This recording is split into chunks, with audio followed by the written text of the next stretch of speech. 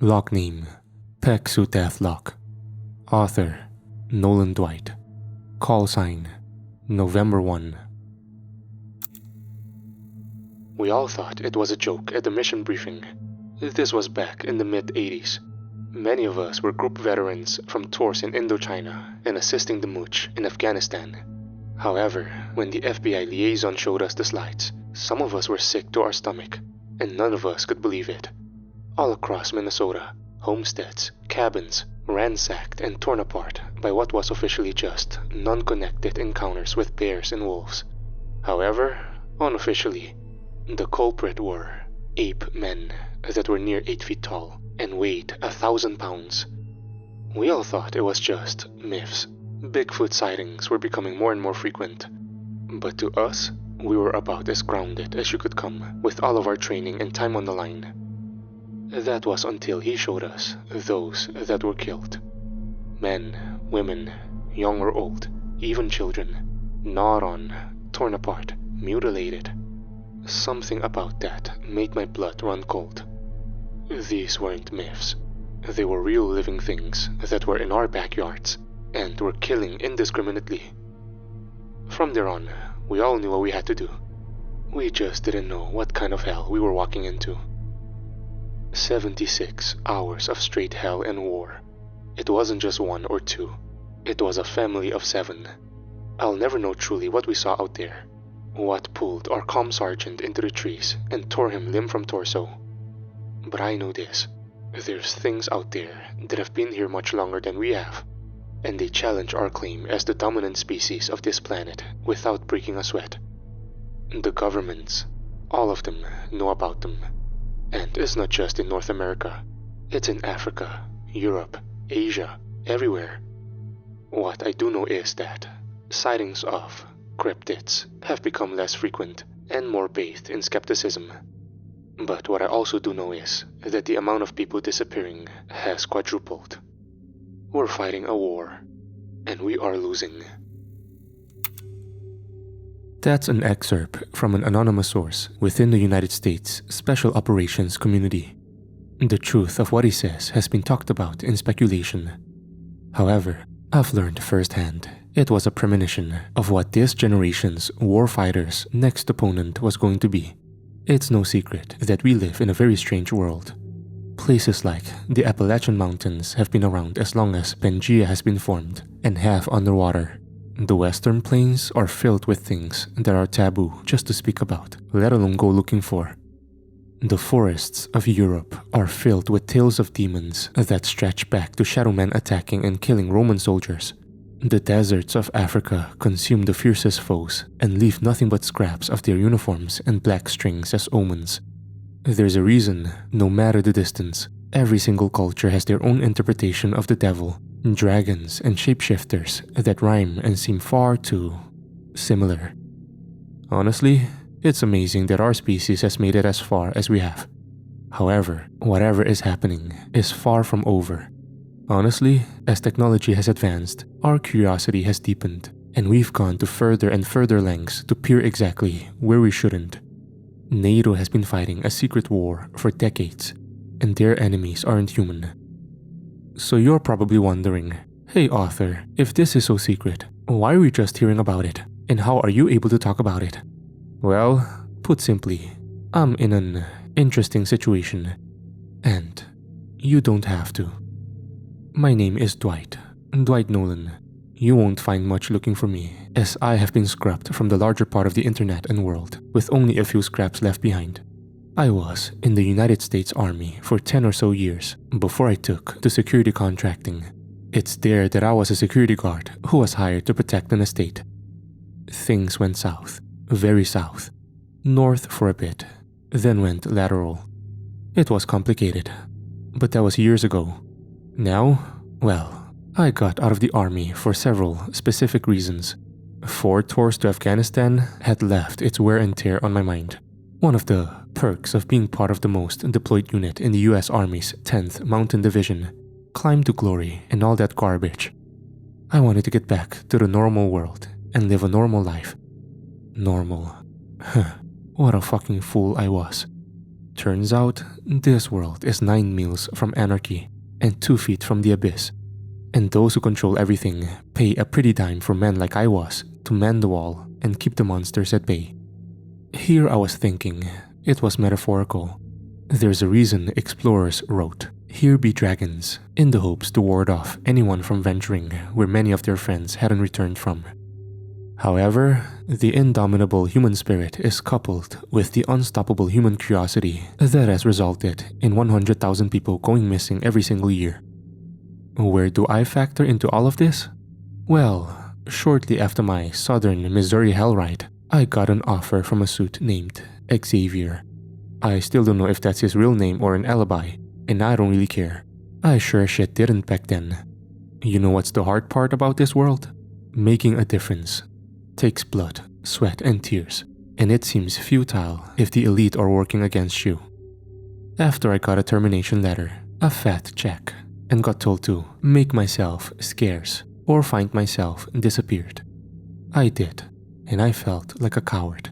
I moved out west for a while, laid low, but no matter how much I tried, no amount of denial or alcohol could smother the conflict I had internally. So, after 2 years, I decided to accept the offer Xavier made me just over a year later. Pit in my stomach formed as I knew I was casting myself back into the same rabbit hole few ever got a chance to crawl out of. But, well, let's just say I wouldn't be able to sleep at night if I didn't. So I've been gone for quite a few years. It's been a roller coaster, but it's been productive. That being said, coming to terms with everything hasn't been the easiest, and I need some way to process everything.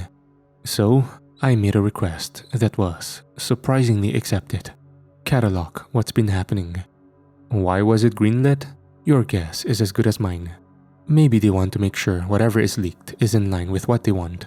Or maybe they don't think anyone will believe it anyways. Maybe Xavier realizes that sooner or later, I was gonna end up whistleblowing anyways, so he wanted to ensure it was sanctioned for a better look. Either way, here we are. And boy, I have got a lot to say. But it's best if we start at the beginning, for me at least. The group I work for is called PAXU, Paranormal Extermination Unit. I know, very clever. You'll find it listed on no public documents, government websites, or dossiers. But it's a very real multinational organization with a serious amount of funding behind it. A wise man once said, designation means authorization. PAXU has a lot of units behind it, some you may have heard of. 4th Special Forces Group based out of Fort Bragg were the first to be inducted and assigned, and they have laid a lot of the groundwork for what was to come. We've got my old friend, Nicholas Walker, to thank for that. There's been other instances. A group of Danish frogmen went dark in the mashes not too long ago. Polish Grom have been on the front line of this brutal war, and the only thing holding it back from Europe. There's been other occurrences with the 22nd SAS having gotten into something particularly hairy, though I'll let the Brits tell that tale. They'll never shut up if I don't. There's also a SEAL team that had to go dark recently, Team 4. Hopefully, they'll be back.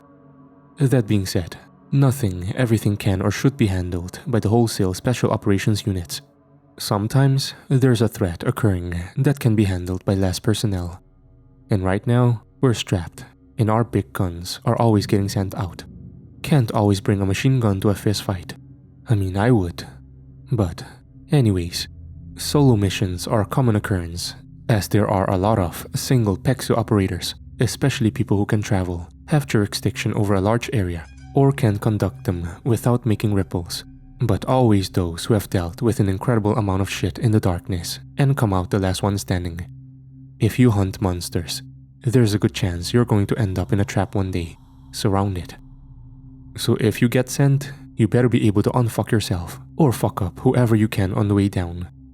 The career of a solo isn't without its kinks, and by God, mine was. Well, that's probably a good place to start. The beginning. Dossier. Clown House. I could feel the blood pumping through my veins full force when they sent me the information on my first target package. I had regretted not taking the opportunity from Peksu for so long that I blamed myself for every missing person and mutilated body that was found 200 yards in forsaken ground. So when they got back to me, and I finally had the chance to jump into things again, I was both fired up and absolutely fucking terrified. Why? Well, let's recount. The last time this happened, I was pushing mid-30s, running through the woods, nearly getting by every Midwest windy fucker that popped out of the brush. Despite my pretty stacked resume in helping to defeat that sizable event that my direct contact at Peksu called one of the most extreme outbreaks we've seen in a while. It only takes one. So as I sat there in my quiet home, my fax machine slowly printing out the pages, I knew there was no going back. My first mission saw me dispatched to southern Ohio, where a suburban town was being attacked by a clown. Yeah, I know, but just trust me on this one.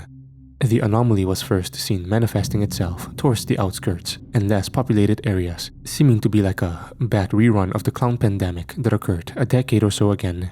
Except where locals found this creepy, yet funny. It stopped being humorous when they discovered the body of a child in a nearby creek. One day, the clowns stopped appearing at the edges of town and started making their way in. Locals would describe the chime of an ice cream truck. Except wrong in every way. The only photo available was a half-blurred image taken as someone hit beside the window. The exterior was rusted, paint dry and warped to all hell as what was probably blue and yellow looked like teal in decay. And the audio of the soundbite, let's just say I never thought some bullshit jingle would give me chills. But here I am. It was described as off-putting, though people mostly avoided it. Until the kid in question managed to sneak out and apparently ran up to the ice cream truck and was never seen again, alive. I remember reading that shit, sitting there white-knuckling the page. The good and bad about being in this industry is that you're extremely informed, and if your intel can help it, you won't miss a detail.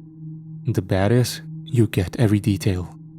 The kid's name, Toby. He was around 8 and some change.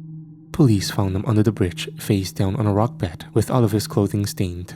He had been gone for several days, yet his clothes, apart from being soaked, seemed relatively clean, except for when they turned him over. He was drained of blood and hollowed out, clinically so with a level of precision and brutal efficiency that showed this wasn't just some deranged maniac.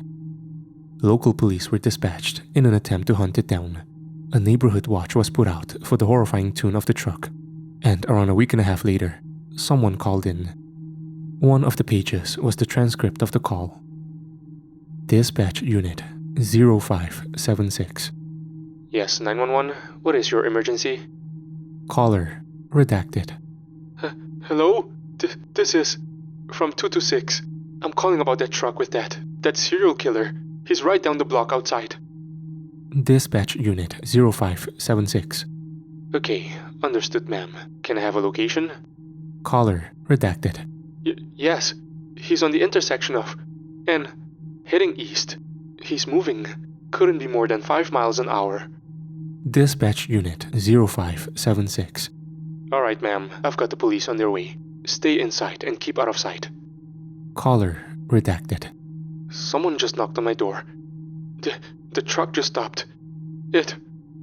Dispatch Unit 0576. Ma'am? Ma'am? Can you hear me? Local police units arrived, attempting to stop it minutes later after the truck stopped in the middle of the road. However, people in nearby houses could only hear screams followed by over 3 dozen gunshots. When more backup showed up and people sheepishly emerged from under their beds, the truck was gone, and 2 smashed, blood-covered and empty police cars were left behind. Police then ordered a stand down, and while civil servants stood down, houses started turning up empty. People got vengeful. All who acted on such vengeance went missing. It then eventually tricked up to us. To me. As you can imagine, I stopped chuckling at the notion of this thing being a killer clown right after it decided to be a child murderer and a cop killer.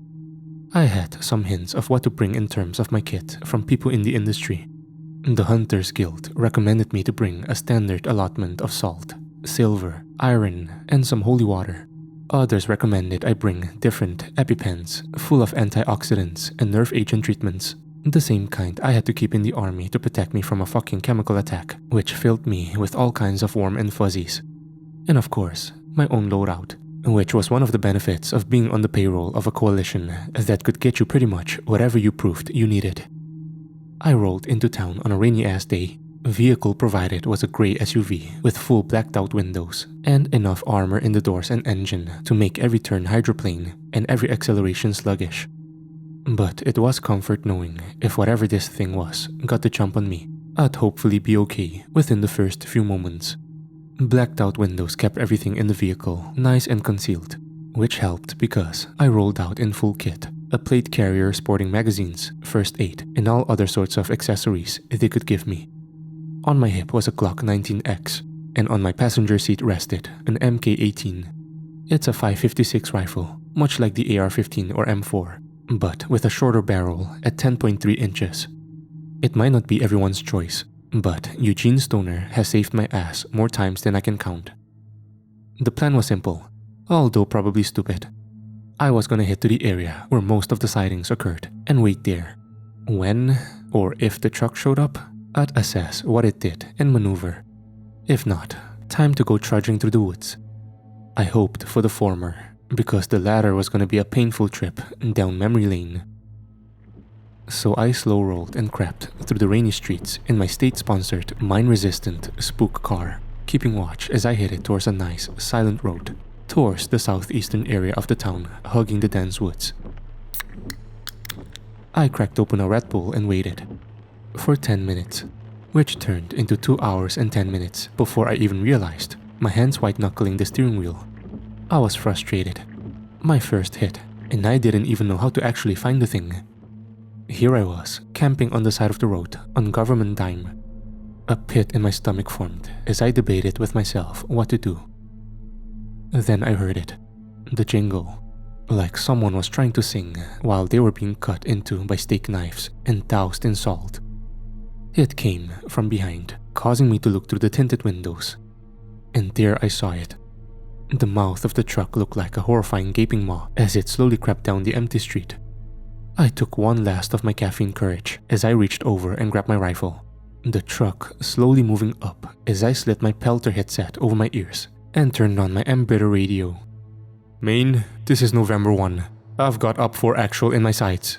Break. Approximately 30 meters to my rear and closing. Holding position inside of my vehicle. Over. On the other end, the calm voice of a man back at our Tactical Operations Center came through, albeit a bit choppy as the tense rain was having its way with our communications, trying to travel over multiple states. Copy. November. Maintain. I muttered and shook my head. Then, as the thing passed right by me, I swear just looking at it gave me a migraine, and not just because it looked like a hunk of rusted trash. It rolled down the road like a predator, stalking its territory, which now ran through the town, before pulling off. Maybe it was pure luck, or the tinted windows that it didn't notice me, or maybe it did, and it wanted me to, but I ended up following it. My gut told me to stay put, wait for backup, but then I quickly reminded myself that there was no backup. I was these people's saving grace. No one else, just me. I put the car in park and trailed the thing around 200 yards behind it, my rifle between my legs just in case it stopped, and I would have to engage in the same circumstance that poor lady on the 911 call did. But it didn't.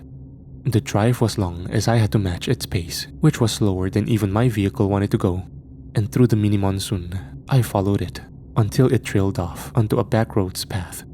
Thank God for whoever gave me this vehicle for including 4-wheel drive and tires with all of the traction. The mud-soaked roads were lined with gravel that barely helped any. As it started to bend, the truck went out of view, leaving me with only the bending tree lines in a forest that I swear was watching me.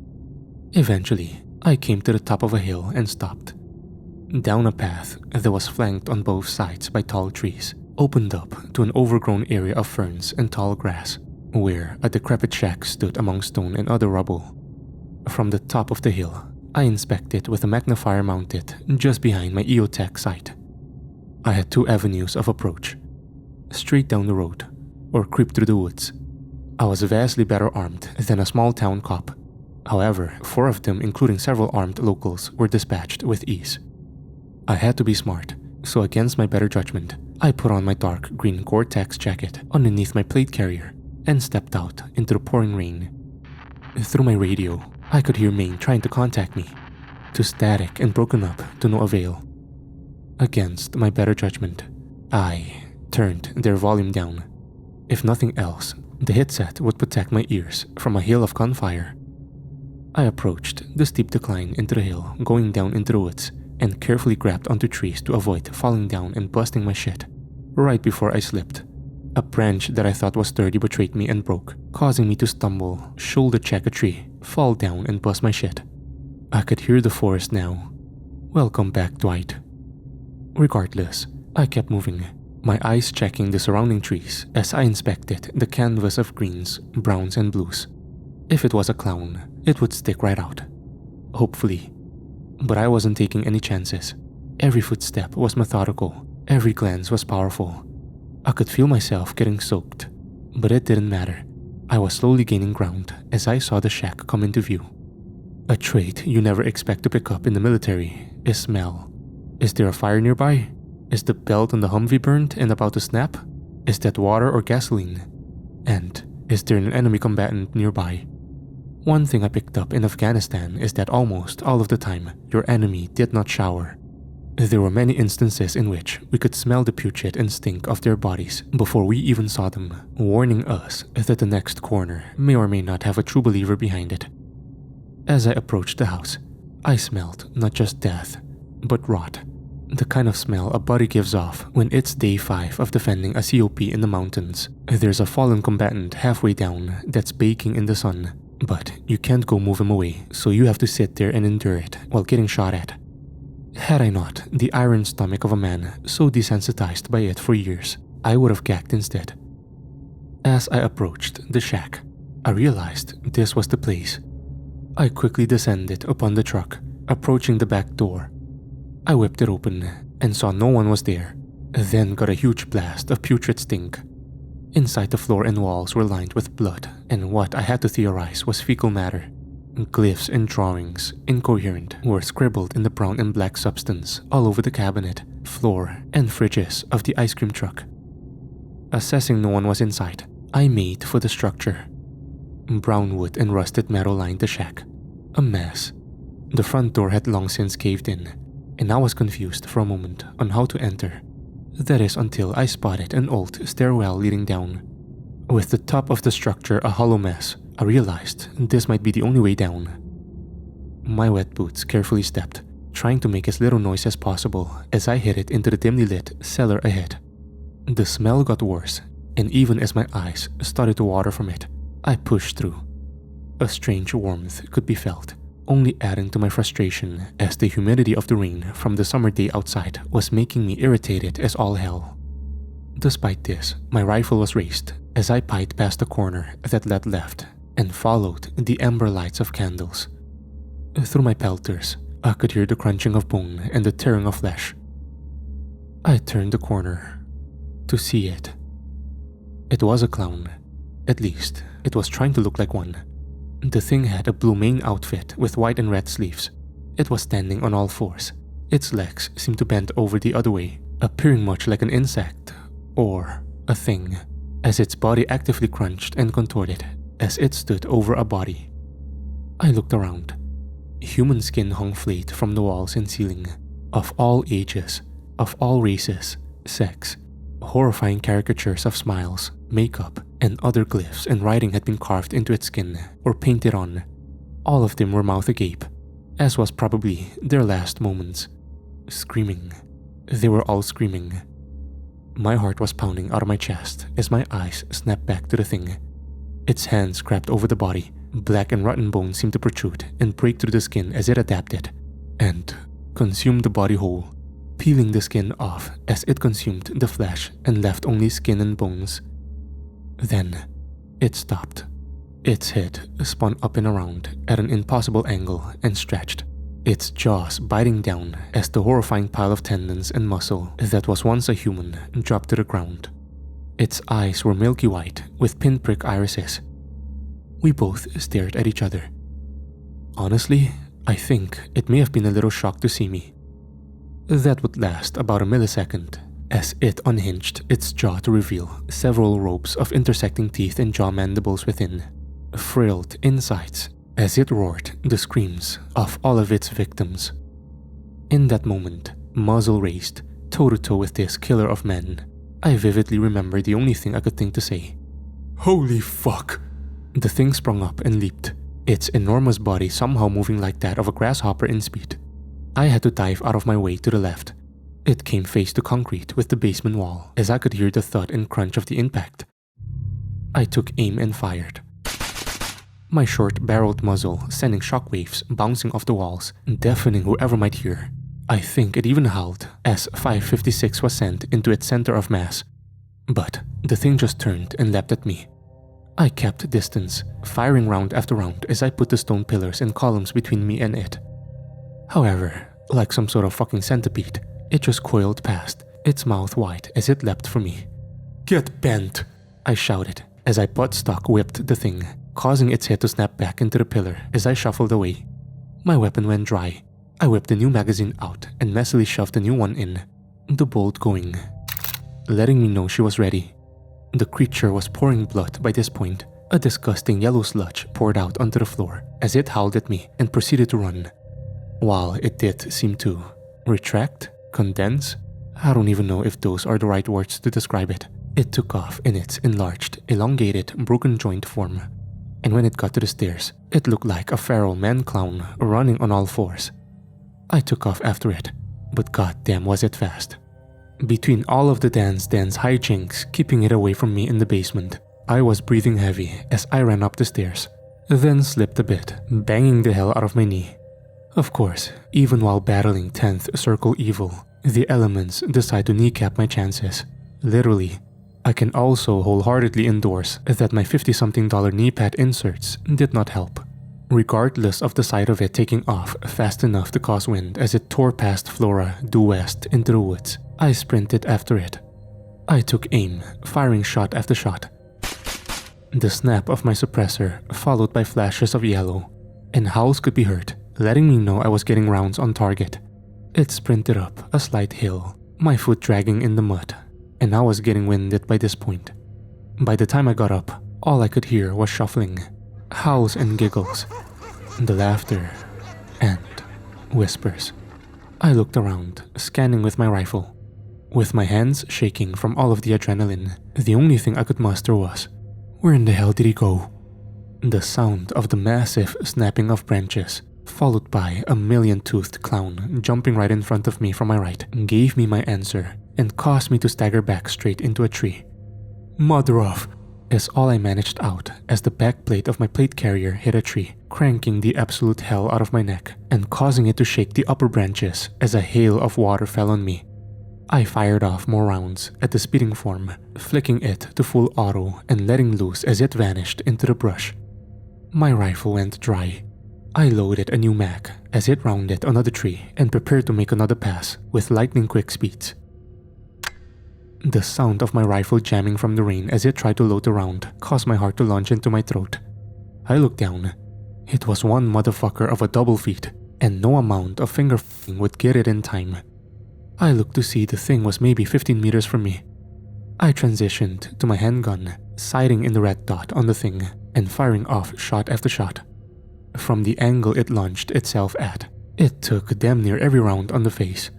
I leapt out of the way as it slammed right into an old oak tree. I spun around, firing into the thing as it writhed, tearing chunks out of its arm, legs, and back. As the clown suit was a little more than scraps on a yellow putrid decaying body, it slumped down, rolled over to look at me. By this time, I slammed my handgun back into its Kydex holster. In a matter of seconds, my adrenaline allowed me to clear the magazine, clear the chamber, and successfully load a new round, aiming my EOTech dot right on the thing. Its massive jaw seemed to be giving way as the frills began to melt.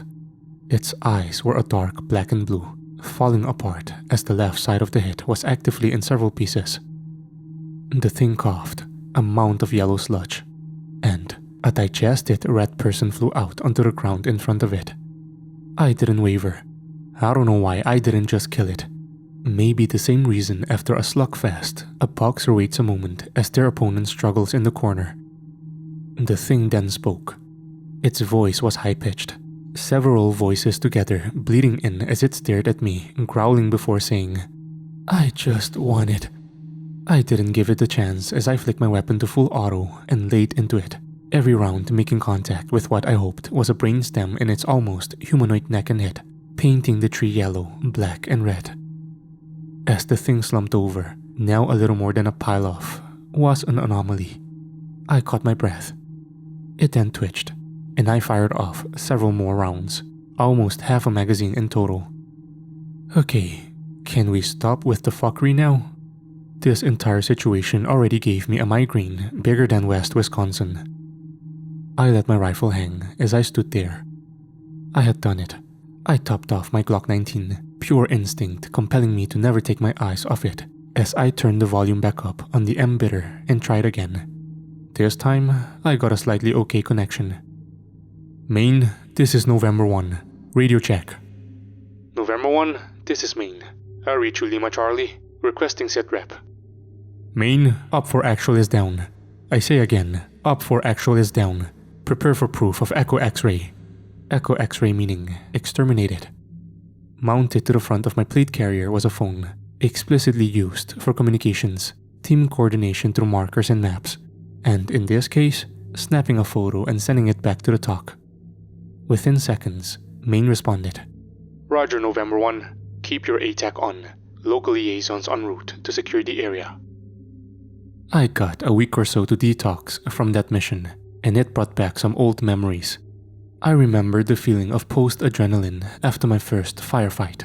Sitting on the gun in the mountains, the cold wind seemed even harsher after my blood's heat dropped. Sitting out on the porch of my house, overlooking the wide open plains with the Rockies in the distance as my hand calmed, I felt the same clarity I felt then. Personally, in what I thought was going to be the twilight years of my career, I had gotten a plot of land and my house smack dab in the middle of around several hundred miles of nothing. For the year prior to me joining PECSU, it was my place of exile. After the week I had, it would be my oasis for the next several years. Dossier. Situation Whiskey. It was around 0500, also known to non-military, non-Europeans, non-Pacific as 5 a.m., known to me as early as hell in the morning. Despite this, I got a call from my contact at PECSU.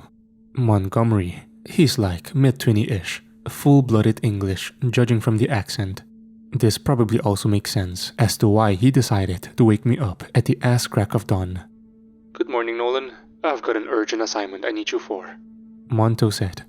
I rubbed my eyes, looking at the clock, muttering, "It can't wait a few hours?"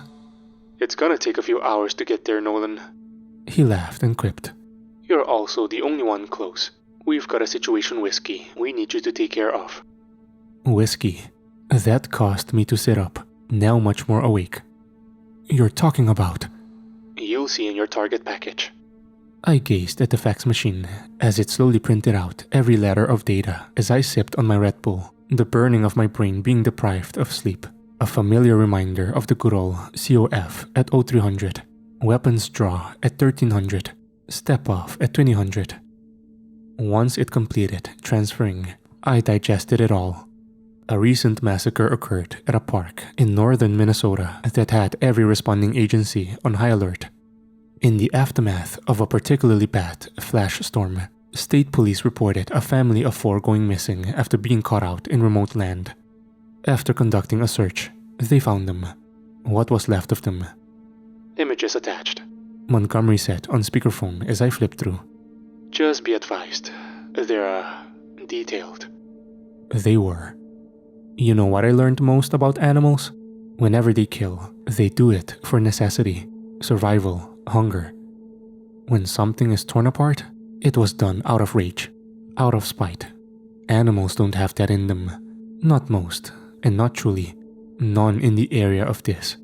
When a family of 4, including their children, are found in multiple pieces over the land area 3 square kilometers, you know it's not coincidence.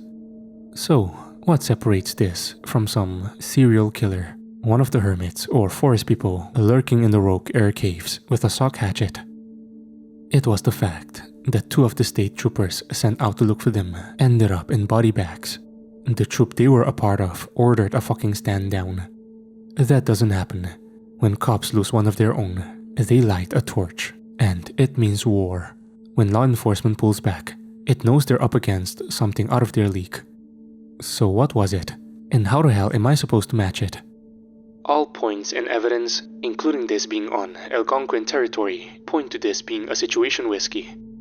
For those of you who don't know, the Americas are an ancient place with their own set of rules, their own gods, and their own devils that just so happen to be taking up real estate with us. It just so happens you can accidentally invoke the fuckers if you speak their names. As such, Paxu enforces a series of codes to avoid such ripples. But since this is a lock, and you have probably already deduced what it is, Situation Whiskey stands for a Wendigo. What do we know about them? Truly, they've been documented in Native American folklore since before the first explorers who came here were a twinkle in their parents' eyes. They're apex predators, and there's a reason even why the Hunters Guild, spanning many different reservations and game warden detachments, doesn't dance with them. If they don't have to, they won't. Hell, there's a reason when Vikings went inland into ancient America, they left for a reason they refused to speak of. Something that was too much for them. That's still too much for most. They're incredibly fast, lethal to the point of being a weapon of mass casualty production. And if you hear them, they already know you're there. Usually, we send multiples out, but we're all on points alert right now. I'm sorry, Nolan, but you're gonna have to go this alone.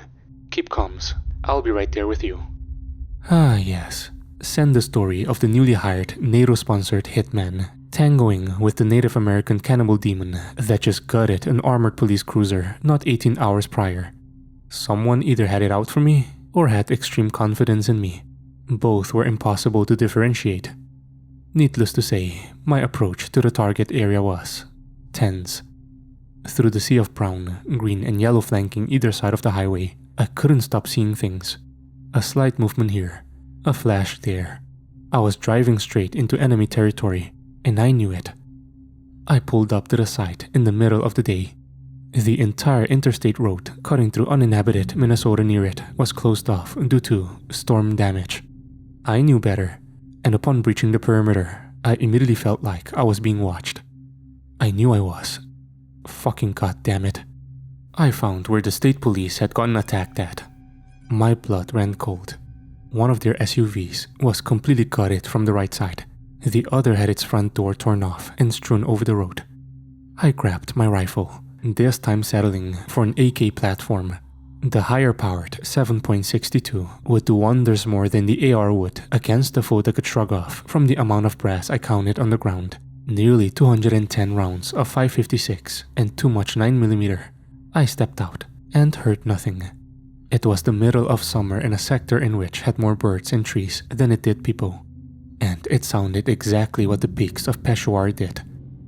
I surveyed the area, blood and gore long since drying up on the ground. I bent down and grabbed one of the rifle brass from the asphalt of the road, moving it around the black leather of my mechanic's gloves. Shit had gone cold. Long cold. The angle of their cruisers meant they had been able to set up a defensive position, and yet they were still put to the sword. Let's hope old Kalashnikov had demonic warfare in mind when he developed his rifle platform.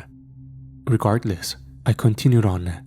I stayed off the trail, calming my footsteps as I followed the trail of blood. The state police hadn't gone down without a fight, and the gutted trees, brass, and blood showed. Still, no sound meant it was in my area. The burning sensation told me it was watching me.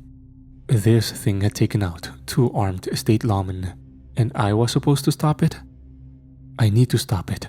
I was losing my nerve, though to be fair, I lost my mind by agreeing to this. I stopped at the bottom of the trail, a large ditch where I found one of them, what was left. At the bottom of a small divot, crater thing in a clearing, half of the trooper remained as their light tan uniform was stained both red blood and black. Emphasis on half, as only one of their arms was visible and their legs were nowhere to be found. Intel we had gotten stated they were able to get their downed officers out. Yet, here she was, rotting in the forest. I don't know whether to feel bad for the troop detachment being unable to extract what was left of her, or sickened at them for lying and abandoning one of their own. It was a common occurrence when working for the government.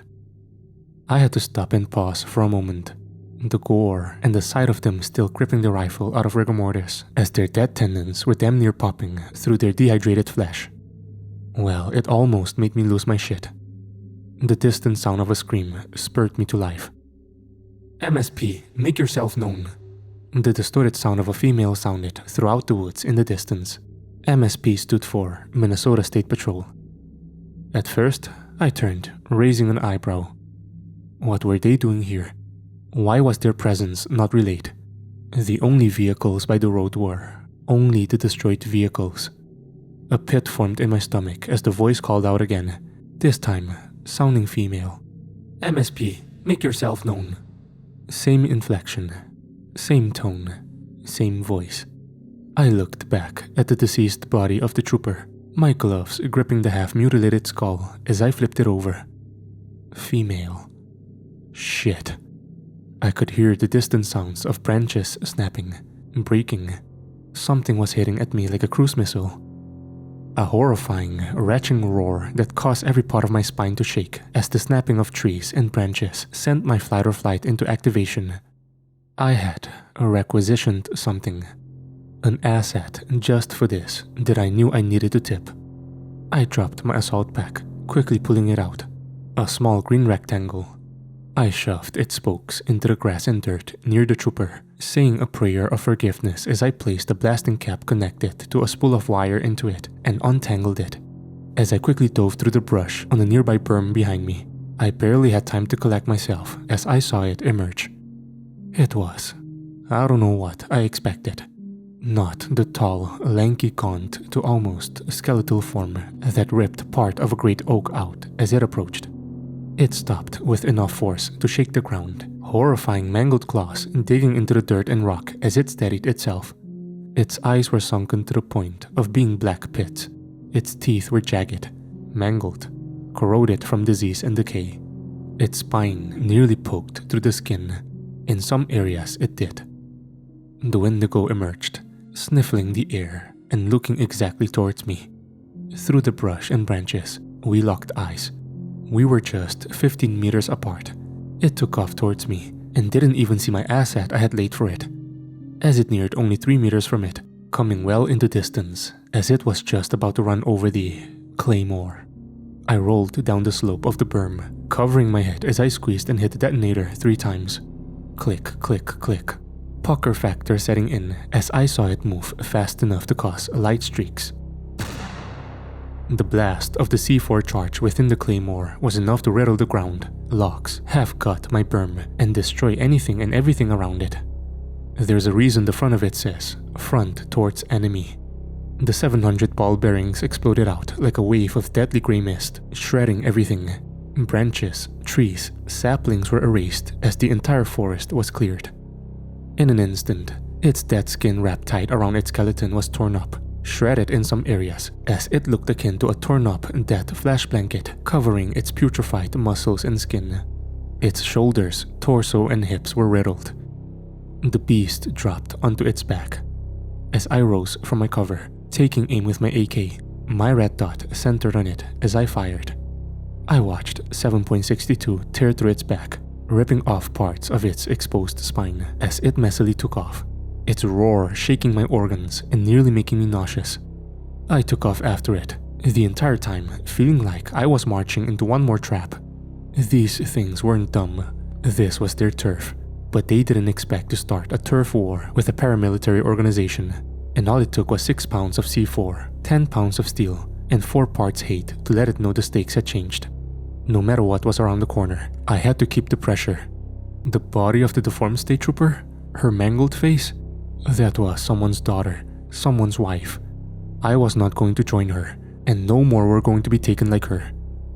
I let off round after round, effective fire for 570 meters when my magazine went dry and I flicked it out, replenishing my AK with a new one as I kept pace.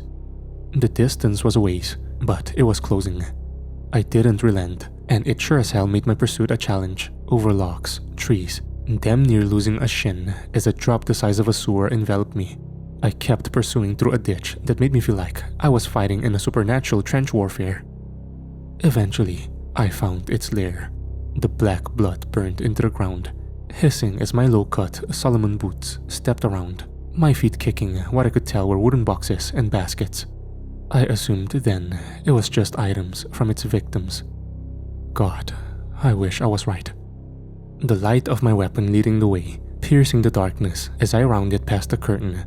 As I found it, deep inside of the cave, it rested, dried muscles hissing as it was on its limbs, hissing and screaming as it roared, its face falling apart in chunks as it stared at me with only hate and rage in its eyes. I took aim and leveled my rifle. A set of controlled shots from the rifle ripped through its already damaged skull. I had read up on plenty of stories where old warriors needed a dagger of fire to melt the heart of the Wendigo. I guess this will substitute.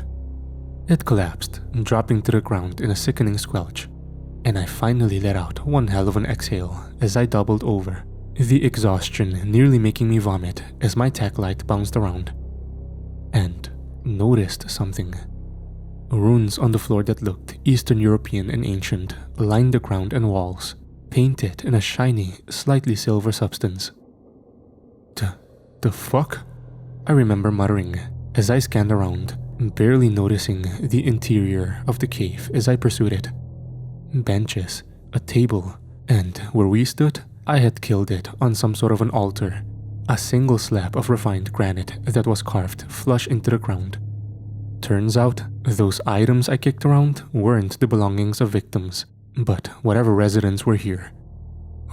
What the fuck? I looked, the rotten smell causing me to gag, as I scanned my light and noticed a slew of rotten flesh, meat, human meat. Most recently, the body of the other state trooper. All of it was perfectly cut, like some fucking sickening deli for the damned, next to the spot where it died. It had fled here. This was its lair. But all of this was too refined. Sentient, living humans had to do all of this. Then it hit me. Someone fed this thing human flesh.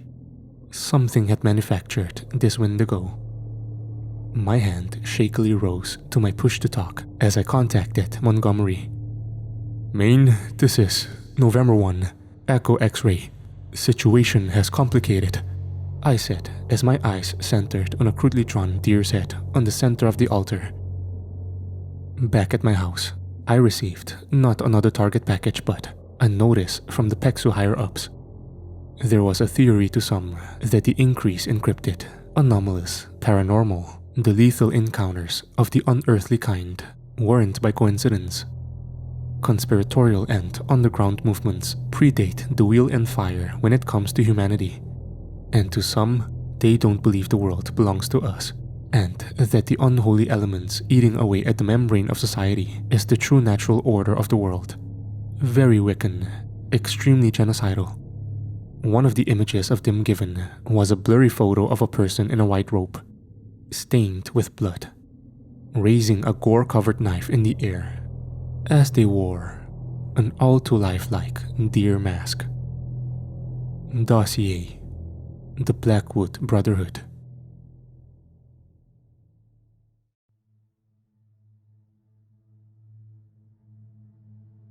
Hey, it's Dwight.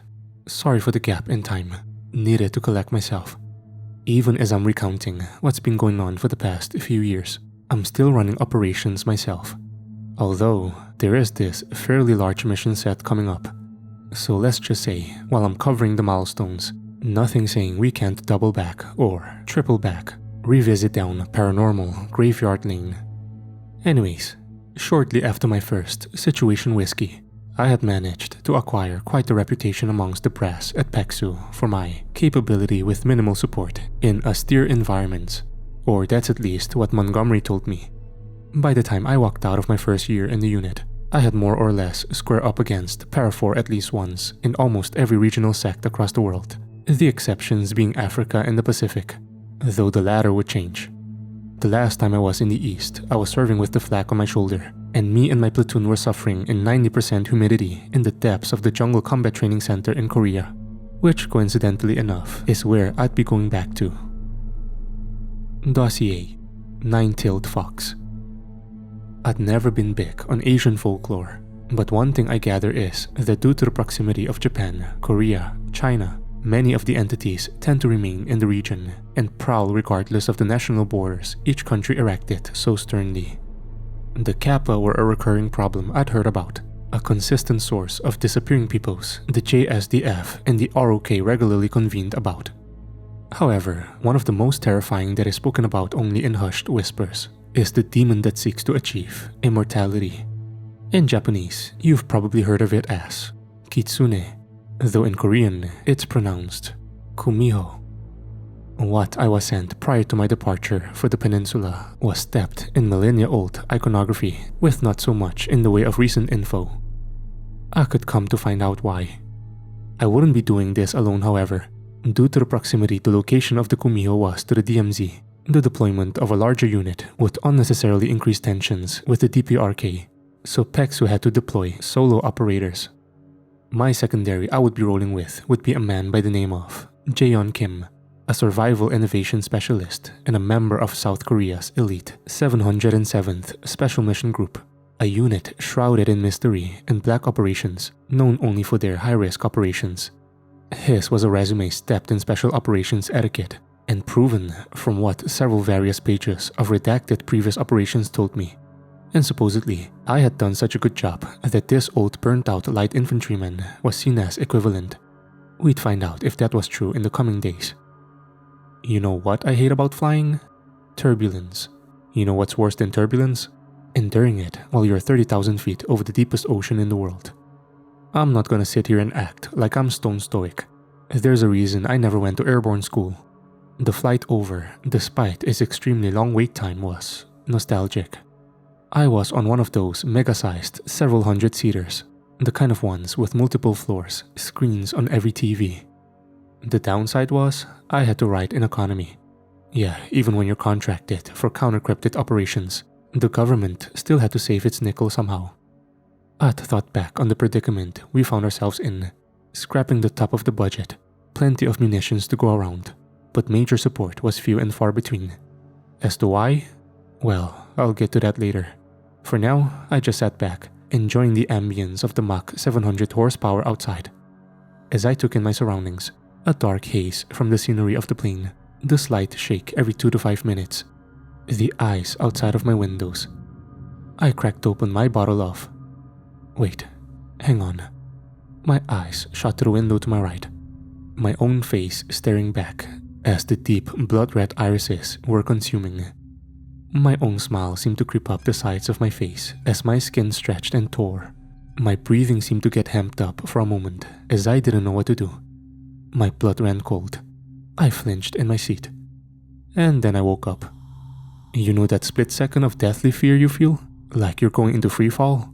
You especially feel it on a plane due to the air pressure and disorientation from turns. That's what I felt as I woke up. Looking around, everything was fine. I pulled up the cover to the window, and there was nothing, just clouds, rain, and a slick plane wing. I excused myself to the restroom, which as a 6'2" American on flights made for people who are on average a foot shorter than me, you can imagine how comfortable that was. The splash of cold water on my face sobered me up as I gazed into the mirror. I must have been so stressed I burst a blood vessel in my eye. Fuck's sakes. One stress alleviated, another added. I landed in Seoul a few hours later. I guess the singular positive out of whatever that waking nightmare was managing to kill a slew of time. Though, I'm not gonna lie, the vivid reality I felt was all too real. I couldn't think about it now. I compartmentalized it to the back of my mind and swallowed the key. As I made for the arrivals, I ran into Jay. He was a shorter guy, probably like 5'7", with a high and tight, a black jacket, and a set of brown and grey DG camo pants. "You are Nolan?" he said, shaking my hand and grabbing my weapons case with ease. Call me Dwight." He seemed to chuckle at the contrast, his active duty sense of formality, whereas I showed up in jeans and my old leather jacket with a Chicago flag patch on the side. "You can call me Jay then." We loaded up in a shiny new Tahoe, pulling out, my eye getting lost in the spiraling highways and streets of Seoul that I barely saw between rotations for training and details. Jay drew me out of the nostalgia. "So, have you been briefed on our enemy?" "Which one? The mythic being or the ones north of the 38th parallel?" My quip seemed to break the professional ice between us. Jay handed me a folder, and I flipped it open. The first thing to greet me wasn't what I expected. It was some sort of rocky beachhead, the pick centered on a hollow rock that had been split open. "What's this?" "That is the Killing Stone. It is nestled in the volcanic mountains of Japan. An ancient evil was trapped within it, the Japanese kitsune. It was placed within an inhospitable place and was sealed for a millennia. It broke open just recently," he explained. I raised an eyebrow. Some of you might have heard of this a couple of years back, but I was still confused.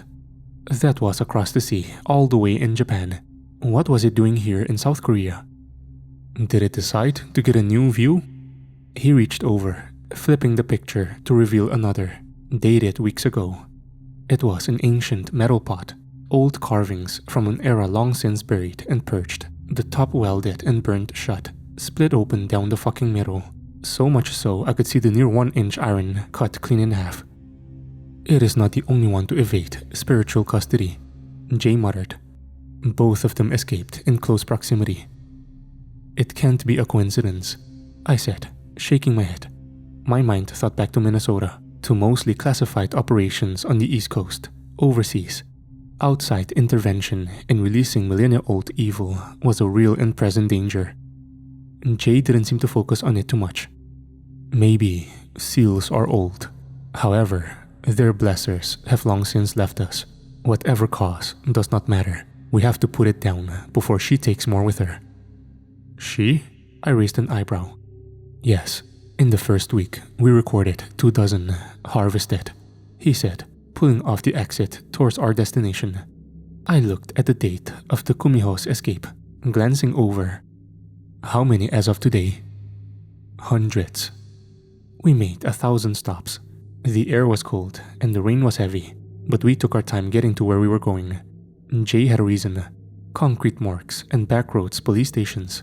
Every time we arrived, 3 cadavers or more greeted us. What I saw made my stomach crawl up my throat. Their faces were contorted in fear, skin drained of all life to the point as black as ash, and their chest cavities were torn open. I remembered this as we pulled up to an ROK military police annex, watching them zip up the body bag slowly, the sounds of the heavy rain echoing through the open bay door. "I thought these things were tricksters," I said, noting the direct, violent approach it had shown the people as it continued to reap over the land. Jay's eyes were locked onto the body bag as it was loaded into a zinc coffin. "The kitsune are. The kumiho are a terribly different thing entirely. We are chasing death incarnate, Nolan." Soon, we arrived at a village north of Seoul, the noise and pollution from Korea's massive urban center fading off into the distance as all that surrounded us was green forests, hills, and the sound of trees and wind. The area around the settlement was slightly hilly. Ancient roads had been freshly paved over, while the buildings were a mix of old-school slate roofs and modern concrete and glass houses in between each other.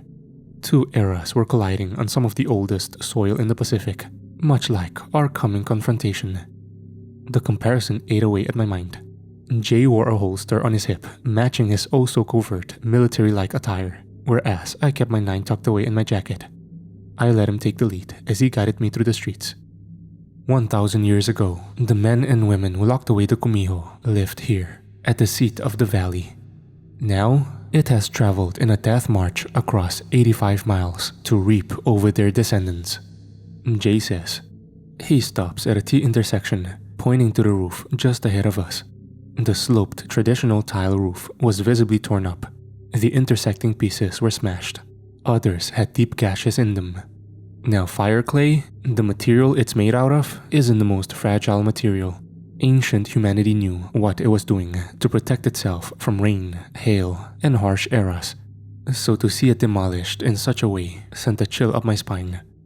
Jay then pointed to another, then another. Then one of the more modern buildings had the damn concrete cracked and the wire glass windows completely blurred due to cracks. This was enemy territory. I could feel it. All of these people were living on contested territory by something almost virtually incomprehensible. So, all those centuries ago, this is the place? I ask. Yes.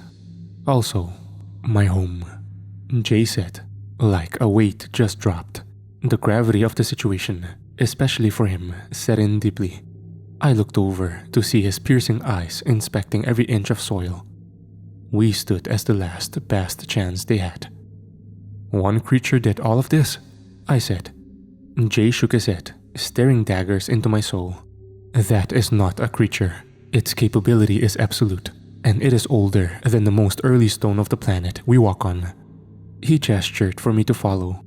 As we rounded the sides of one of the houses, and there, I saw it. Claw marks, prints and hand marks that looked somewhere between a horrifying beast and something attempting to imitate a man burned deep into the clay, tile, and stone across the house as it seemed to scale it like an efficient yet ruthless being. The earth bleeds the longer it is left to roam, Nolan. Dwight, Jay says, collecting himself.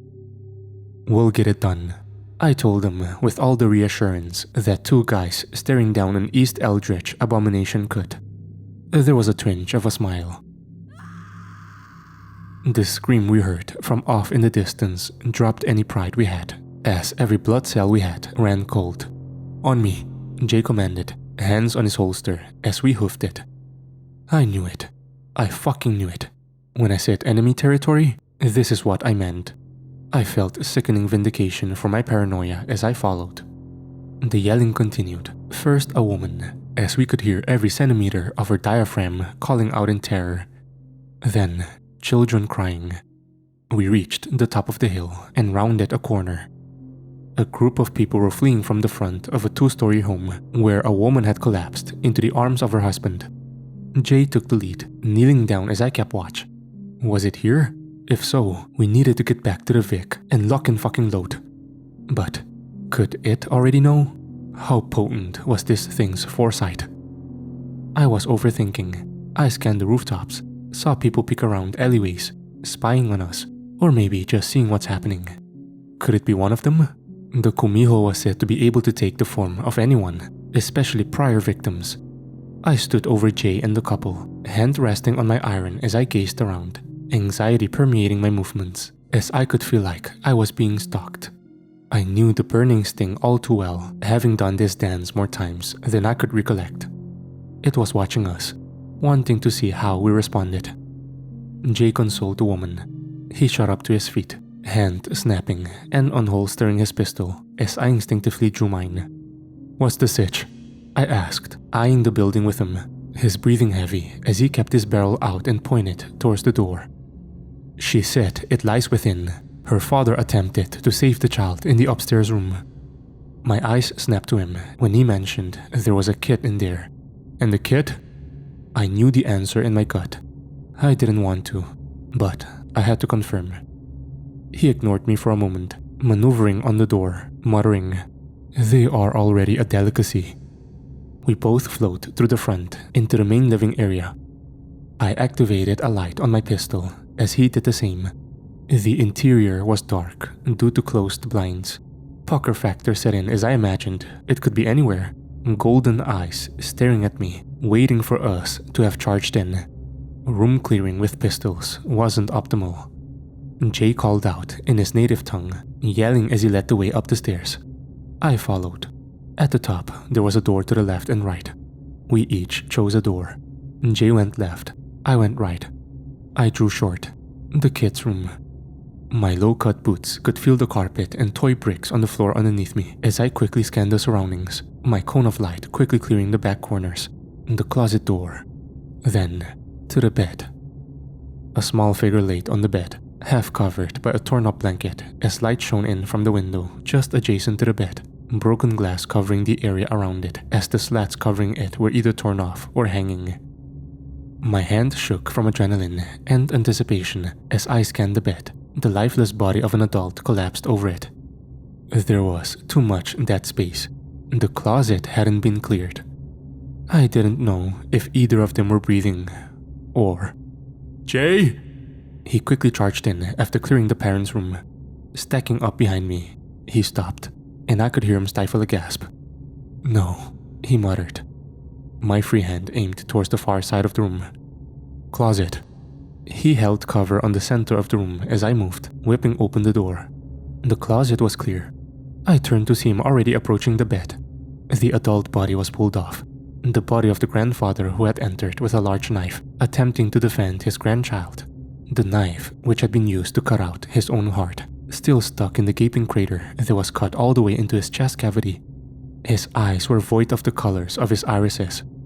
Jay pointed this out to me with a grimace. I'm translating roughly, but he said, "His younghun, his soul, it is gone." Worst was the kid. Their skin was gray to the point of almost being pure black. The lines split open as if they were falling apart. Poor boy, his eyes wide in terror as he looked up. His heart was taken the same exact way. Jay gripped the blanket on the bed, face twitching out of anger. I shut the kid's eyes, muttering a small prayer as we left. If it was bold enough to do this in broad daylight? We unloaded our gear at a nearby house towards the western edge of town that I learned was Jay's home. Put this together when we entered with duffel bags and weapons cases, and he dropped all of that to hug two girls that ran up. His wife greeted him soon after, as did his grandfather. "This is my friend, Dwight." We had gotten settled.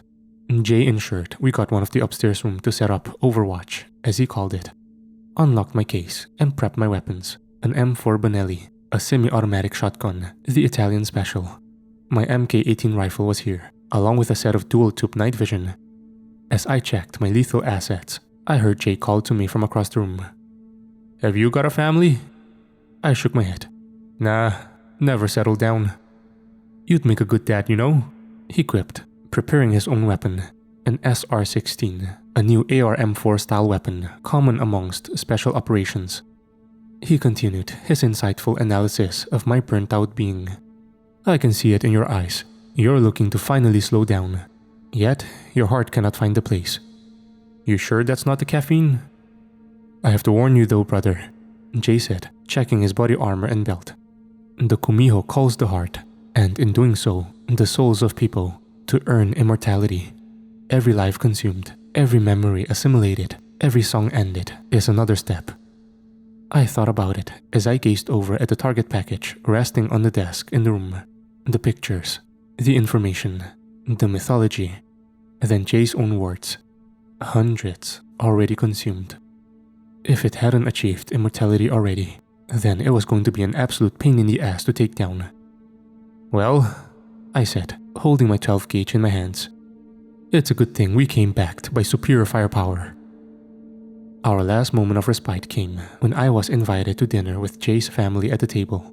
His father sat at the head, both Jay and his wife flanking him as their kids sat with their mom. I was told to sit at the other end as the guests to their home. They served me japchae. His wife told me it would heal the soul before a confrontation. Honestly, I think I'll be going to Korean grills more often. It hit in a way I hadn't felt in a small bicentennial. I was drawn from my all too Americanized devouring of their food by Jay's father. "You're in the American army?" "Was, sir," I said, policing up my respect in a way that had Jay and his wife chuckling. The old man's eyes were that of slick granite, welcoming, yet with a wall of stoic confidence behind him. "Once a soldier, always a soldier." Jay said between bites in a way that had his wife slapping his arm and telling him off for eating while speaking.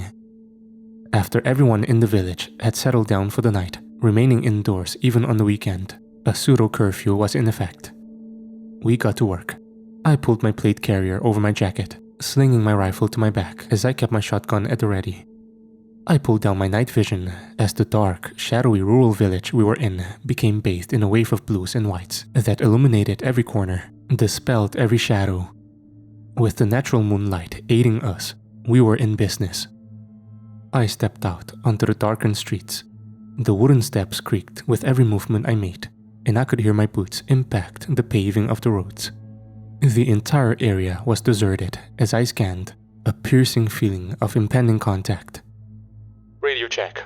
I heard Jay's voice come through the radio. My free hand slid off my shotgun and to my push to talk. This is November 1, loud and clear. Silence returned to my headset as I scanned around. The only audible sound was my gear rubbing against my jacket, the rocks underneath. Even the small river that ran nearby got even more silent. All of the crickets, birds that had been here an hour prior were gone. I am in place, Jay said, taking overwatch position on the top floor of his house.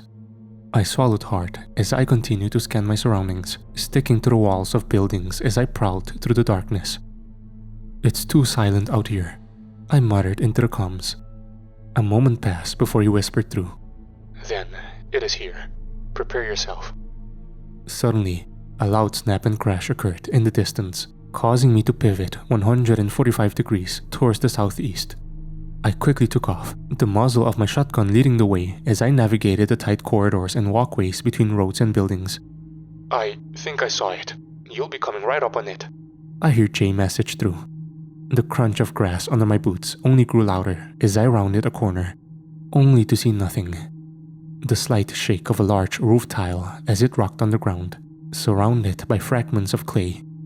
I scanned the area, then up and around. November 1? My breathing was heavy as I looked around. Nothing. You got anything? Negative. Silence followed. My blood ran cold. You there? I asked back. I spun around. Dark trees surrounding the town seemed to be more impermeable than usual. My night vision couldn't pierce it. I backed up, just a small bit. The sting of being observed followed. I looked around. Then, a gut feeling caused me to spin around. At the peak of one of the rooftops, a set of piercing golden yellow eyes scanned down at me, sizing me up. My jaw clenched and I aimed my weapon. The sound of a wrenching scream from someone directly to my 9 o'clock drew my focus. Nothing. I scanned back. They were gone. It was fucking with me. It had me out in the open, and it was trying to gauge my reaction time, knowing it was inevitable that I would engage. I switched to my rifle, slinging my 12-gauge back, not trying to deconstruct any houses and anyone who might be within them. Almost immediately, I heard the crunching of tile ahead as I took aim, the laser mounted on my rifle allowing me to aim under night vision. It was heading towards the center of the village. I kept pace. The silhouette darted across roofs at speeds unimaginable, barely a flash or a blink.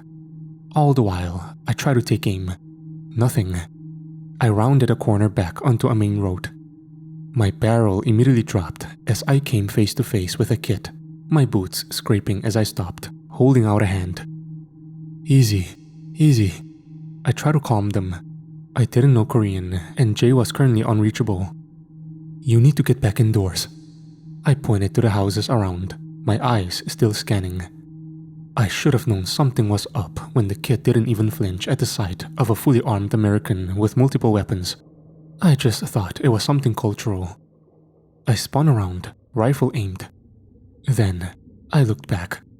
Kid, you need to... The smile on that thing's face, stretching to the point where the flesh should have torn, eyes wide and piercing into my soul. I didn't notice it at first as I was scanning other sectors, but it was the kid we found in that upper room. My rifle immediately snapped to the creature, who stood there wearing the visage of the fallen. The laser was slightly shaking as I backed up, not wanting to take my eyes off it. Then, a series of shots ringing out from the west caught my attention. That was Jay's weapon. Then, through a broken radio transmission, November 1, Alamo, Alamo, Alamo. Alamo. It was code amongst PEXU units, where whatever safe haven was established was breached by an enemy force. His home. My eyes snapped back to the thing. It was gone. Just a set of beast-like claws burned into the road, God damn it. I raced back to the house, front tiles falling off as the upper window was breached. I called out, "Jay?" No answer. My barrel was raised as I pushed through and entered. One-person room clearing is hell and is almost always a death sentence, but circumstances be damned. "Friendlies entering," I called out. It was our running password to avoid fratricide.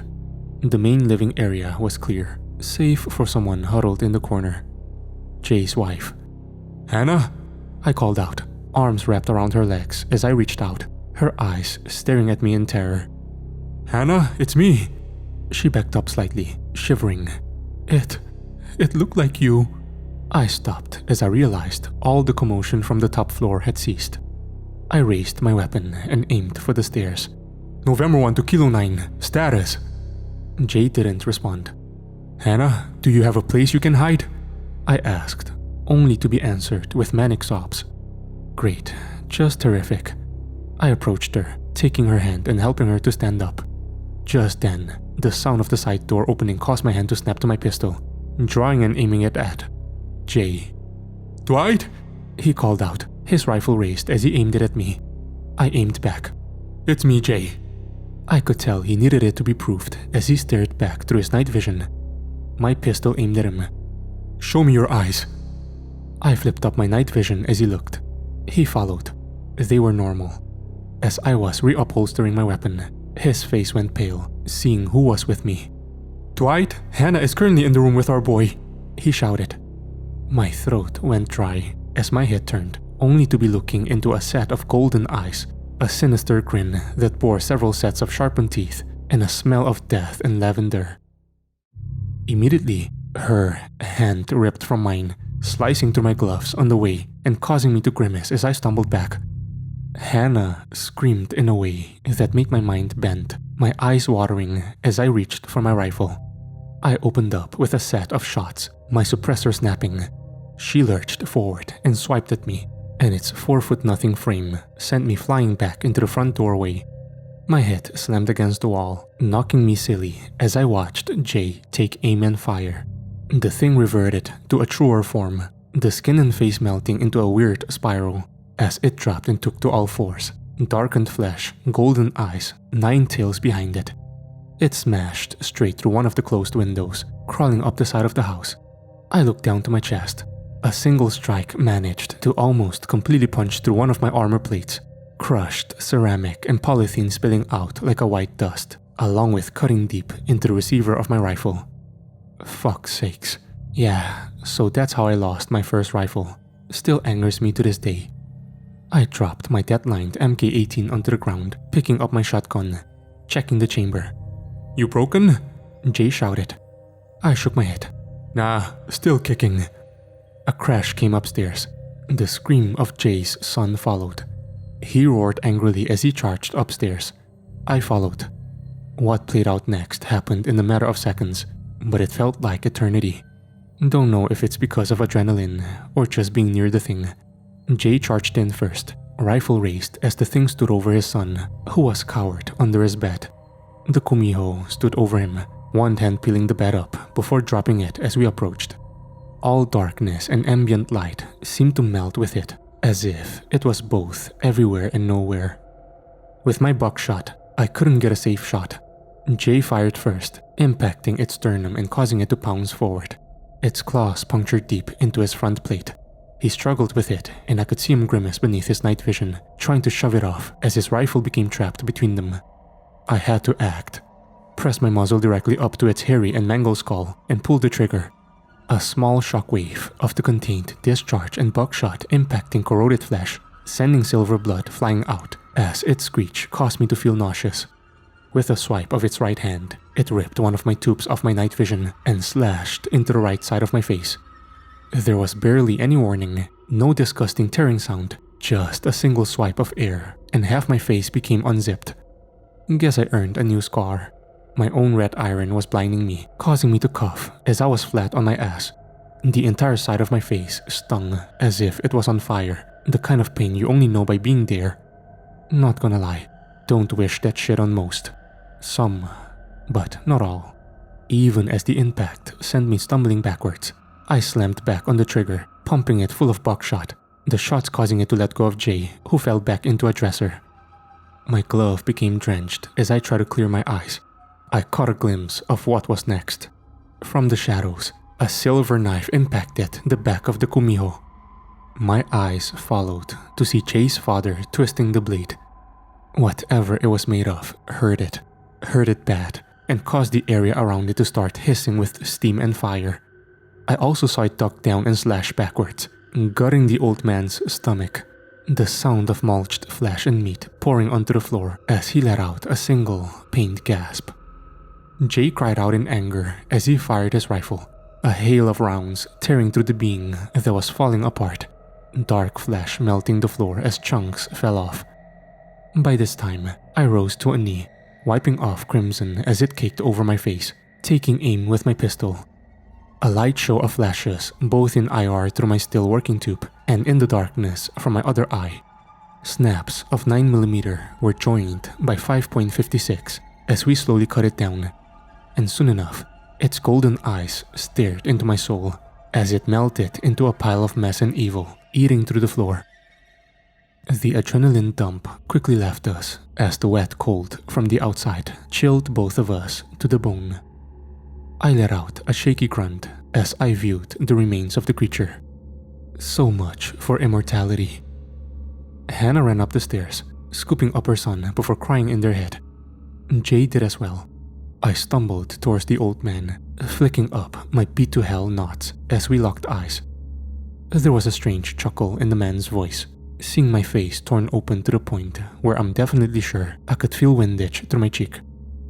And the state he was in, I couldn't hide the look in my eyes, staring at his pulverized belly. He knew it. A shaky knot in the man's face as he gripped my hand, and I held his, staying with him until it fell from mine. Jay walked over, a shaky breath in his voice as I stood up. Our eyes looked to the hissing crater in the floor that was once the kumiho. A millennia of violence and torment ended at the end of the barrel of human determination. "Jay?" I asked, shakingly getting to my feet. "Call it in," he muttered. I looked to him. "Your mission, your home." I wasn't going to take that from him. Not after everything he's given and lost. I slowly closed the old man's eyes as I heard Jay through my damaged pelters. "Main, this is Kilo 9. Up for actual is down. Preparing proof of Echo X-ray." I remained in South Korea for the funeral service shortly after getting my face patched up. The loss of their grandfather weighed heavily on Jay's family, but with the kumiho put down, it meant they and their people could move on. Paeksu estimates that nearly 500,000 succumbed to its wave of death, and that's just the confirmed ones. Those that went missing alone on trails, in rivers, of whom local police wrote off. It's a miracle we were able to put it down at all after that long night.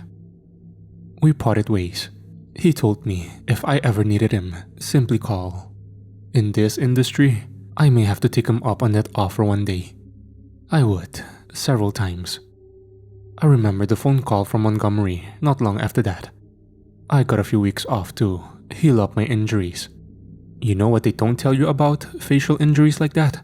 How much it freaking burns in the upper atmosphere. Don't know if it's the moisture, but it was a long flight back to the continental 48. On the bright side, I got to relax at my house. I bought it shortly after my departure from that company I used to work at. My prior encounters before Paeksu left me a little more than paranoid of the deep woods.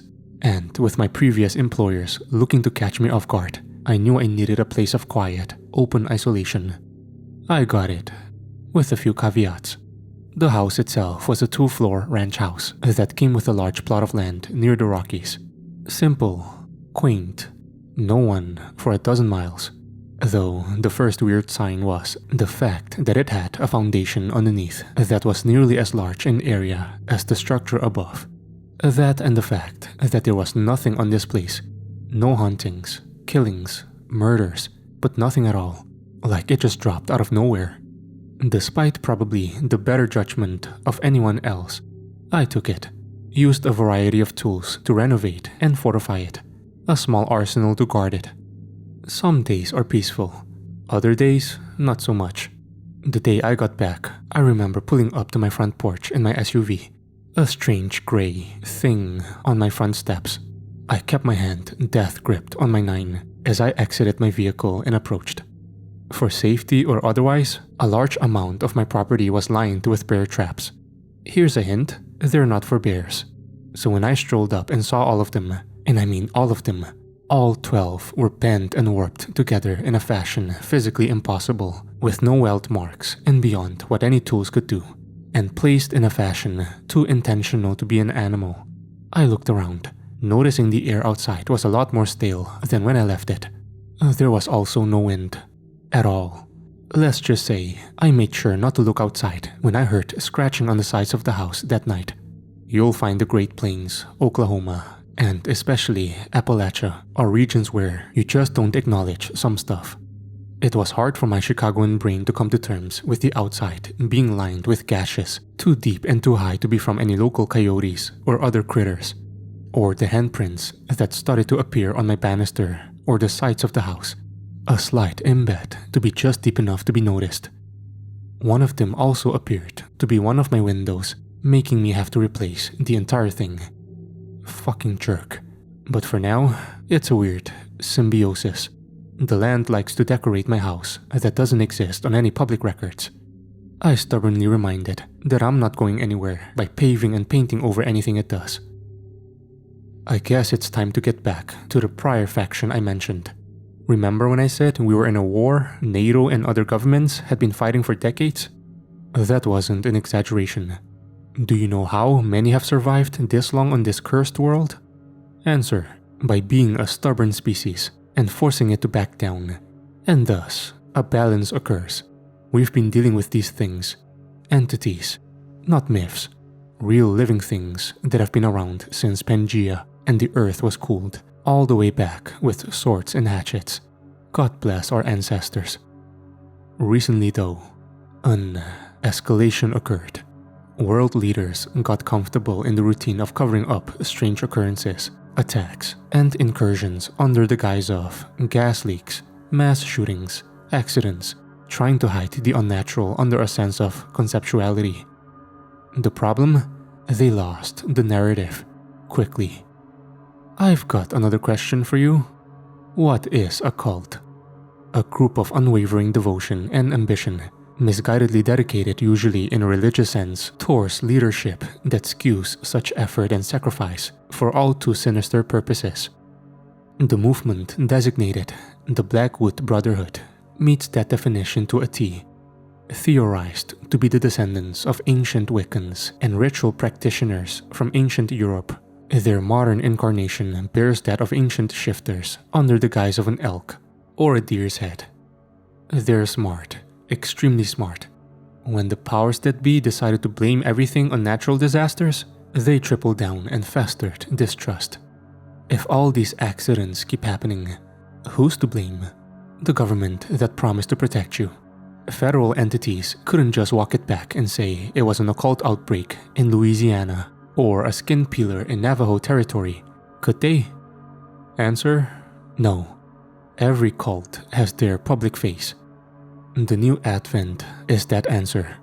Originally a humanitarian movement funded by rich backers of whom could not be traced, they offer refuge to all those who had been affected, whose loved ones went missing by the hundreds of thousands every year. Like moths to a flame, they flocked. The invasion has already happened.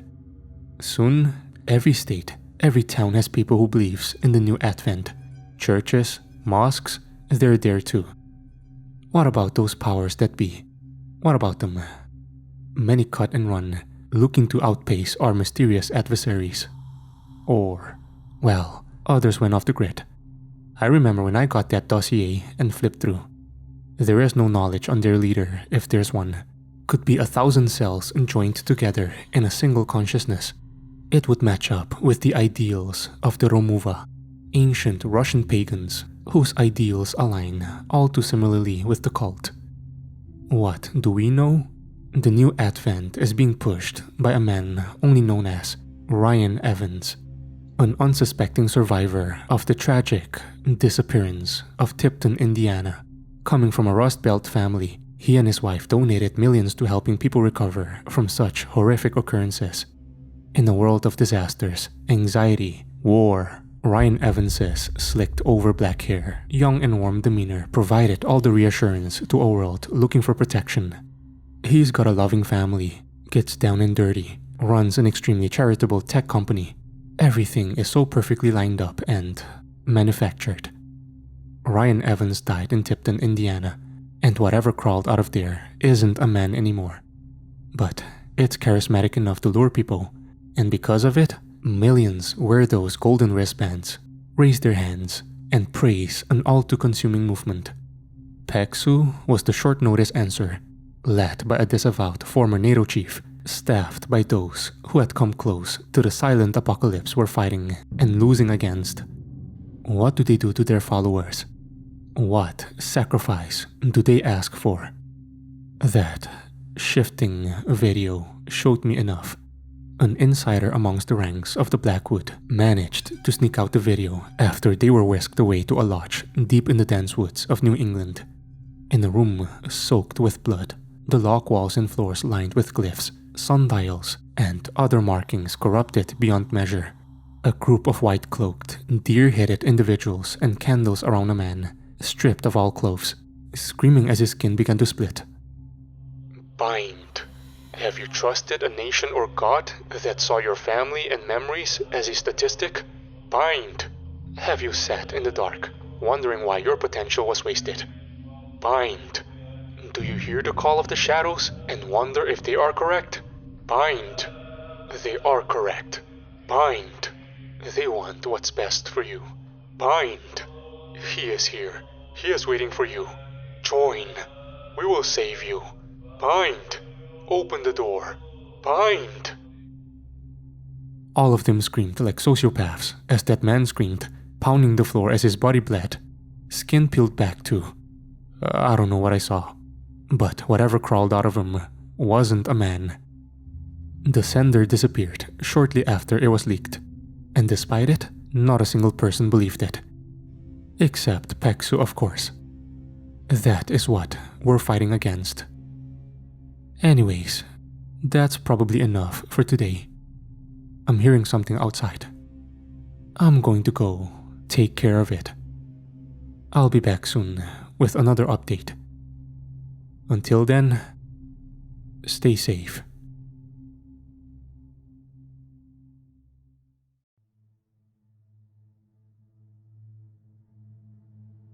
This is Nolan, signing back on. Sorry for the pause. Things have been getting a little hectic, as it were. I'll try to cover it when I can, but for now, actions are still taking place. So, in the interim, time for another trip down memory lane. Louisiana. I want to say this was well within my second year with Peksu, nearing the 3-year mark. Time gets convoluted as a government-sponsored disposable. Dozens of missions a month, target packages the world can never see beginning to pile up in the back of my house, and my mind literally, as the weight of everything began to settle and press down onto my shoulders and soul. I can't tell you the amount of early morning or late nights, running off adrenaline and caffeine, marching off to every corner of the States and globe. 1 week in South Korea, the next headed to Canada to deal with something that came from northern Michigan. The next, well, let's just say something was lurking within the smoke of a large forest fire and harvesting all those who ventured in to stop the flames. Honestly, I think I was going insane. To be fair, I probably am, though functionally at the very least. Worst was every time I came home, it was feeling less and less safe. A good example was when I woke up one morning and decided to make myself a cup of coffee. Honestly, that was what probably did it. A bad omen. Anyways, it was heading into the fall of that year, so I could feel the cold of the Rockies seeping through the windows. I went out to take a look out on my porch, and I saw them. Birds. I live in an extremely rural area. Shit, with some of the installations I made on my house, I'm practically off the grid. Animals are to be expected. But not the nearly 200 dead birds I saw laying around the front of my house. All of them were backs to the soil, eyes wide and to the sky, wings and legs curled up like a wave of death hit them. I nearly dropped my coffee and backed in, holding my breath as the first thing that came to mind was some sort of pathogen and chemical agent. The Blackwood Brotherhood targeting Pexo operatives on their home turf, though minimal, was not uncommon. The unit sent some people out and analysis showed that there wasn't any sensible cause of death. Legitimately, it was like they just stopped, dropped, and died from what the shrink said. Is shrink the right word? Lab tech? Well, they're deep into animal science and forensics and… I'm rambling. Point is, it was damn near impossible to even see they were dead until necrosis set in. What's worse, I don't think it's the cult. Like I said in the previous entry, things have been weird around here. More handprints have been appearing around my property. Approximately 250 meters from my house is a wood line. Across the field, on an old oak that's got more rings than most countries got decades on this earth, was another handprint. This one was gaunt, elongated fingers that burned a good centimeter into the tree. Another one similarly appeared on my rain duct, like someone had attempted to climb it, though further inspection of the roof showed no more. I know what this was. The same thing the Mooch and the Taliban did, sizing up, probing for weaknesses. I went back inside and kept my rifle loaded. I wasn't going to blink first. I was almost overjoyed when I got the call from Montgomery about my next op, although I didn't know the madhouse I was walking into. You see, the things we're largely in combat with can't always just be shot. They're incomprehensible and primordial, and while we were regularly in the trenches against situation whiskeys, terrors in Appalachia, and fighting a conspiracy, sometimes we're up against things that warp the world itself. Dossier, Louisiana Umbra. Oh man, where do I begin with this one? Well, in short, I was being assigned to an area deep in central Louisiana, rich in voodoo and black magic. So much so, that place is stained, and plenty of occult experts would tell you, you don't fuck around. I wasn't just fucking around. I was being told to rappel down and start kicking. Ever since Katrina, there's a large amount of backroads area in Louisiana that just haven't recovered. Infrastructure and basic necessities are constantly faltering. Quality of life is lower than some third world states. It's bad, and the town in question was more or less forgotten about by the local county. The town's population had been decreasing ever since reports of loved ones returning and wandering the streets started to occur. At first, it was a handful. Then, entire houses started turning up empty. The local police station was so undermanned, underfunded, under everything they were neglected. All signs pointed to something. Something had been harvesting these people. In an area where the veil between our realm and the other side thinned. Something had crawled its way onto our side, and it got passed to Pexu, and assigned to me. Terrific. Worst part was that, in Montgomery's own words, I wish we could provide you with more, but we're down on manning, and we can't confirm what the nature of the situation is. We'll have you on ISR every second. Call me if you need me. I can't say I was all too pleased to be going to a backroads swamp town nestled in Black Magic Alley that was slowly being devoured by something. I can't also say I had to front my own transportation on this one, meaning it was a crispy 20-hour drive. What I will say is, it gave me plenty of time to think about everything. My mind drifted back to the events that led me here. My time in 10th Mountain and the 4 deployments from hell. I think it was while passing through Oklahoma that I saw something that shook me to my core. It was this out in the literal middle of flatlands nowhere, past the native res, just a few clicks. I'm buying some fuel for the road when the cashier hands me back my change. Gold wristband, logo of the New Advent written on it. I spat the fuck out of there. This guy must not have left his zip code in the last 20 years. This place barely had a power line. And yet, there he was, wearing that wristband. So many people were. I saw a few at the airport when I flew out to Korea, Canada, even Germany. A pit grew in my stomach. The world we knew was slowly being consumed by something. Time was running out. and I feared the brass didn't have the manpower to stop it. I still don't. And I was right. Things got real weird when I had passed the state border into Louisiana. Groggy and tired, I pulled into a rest stop and caught some wings. The dream I had was weird, like vividly weird. I remember feeling shit in the dream, tasting stuff, the cold of my AC back at my house, my sheets, the disgusting taste in my mouth. I woke up in my own bed. Actually, I was sure the entire drive was the dream, a hallucination brought on by sleep deprivation. So much so when I glanced around, I felt the world come back. I remember rubbing my temples before I heard it. Dwight? A female voice. Someone I remember. She was an old friend of mine, colleague who helped me before I joined PAXU. Roseanne. I couldn't mistake that British accent anywhere, and it sounded real. The echo down the hall. I looked at the closed door, unable to talk. My lips wouldn't move. I tried to get up, but I couldn't. Dwight? She said again, no inflection in her voice. The warning signs were tripping. As the door just pushed open, there she was. Tan skin, dark hair hanging over a seat of white eyes with needle irises. I could feel my entire body panic as she sprinted towards me, eyes as gold as the new Advent's banners, face contorted into pure hatred. I snapped away so hard in the driver's seat of my RAV4, my chest hit the steering wheel, causing me to cringe. Motherfucker, I said. Yeah, caffeine nightmares are a trip. Though honestly, I don't know. You ever forget someone's voice till you hear it again? So much has happened. I had forgotten Roseanne's tone until I heard it there. I hadn't thought about it in literal years. And something had drawn those memories back out. I looked at the clock. A hearty 30 minutes had elapsed since I went to sleep. Good enough, I suppose. Pulling into the area several hours later let me know the kind of shit I was getting into. Dense forests that were still cold and humid from the previous storms surrounded either side of the interstate like an impermeable wall. All along the way, there were overgrown shacks, rusted out cars, vehicles abandoned, some turned over, road signs hanging off wood poles that pointed towards roads that had long since been abandoned. Yup, this was central Louisiana alright. The town in question had seen better days, and that was at least somewhat alarming as it had been a while since the epicenter hit this place.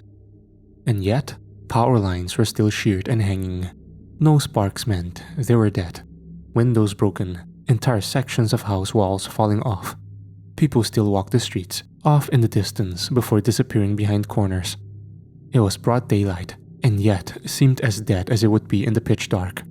You could almost see the slight dark mist hanging over it, a weird flicker at the edge of your eye. This wasn't inhabited by us anymore. Something else had made this its lair. First point of contact was the police station in town.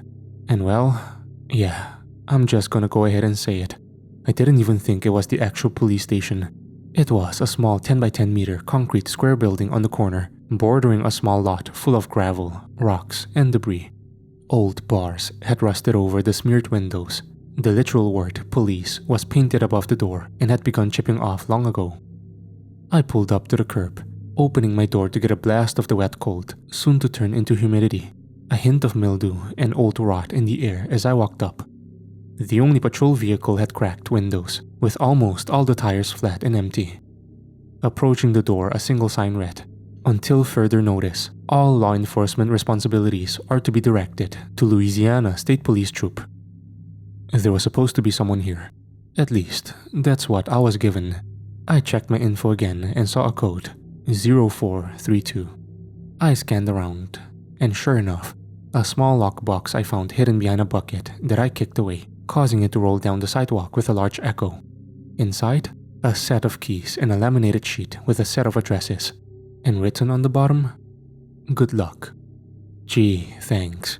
I might be up shit's creek, but at least I've been given a fork. The first few addresses were situated in the center of town, something I thought would give me comfort.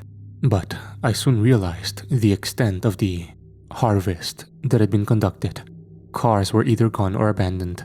some parked half on the curb, others rotting in their driveways. Bushes and shrubs were overgrown. Sidewalks had more weeds than, well, sidewalk. This place had become a borderline project left to decay, the swamps having reclaimed it, as humanity had been driven out by something. I parked along the road, stepping out and concealed my Glock, though if I needed it, a short, quick, violent turn back to my RAV4 would provide me with heavier firepower. The keys provided were to select addresses, although I'm sure had the cops still been around, they might as well have given me a master key to the neighborhood and let me start looking. Regardless, I walked up to one of the single-floor houses, placing the key in and the lock wouldn't give. Too much rust. A single mule kick to the door, a few more months off my knees, and I was in. The smell of mildew hit me immediately, damn near suffocating. That air is lethal, so I brought along a simple rebreather to keep my lungs clear. Windows had been broken open like on so many houses, exposing the insides to the elements. Yet, there were signs that whomever had been here vanished. Sure, things were kicked around by either animals or the wind and rain, but the table set up for dinner that had long since rotten and fused to the plates, toys still on the floor, a lounge chair kicked up with the remote on the seat, the imprints of people burned into the chairs, onto the table in the lazy boy. I've got a stomach for many things. Trudging through sewers with a pistol chassis and a light, looking for beasts? That's fine. Burn pits took my sense of smell anyways. The sound of a gunshot impacting a target? The screams? The blood? I'm infantry. I'm desensitized to that. Scraping people off a swamp-drenched seat, knowing they used to be a man, woman, child? Not gonna lie, I wasn't too prepared for that. But I guess I've hit a new milestone. Placed it into a collection bag, left the house and locked it behind me. Sample analysis from it read, dried flesh and sulfur. It was like this for several blocks, house after house, the same thing. Old homes turned into ruins, streets deserted. It felt more like a post-apocalypse than a silent one, but here I was rummaging through the aftermath like a scavenger. It was around the third house that I had left, no signs beyond silhouette imprints and rank smells. The shuffling of grass caused me to turn on a dime, hand sliding to my pistol grip, to see a dog. It was a Belgian Malinois. I know cause I worked with them a lot as military working dogs both in training and overseas. German Shepherds are terrifying, but they've got nothing on the absolute man-killer that these things are. Gray and black fur, built like a truck, yet its coat was messy and unkempt. It seemed hesitant, wary of me as I looked at it. I had an idea. Old bag of jerky I had seemed to bridge the gap, and I took a few minutes picking barbs and twigs out of its fur. An old worn red collar showed he'd been wandering these streets by himself for a while. The name read, Zeus, from the Hartwell family. My eyes turned to the house I had just exited. Har-we-el inscribed on the door-side mailbox. Well, I said, scratching behind the beast's ear. By now, his spirits had picked up. You want to ride along with me for a bit? I was gonna place a towel down for the Mal, as Zeus was still soaked in the outside swamp water and probably had ticks. But at this point, I had been wandering through mildew-infested houses, tracking stolen souls for hours, and I had just about enough. We pulled up to another house, more towards the southern edge of the town. As we did, Zeus started to growl. In hindsight, the capability a canine brings in terms of identifying threats I can't is something I should have invested in earlier. Keywords are, in hindsight. I took a step out of the vehicle, not wanting to drag the poor dog into plaster and wood mausoleums. I approached the house, which was just as unkempt as the others. Placing the lock into the door, it was pulled right open, causing me to stagger. The person on the other end was a woman, long blonde hair, hazel eyes, probably mid-20s. She raised an eyebrow and, in a southern Cajun drawl, asked, "Can I help you, sir?" I was a bit flabbergasted, looking around to the dead neighborhood, then back to her. I sort of didn't have a response, because to be honest, I had been sent under the pretense that the homes I was searching were empty. This one was not. I stammered a bit.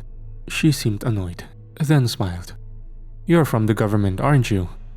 I scratched the back of my head. Yes, ma'am. She invited me in. I did my best to dry my boots off as the house was far more maintained on the inside. I noted this. Storms must have done a number to the town. She chuckled and didn't look back. That's life here, mister. So tell me, what are you looking for exactly?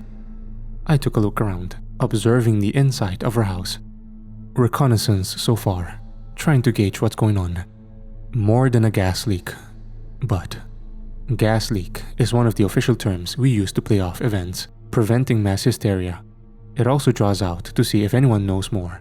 She did. Seemingly. Gas leaks ain't caused those screams, honey. I raised an eyebrow, turning back to her. Screams? She nodded, standing by the sink in the kitchen, washing her dishes. It got the neighbors a few nights ago. Heard them and their little baby crying out. The ones adjacent, some down the block, like fireflies slowly going out, though you can hear every decibel. Her tone was chillingly gleeful describing this. I raised an eyebrow, my hand sliding under my jacket. Did you reach out to anyone? She shrugged, and I could see the flicker of a smile from behind her, standing a few meters away. Things don't work like they do in Chicago, Dwight. Sometimes it's best to look the other way and keep going. If you survive, it wasn't your day. I then noticed the water she was using to wash the dishes was black, corrosive and dirty, borderline septic. The counter was also far more chipped and cracked than it had been. The walls were peeling. The carpet was mangled. Then, it hit me as my eyes locked on her and my hand gripped my pistol. How do you know my name? She turned, hair greasy and hanging over her face as her expression was blank. Her eyes were normal, but something behind them, an intention that was malicious, evil. Her lips peeled back to reveal sharpened and worn down teeth as she screamed, pushing the limits of her vocal cords as she lunged. I drew my Glock, and I was back in the driver's seat.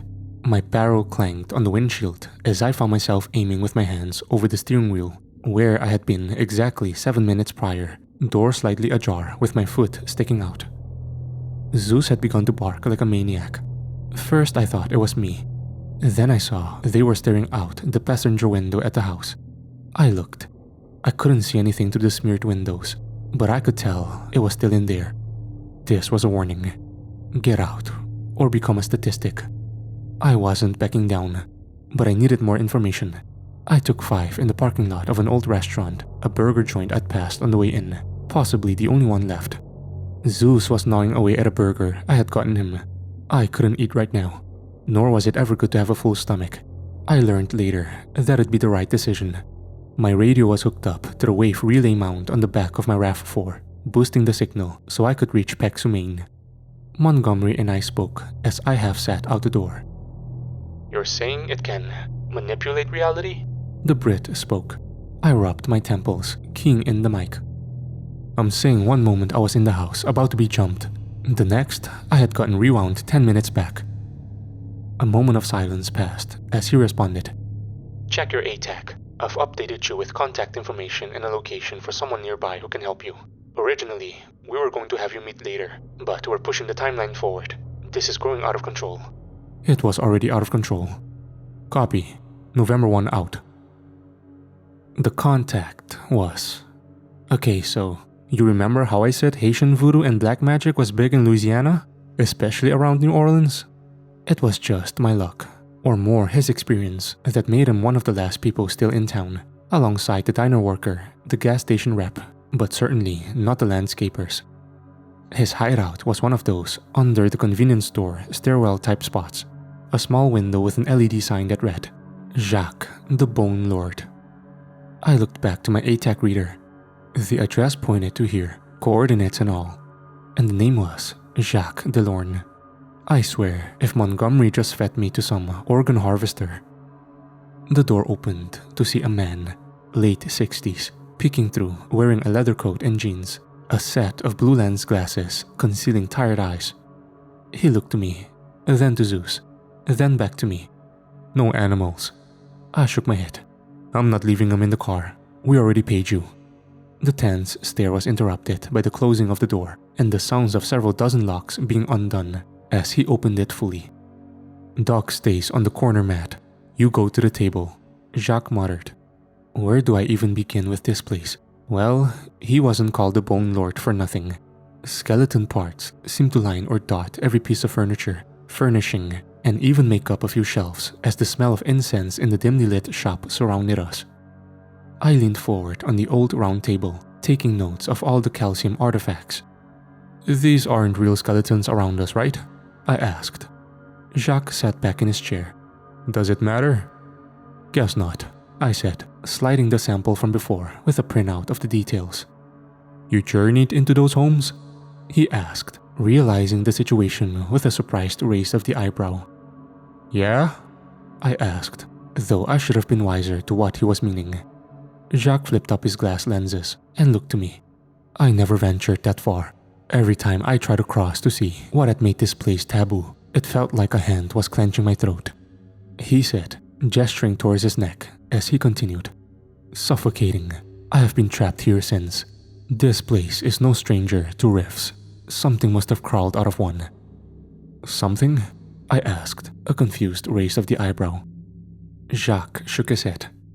I have been looking into this since I could barely walk, and even then, I will still never even know 1% of the other side. Imagine a microbe attempting to learn about humanity. That is the depth of which we face, Nolan Dwight. So, I said, leaning back. What? We've got no idea of what this is or how to stop it? Jacques waved off the defeatist take and pulled out a map. If I were to guess, an umbra. A what? A leech. Someone attempted to contact the other side. It latched on and pulled them in, used them as a line to cross through. Now it is free from its fast. It is growing fat on all those who surround it. Jacques laid out the map of the area and then drew a circle showing the extent, having now crossed far out of the borders. Did you experience any more of these? Warps? The not real parts in time? He asked. Once crossing in from Oklahoma, I said, remembering the rest stop. He stopped. A long swallow.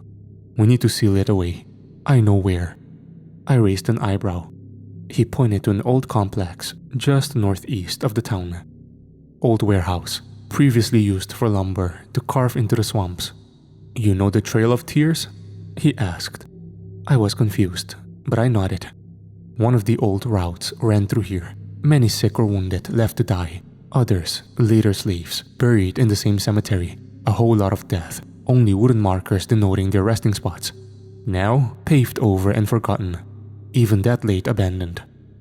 Jacques' retelling had his words grow more and more pained as he finished. So what, all of the deaths? I said, putting the pieces together. He laid it all out. Must have attracted something. I hear them every night, Nolan Dwight. Old generation and new, begging to be set free. I thought I was going crazy. They were ghosts. But you saw the aftermath. We need to end this. Please. He was trapped here, unable to leave as the threshold had surrounded his entire house. I wasn't as tied to the other side as him, no leashes to track me down. And it already showed it was afraid. If this Umbra was feasting off of all these people like they were batteries, I was going to have to go in there and undo it all. The route took me to a drop off the side of an interstate heading north from the town. I popped open the trunk and retrieved the essentials, pulling my plate carrier over my jacket, pulling on my belt and clipping the leg strap of my holster. The final touches was checking the light on my rifle and slamming the trunk shut. I stopped when I looked to the passenger seat. Zeus was barking, scratching at the door, practically said to leave him where it's safe. However, part of me didn't want to leave him here, and another wagered that, in some respect, he knew what was down that muddy and gravel-filled drop into the woods and wanted some payback of his own. I opened the door, and the Mal took off, forcing me to hoof it down to catch up. Zeus! Zeus, for fuck's sake! I called out, causing him to stop at the bottom as he stood firm, ears up and looking around. I stopped behind him as he hugged one of my legs. My rifle pointed into the brush. From the trees, they were looking at us, the disheveled, hunting forms of people just behind the bark bodies of the forest staring at us. They looked almost normal, but not quite. Some parts of them were blurred. Other parts I swore were intact were decayed, They were both dead and alive, stuck perpetually in whatever this weaponized hell for them was. My optics, reticle traced over them all, surrounding us as I took stock. They were sizing us up. We weren't relenting.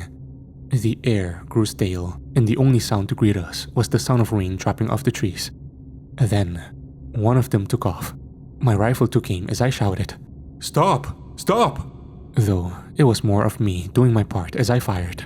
The round tore to them, and the thrall melted into the same decayed slop as before. Then all of them began to converge, sets of 2 to 3 shots as I switched from target to target.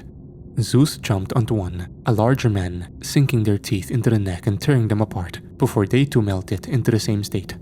My rifle went dry, forcing me to draw my pistol. A couple of them reached out, silent screams as their jaws were wide. One slick motion, my barrel was level, and a set of rounds cracked off, and the nearby area was cleared empty.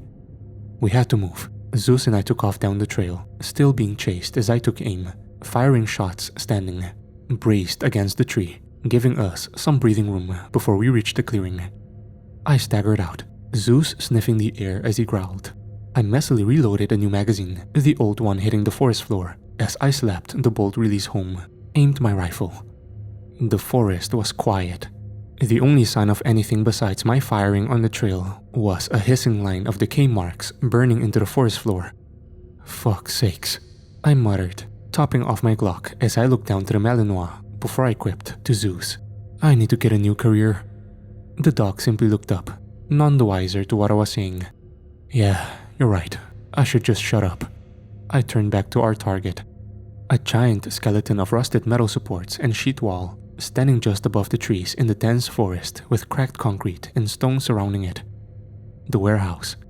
My rifle was raised as I approached, Zeus having taken some sort of roving circle around me as I made for one of the closer entrances.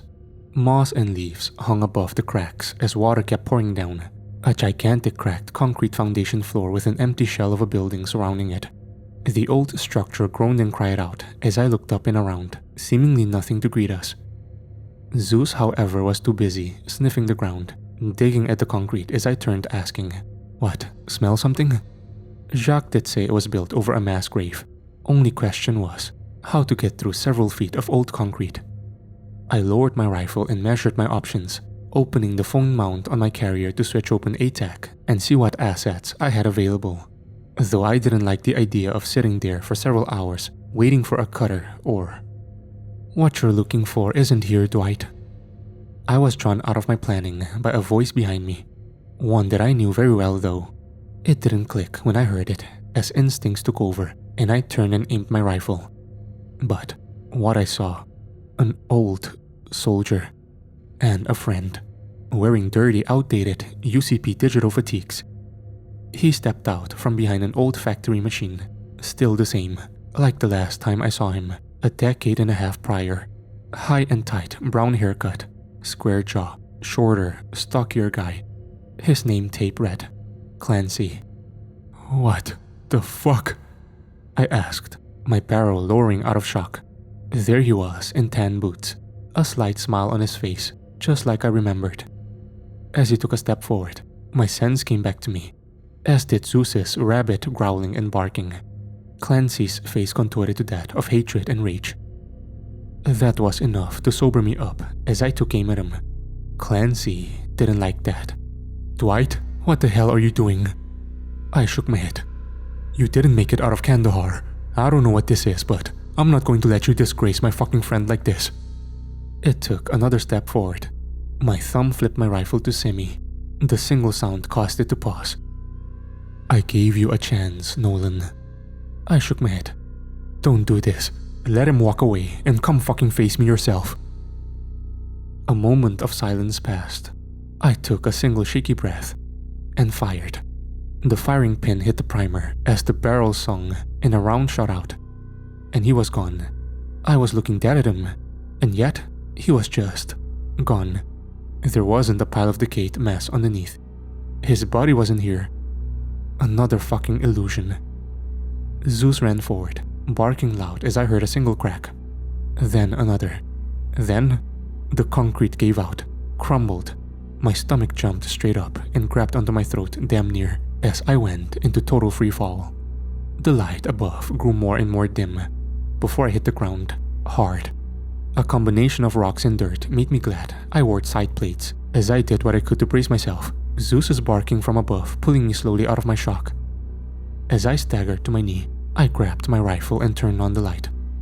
I soon realized the sound I was hearing wasn't water falling, but melting.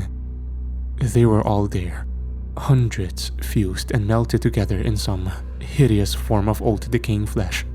1,000 eyes and 100 mouths, all crying out as a grotesque form of several limbs all around a central mass stood in the darkness. There it was, the Umbra. "Fuck," was the last thing I remember saying, before staggering back fast enough to avoid it as it lunged forward. One of its limbs had a dozen skeletal, rotten hands grabbing out, clutching and scratching at the dirt, as the sound of flesh falling off as their bones made contact with the stone filled my ears. I flicked my rifle onto auto, firing off a burst into it. Flesh and meat tore from its central body as all of them screamed loud enough to pierce my eardrums.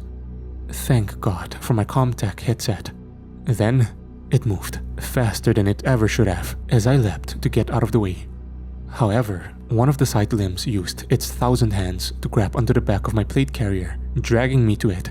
The sensation of a dozen indentured, trapped lives being used to try and tear me apart made my spine crawl right out of my body.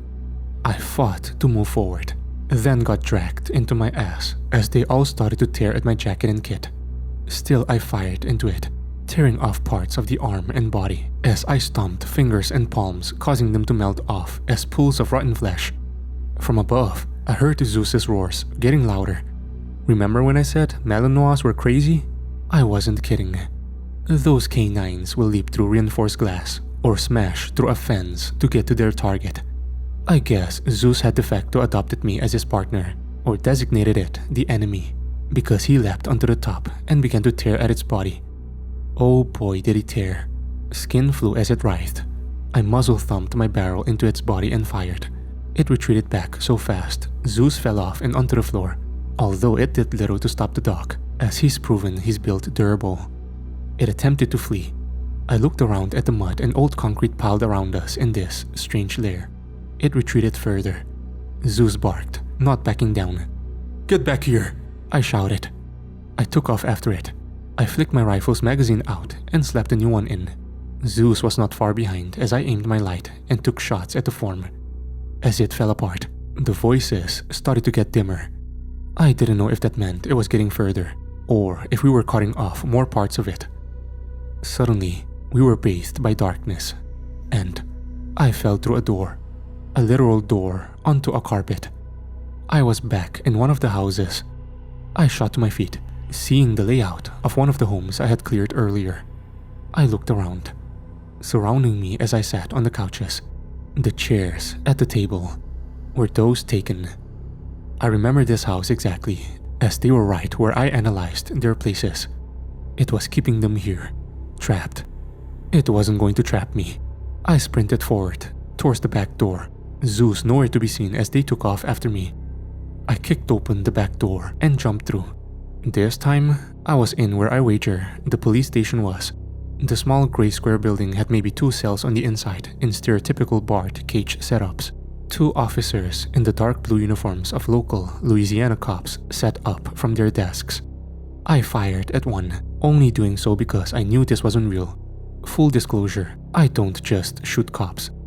As they dropped, melting through the desk and corroding it to cause it to collapse, the other lapped at me, gnashing their broken teeth.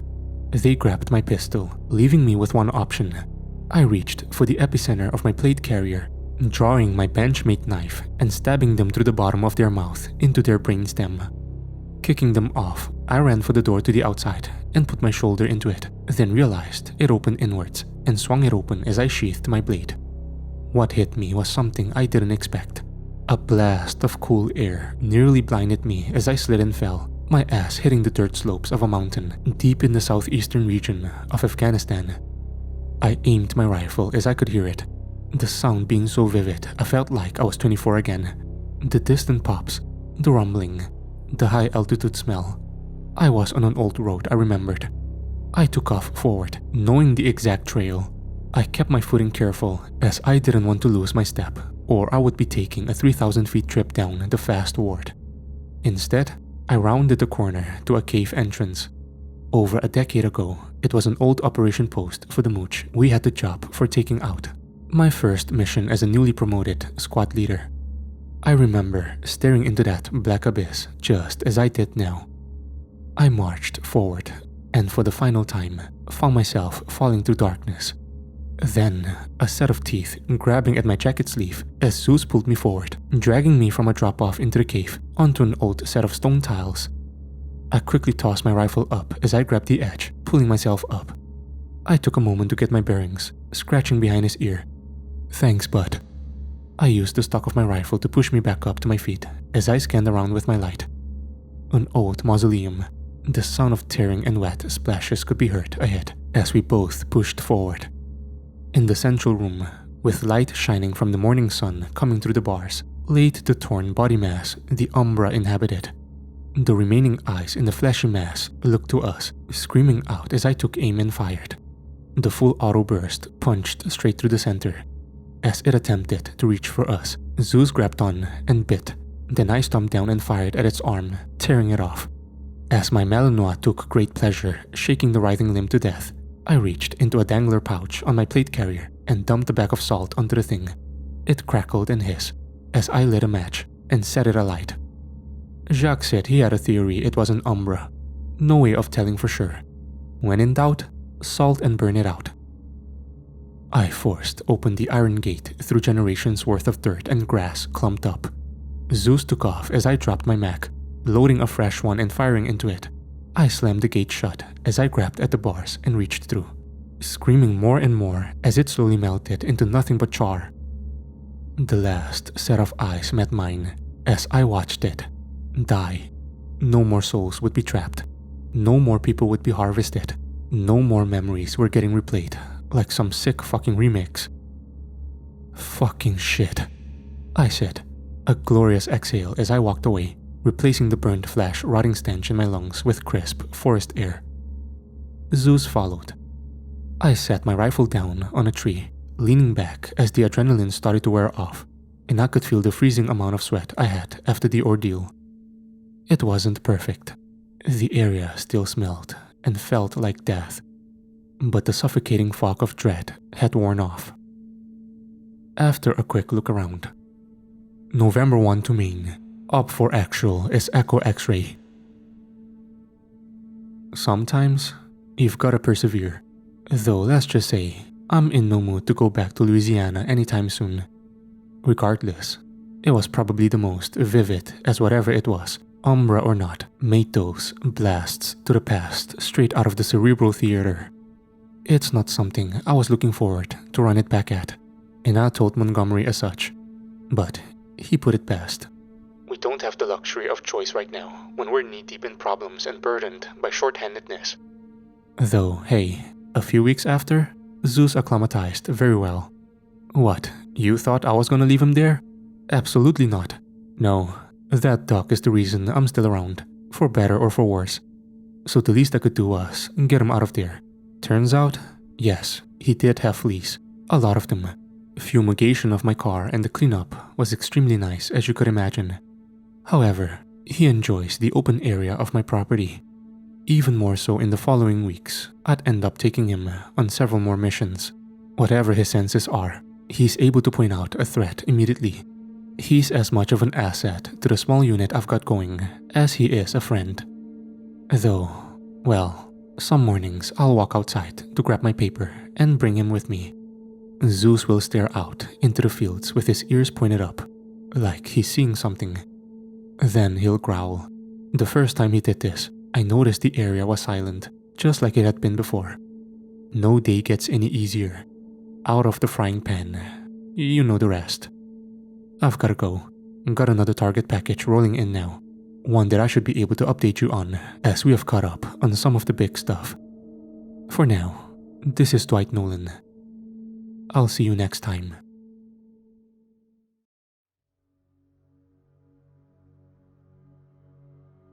I guess at this point in my career, there's no going back, is it? I know too much. I'm too invested in everything. I've proven myself too capable to leave. I feel like if I tried to hang all of this up, I'd be stuck awake at night thinking about every potential person saved that would be lost. That's what I get, I guess. Down that forest slope, chasing after the first beast all those years ago. And now, here I am, like Alice. Down the rabbit hole I went, never once considering how in the world I was gonna get out again. I guess now that I'm waist deep in NATO's secret war, there's no point in even thinking about going back. Sometimes, the path of least resistance is a straight line. The only way out is forward. Sorry, rambling a bit. This is November 1, Dwight Nolan. Last we left off, I was recounting the more notable operations. The time in between has been spent with plenty of other target packages. PEXU as an organization has grown over the years, although we're still strapped for men, intel and support that we need to be fighting this thing on equal footing. It's a shadow war, plain and simple. It can't go hot, or we play right into the hands of the new advent, and they know it. You remember us speaking about Ryan Evans, right? The supposed blue-collar face of the movement that's been bringing churches, communities, and the common man together with all those golden armbands? He spoke the other night at some fest. Seemed more like a rally. Footage showed an old-school carnival, steel fences on the tall grass, cheap Ferris wheel, and him speaking to a crowd. What about? Well, in his words, ascension, not just for America, but for every soul. Society as we know it today has been so obsessed with the material wants. We've forgotten what has made us whole. Families, communities, finding the strength to carry on, and finding solace in each other. I don't know what was worse. The demented confidence in which he said it that shook me to my bones, or the roaring applause he got after. Times of hardship weaponized by ensnaring people in their traps. They preach community, but really what people find is a brotherhood that feeds them to the slaughter. Missing persons cases have been on the rise. It's getting blamed by homicide, natural disaster, war, when really intelligence agencies have been detecting human trafficking increasing in scores. Everyone who wears one of those devilish armbands smiles, skin pulling back against their skulls more and more. Monsters are living among us. We're running out of time to fight this parasite. Why am I bringing all of this up again? Well, the assignment I'm currently on is on exactly that. Yes, we are finally in the current times. We may take more trips down memory lane, but for now, my work in the Great Plains has been eventful. PEXU doesn't have a lot of allies. SMUs, Special Mission Units, reassigned due to their encounters with the anomalous. Supplies scrapped off the top of every department and branch we can get, all led by a former top NATO officer, Hammer. His policy is like his name. He's a shorter man, built like a bulldog. His ribbon rack has some stuff reaching back pre-Gulf War. And he's got the square muck of someone who has definitely eaten roadside bums. From what I can gather, former top NATO officer due to his outspokenness for what's going on. They try to bury him in paperwork. However, found he had too many friends in places like Ground Branch to be killed off. He is probably one of the world's best hopes.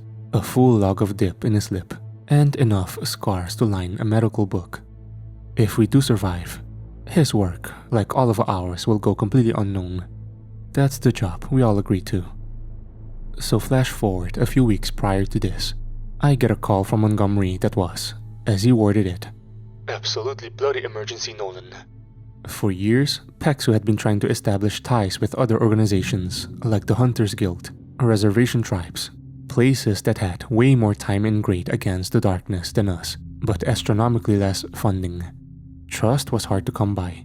It might seem confusing at first, but realize there are people who have usually been ignored, cast out, or ostracized due to their ancient history in dealing with the mystic ways of the worlds, now being approached by a military joint task force, just as everyone is slowly capitulating to a new world order under the gold of the new advent. I'd tell them to kick rocks and rack around. Though they were nicer, even if it was complete silence from the Hunters Guild. That was the status quo for nearly a decade. It changed a week ago when Peksu was given a request for assistance from one of the reservations out west. Now, you might be asking, why didn't they send a full SMU? Why not sick 4th Special Forces Group on them and have my old friend Captain Walker hunt them down? Despite needing dire assistance, many in the reservation were still paranoid.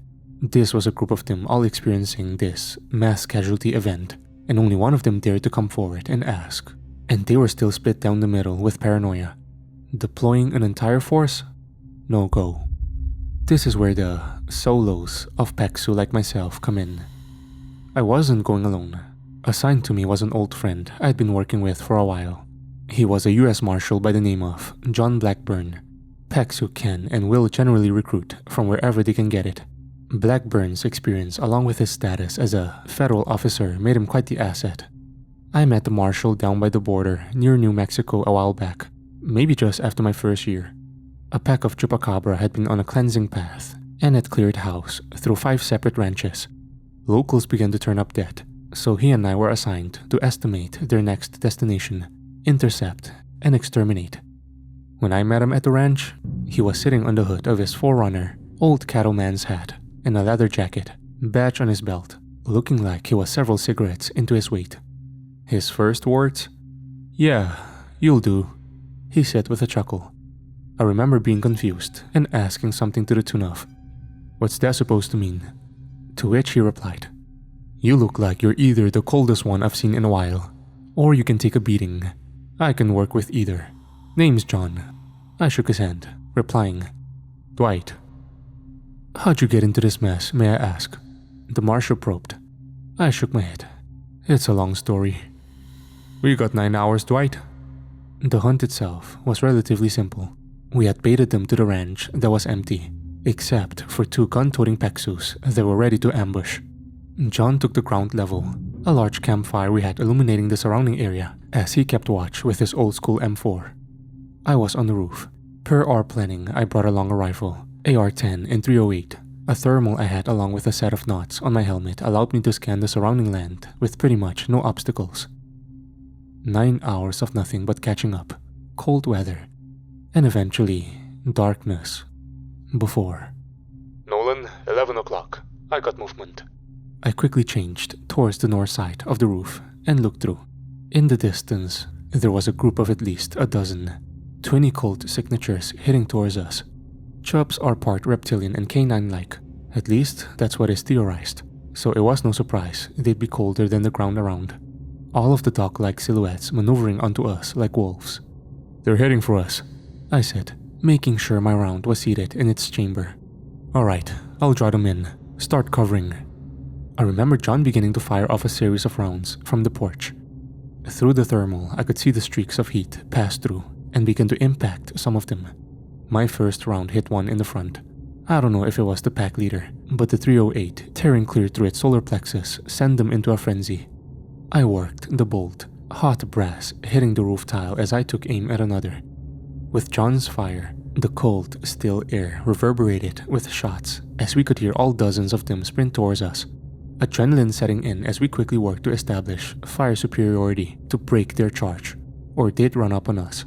That was until the sounds of movement behind me drew my attention. The scratching of tile, the huff of an animal's exhale. I flipped over and saw it. It was bigger than a wolf, disgusting hair and stretched skin mixed with reptilian-like claws and scales. Its eyes with white facing front as the frills on its back stood up. Its disgusting round mouth lined with teeth dripped with its corrosive venom. "Crap," was the only thing I could mutter as the chupacabra darted across the roof at me as I rolled. It slammed into my 308 and lost its footing. This gave me enough time to scramble to my feet and grab my rifle. Firing through, it just cut the trail and tackled into me. With my rifle pressed between me and it, I lost my footing and both of us went falling off the one-story house onto the ground. Even as it snarled and gnashed with its jaws, I still managed to make sure it landed underneath me. The second of soaring wind as both of us hit the dirt ground hard just in front of the garage. Despite this, the thing still sunk its teeth into my shoulder, my jacket and vest protecting me, although I still swore and cursed like a motherfucker. The two of us scrambled, It scratched at my gear, tore up my pants. I remember socking it straight in its jaw, pulling off my helmet and slamming the ACH directly down onto its head, stunning it. I then remember grabbing its rear half and swinging it into the brick corner of the house nearby. The snap of its spine was the answer.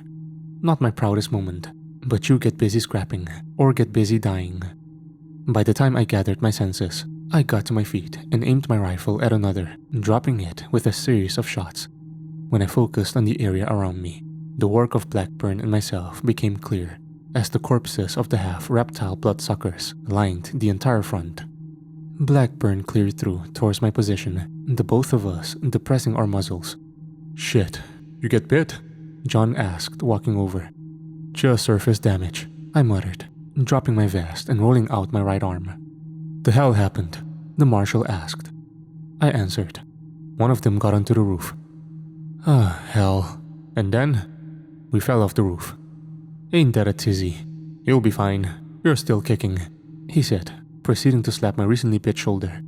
That was my introduction to Marshal Blackburn. We'd worked together a few times after that, but it had been around 8 months since John and I last linked up. We were to meet in southern Colorado in an annex used by state police and an EOD unit that had been there for a while. I pulled up to the Texan with my window down. He leaned in, shaking my hand. "Nolan, y'all doing alright?" "How's Solitude been?" I shrugged. "Coyotes keep leaving handprints on my gutter. Apart from that, it's all cherry. How's the family?" The marshal rolled his eyes. "Wife wants a new horse. Son wants a truck. Meanwhile, I want a vacation. Come on, I gotta set up inside." I grabbed my gear and hid it inside. Once there, a slew of equipment had been laid out for us, including advanced comms, a full array of medical aid packs, anything. I brought Zeus along. I'd run him through a few training courses, and he was loyal as can be.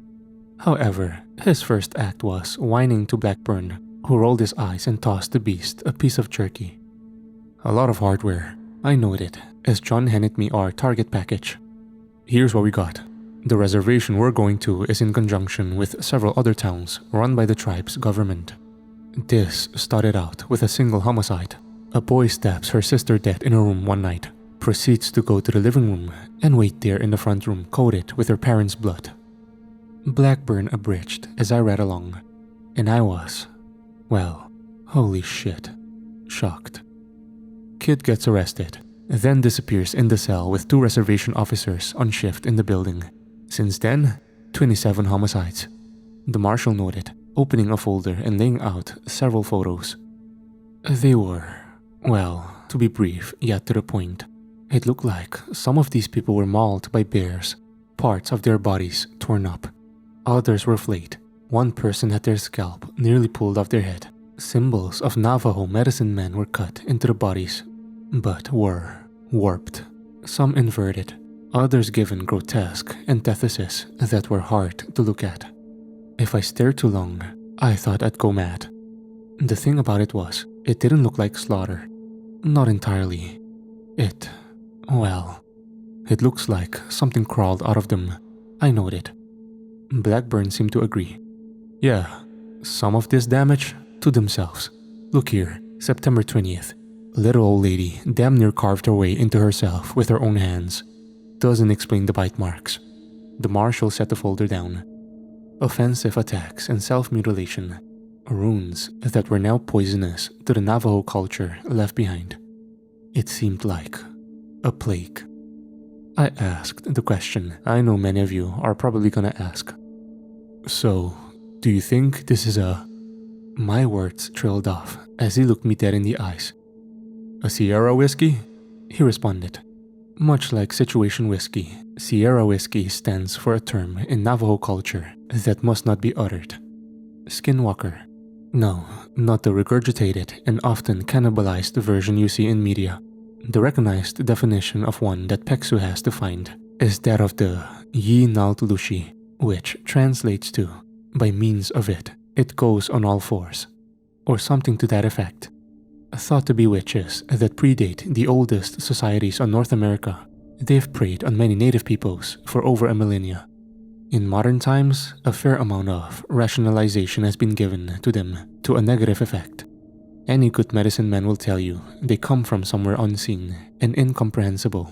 They seek only chaos and malice, and they're often completely undetectable until they start to kill. Despite this, it didn't match the evidence presented. "Nah," Blackburn said, lighting himself a cigarette. "The bodies of the victims are almost always never found when it comes to Sierra whiskeys. Add the fact that the mutilation matches none of the signs, and that theory spins herself off the rails very quickly. Plus, look here." He pointed to a more recent photo. A few kilometers north of one of the towns, a camping area in which the 3 inhabitants, all in their teens, were found laying face down dead. Their backs were torn open, and their bodies were of the same state as the others. However, he points to photos from the autopsy. The Achilles heels are cut perfectly, at an angle impossible for themselves to do, with precision no beast has. That's intentional debilitation of their ability to run in the simplest way. That's human. A chill ran down my spine as the situation so far was absorbed. A miasma of death, carnage, running through an area thought secure by their own means, with possible human cause, or at the very least, aided by man. Brotherhood? John exhales a ring of smoke into the air. If it ain't, I'll be surprised, but it'll be the first attack they've conducted on native land. That means one of two things. They're desperate or bold.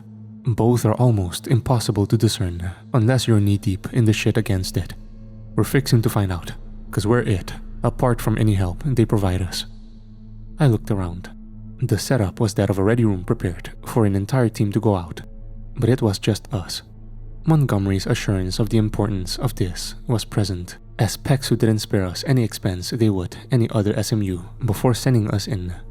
Enough mats to run an 8-station, enough rounds to fuel a platoon, a US Marshal, a burnt-out staff sergeant, a dog. Around this time, Zeus had fallen asleep next to the $25,000 SATCOM kit, none the wiser of its importance or MSRP value. The last thing I asked before we hit the road: whose car are we taking? Dossier. Reservation epidemic. We loaded probably the better part of several hundred pounds of equipment into the back of John's silver Tahoe, along with hooking up a radio to a wave relay antenna mounted to the top in case we had any problems on the road. We took shifts. It was a near 10-hour drive, and once we got there, it was likely we would need to get straight to work. Yeah, there's no glamour in this. The old lawman nodded off in the seat next to me as I took us through the Colorado mountains. The earth there is some of the oldest in the world, and a lot of it is mini frontiers, untouched. When we pulled through the forests, I'm not gonna lie, it took me back to some times. Not good times necessarily. In an up-armored SUV, peeling through the forest, looking to hunt down incursions from the dark. Every once in a while, I'd check in with Maine to update them on our progress.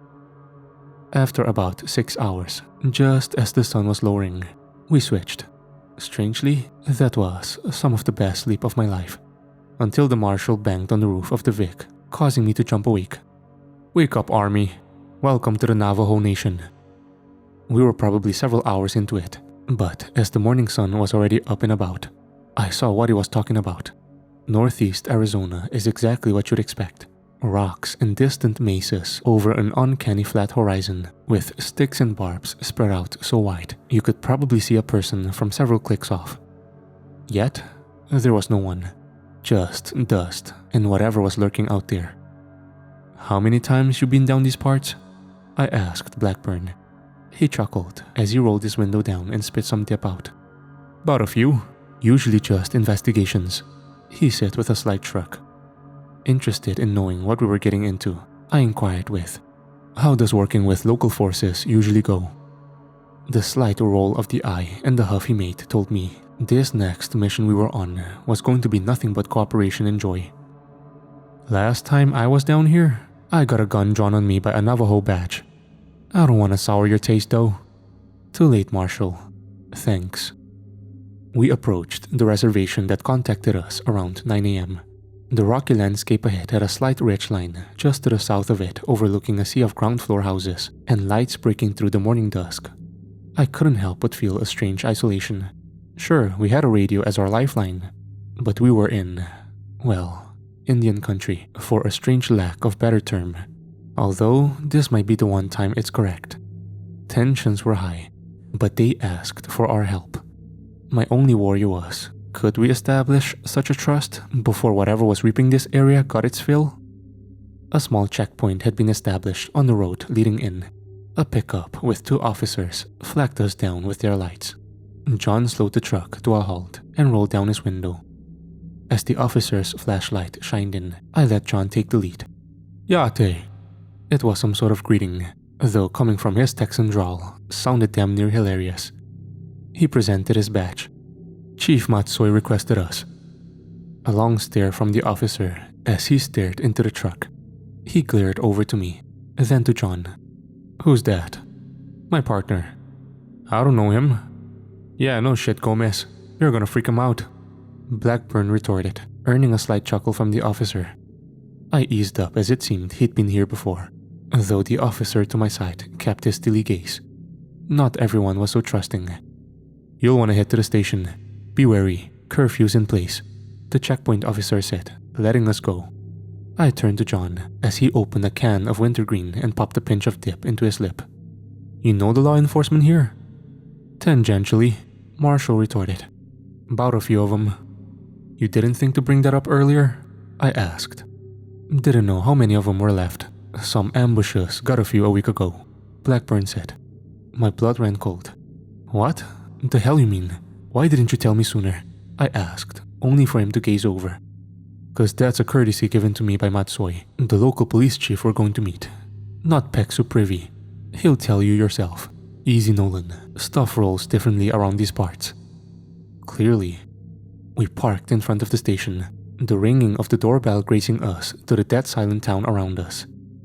As Blackburn and I exited, I popped open the back door as Zeus tried it out. The dog quickly made himself known by marking his territory on a nearby post. Hopefully, there's no land issues between him and some cryptid, though my money is on the Belgian Mal. Usually, there's a lot more life to these parts, John says, walking around to my right. An air of dark blue dust skies and mist hung over the orange lights of the houses, where some of the only ambient light goes for a lot of the world nowadays. I muttered, the pressure of everything on our shoulders. Guess we better get used to goose-stepping with golden wristbands. John chuckled, slapping my shoulder. Great, really reassuring, though the positive talk was cut by the sounds of steps. From out of the dark of the station walked an absolute tank-sized man, outsizing both me and John, probably put together with Zeus. There was a cold, calculated gaze in his eyes as he exited, a cap sporting the department logo of his town as he approached the both of us. He stopped. There was a moment of tense silence before he shook Blackburn's hands with a smirk. John, I thought you said you were retiring. The marshal shrugged. Yeah, well, Betty wants the house paid off before she's 50, so I guess I'm still on satanic cleanup. He turned his eyes to me. This is Dwight Nolan, former army, real pipe hitter with Peksu. I shook hands with the lawman, his grip as viceful as his stare. He introduced himself as Matsoy Klatchashilich. I hope that's correct, meaning abandoned. Though for the duration of our work together, he told me to just refer to him as his first name. Since we'd be working alongside him, we were to meet with local leaders, a pseudo-emergency council enacted with the curfew. But we had a few hours, so Matsoy caught us up on any more information. Things had gotten bad. 27 jumped to 35 within the last 72 hours. In his operations room, he laid out a map. All of the red pins marking the incidents started around the outskirts and were slowly closing in. The deepest had been just a few blocks from the station. The first one, the boy who murdered his sister. The most violent one was the ambush, as John and Matsoy called it. I got handed a large photo of the front driver's side of the truck. The logo of their department was covered in blood that was caked on the doors, hood, the entire windshield busted, as the entire body of the truck was shredded with marks. The insides were gutted, and electronics rendered completely scrapped, with the radio torn out and missing. How many officers? I asked, steadying my voice as adrenaline shot into my veins. 4, sent on a call to the south of town. Once they reached an intersection near the town's perimeter, their transponder went off. The follow-up party, included myself, found this, Matsoy said, pointing to the photo. I took that picture. Any remains? I asked. Matsoy shook his head. The first attack on our law enforcers, and there are no signs of them or their bodies. Equipment scattered. Whatever attacked them knew aggression was key, and it won. Matsoy said, a dark look in his eye. A torn basket weave police belt was laying outside of the driver's side door as a broken hand mic hung from its stretched cord. Give it to me straight. What is this? Weshuge? Sierra whiskey? John asked. Matsoy's eyes snapped to him. No. This caused confusion in the marshal as we all surrounded the table, the full situation laid out. You sure? This is my history, Marshal, Matsoy said with a deep seriousness in his tone. Something not of our lands has come here. It's permeating an evil. The things you suggest wouldn't dare invade like they are. This is alien, as you would say. It had to have been brought here. Well, who would do that? John asked. I had a sneaking suspicion. An intelligent threat that knew the defenses were secure and thus needed to import heavier firepower. Something looking to win a war. We headed up to the meeting hall a few hours later. It was imperative to make a good impression, as in Matsoy's words. How we break this to them will lead to a decade of cooperation, or a dead end. Something we can't afford right now. Great. No pressure. Thanks, lawman.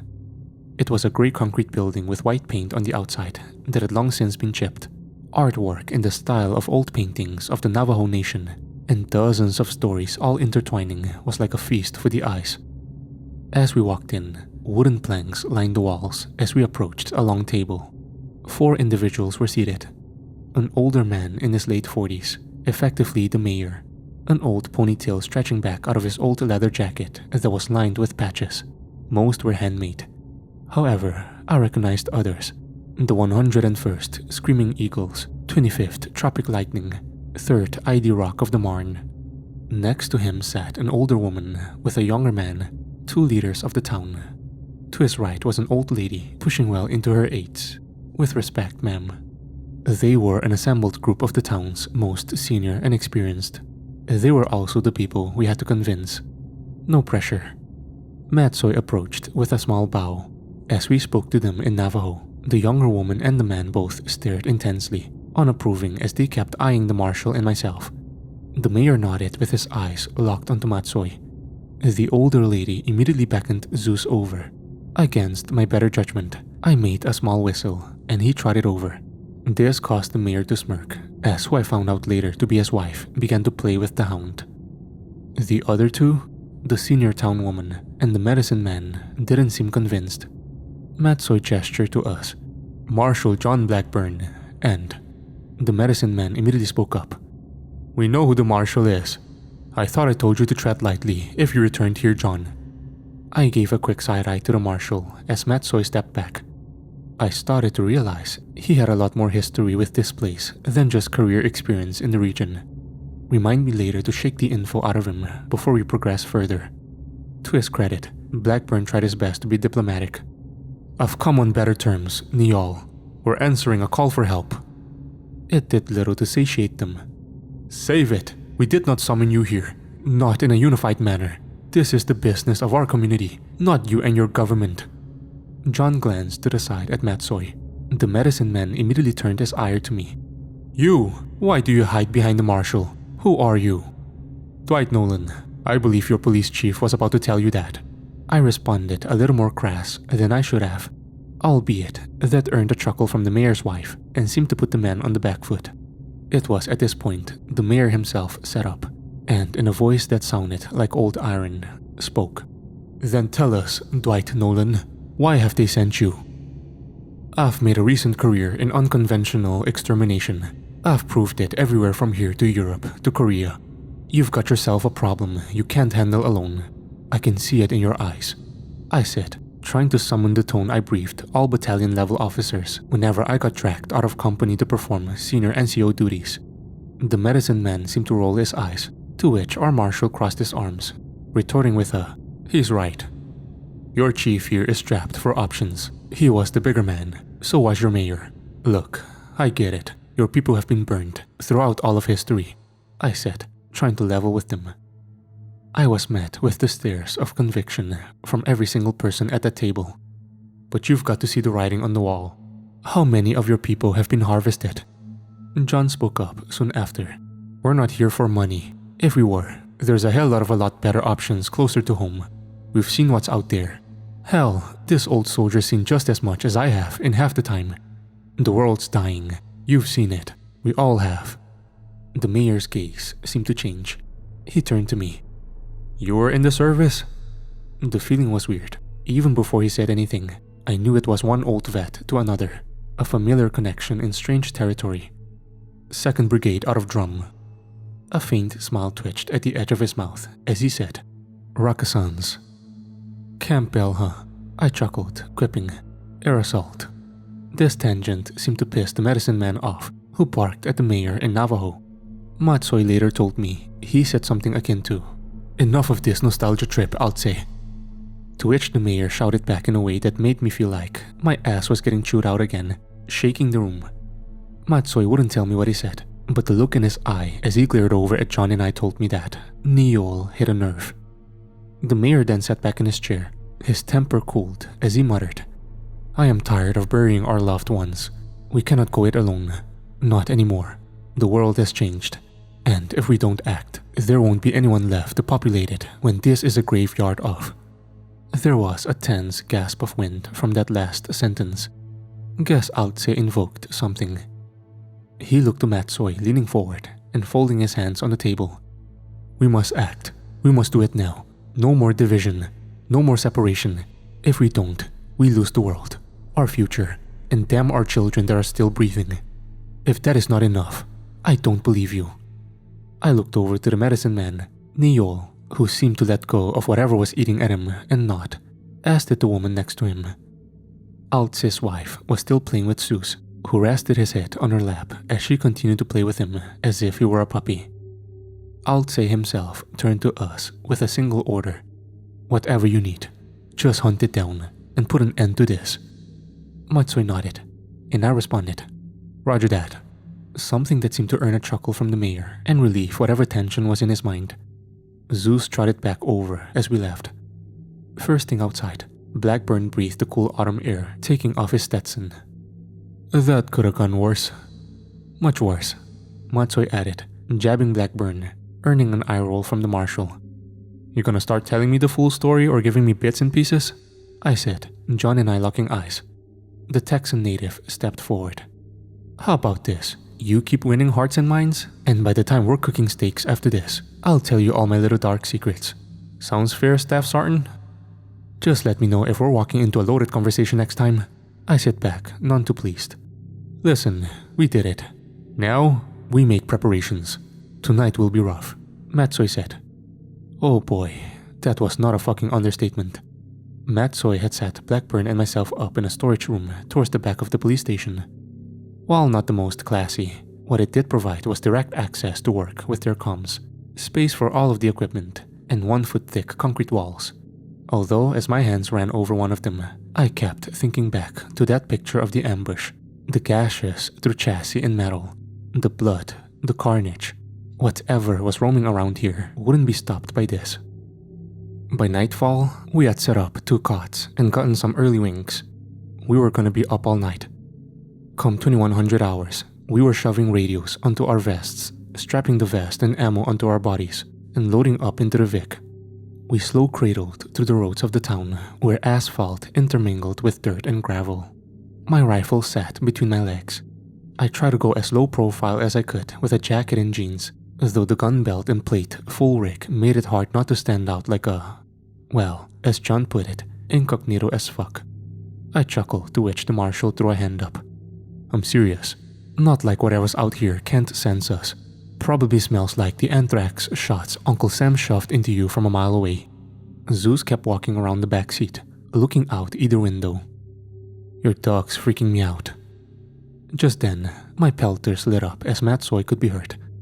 I just got a call from the north side of town. Screams. Reported break-in. Sending you the address. John stepped on it as his SUV kicked up half a pound of dirt. I quickly punched into the ATAC mounted on my rig as we sped off. 2 right, then a left. While he swerved around each corner, I press-checked my Glock and prepped my rifle. I pulled on my gray helmet, a regular old army ACH with a set of dual tubes. I learned well enough, if we were fighting at night, even the odds. Which one? This blue one up on the right. Dwight, they're all fucking blue. The one that says 612. I quickly bolted out of the passenger seat with John in tow. The marshal brought along his M4 as he and I rushed for the door. We were joined by Matsoy, who held his pistol and flashlight old school style. "Let me lead," he shouted. He announced ourselves as we followed him in. The air stunk of rot decay, causing all of us, including the 2 officers he brought along, to gag. "Police! Monica, are you here?" Matsoy shouted. A woman answered in manic cries that caused my hair to stand on end from the hallway leading off to the left. We arrived. And Christ.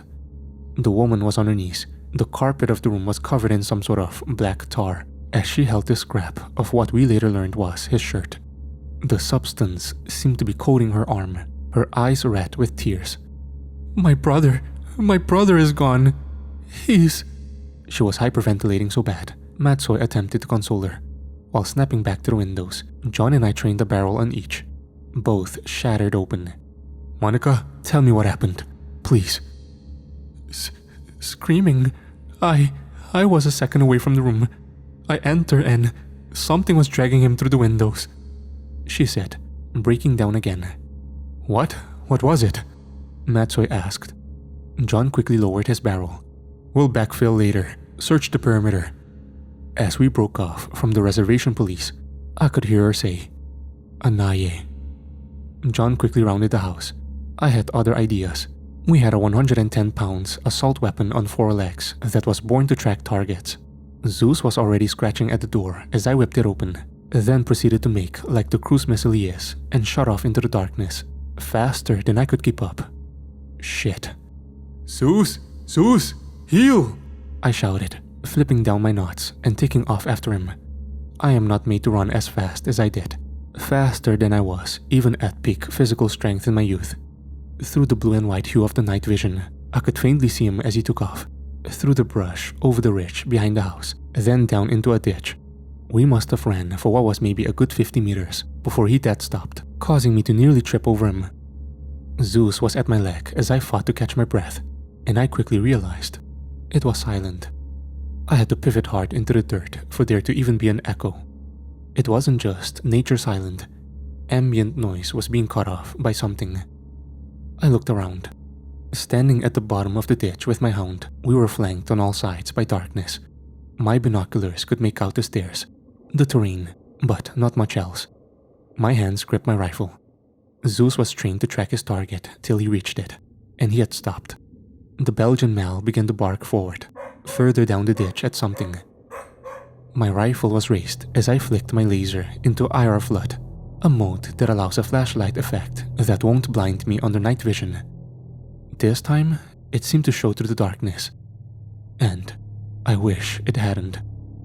Almost as if it formed out of the ground and shadows around. It stood up, unnaturally tall, arms spindly, like that of crows or coyotes that meshed together.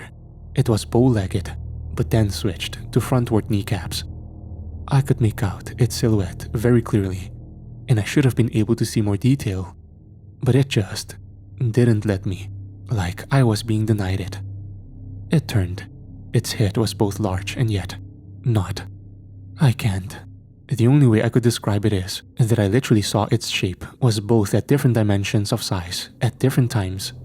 It didn't have a face, not that I could see, until it stood straight to look at me, nearly 10 feet tall. Then, its eyes seemed to light up, reflective like any animal's would be when it sees things in the dark. It could see me, just like the several dozen other eyes could that shone through after. "This is November 1, multiple contacts!" I shouted into my pelter's mic as I took aim and fired, my laser taking aim on the figure along with several others. It seemed to almost instantaneously vanish, even as the rest of the eyes continued to remain. It didn't matter as my suppressor snapped, as rounds were sent down the ditch. Zeus continued to growl, in fighting stance in case anything changed. Nothing did. I paused for a moment, scanning as I heard the sounds of footsteps nearby. I pivoted, preparing to defend myself, only to see Blackburn scan from the top of the ditch. Tense, he looked to me. "I'm a wager you saw that shit too." "No shit. The hell did we just make contact with?" As the marshal scanned around, a series of flashlights from behind blinded me, forcing me to flick up my knots as a series of yells came from our end of the ditch. A group of reservation officers had caught up, to which John snapped, "Shut up, shut up, shut your fucks, shut up." They stopped, some of them scanning as the marshal scowled. "Fuck's sakes, coming in here louder than skeletons fucking on a tin roof." "Thanks for that, John. That's permanently in my brain now." A series of gunshots up ahead from the direction our target left caused me to flick down my knots. The group of us pushed forward, everyone picking up a sector of fire as we moved near towards the location I saw it. Matsoy stood in the exact spot, scanning the ground. He looked over to me.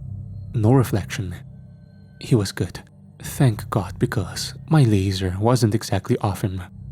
I don't even know how he had managed to circumvent all of us and reach the area before we did. Then again, this was his territory. He had pulled on a latex glove, the kind you case evidence with, and lifted a scrap off the ground. A single fragment of white cloth, the same kind the woman was gripping, drenched in the ichor. "Your contact was here?" Matsoy asked. "Sure was. All 10 feet of him," Blackburn retorted. "Along with the dozen others," I added. I cocked my head at the substance left behind. "What is it? And what was it?" Matsoy didn't respond for a long time. He backed up the evidence with the shred from the house. The only thing he said was, "If I can confirm it tomorrow morning, then our task has just gotten a lot harder." "Well, what was it? What's the theory?" Blackburn pressed. Matsoy ignored him, simply saying, "You two did good work. Hit to bed. We will talk in the morning." John wasn't happy. He still isn't. I'm not either. I've got a feeling we just stepped in something generational. "What do you know? Matsoy's calling us now. I'll brief you on what's next. Till then, November 1. Signing off."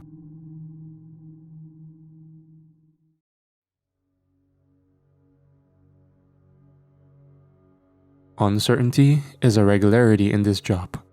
That's just the long and short of it when you're a flesh and blood human attempting to combat things beyond one's grasp. Victories will seem often uncertain or even impossible when the road ahead seems like a cold case or a dead end. No matter what, you have to keep pushing. No matter how shit things might seem right now, how bad they might have been when John and I slumped back here and racked out after hitting a brick wall. We must see this through.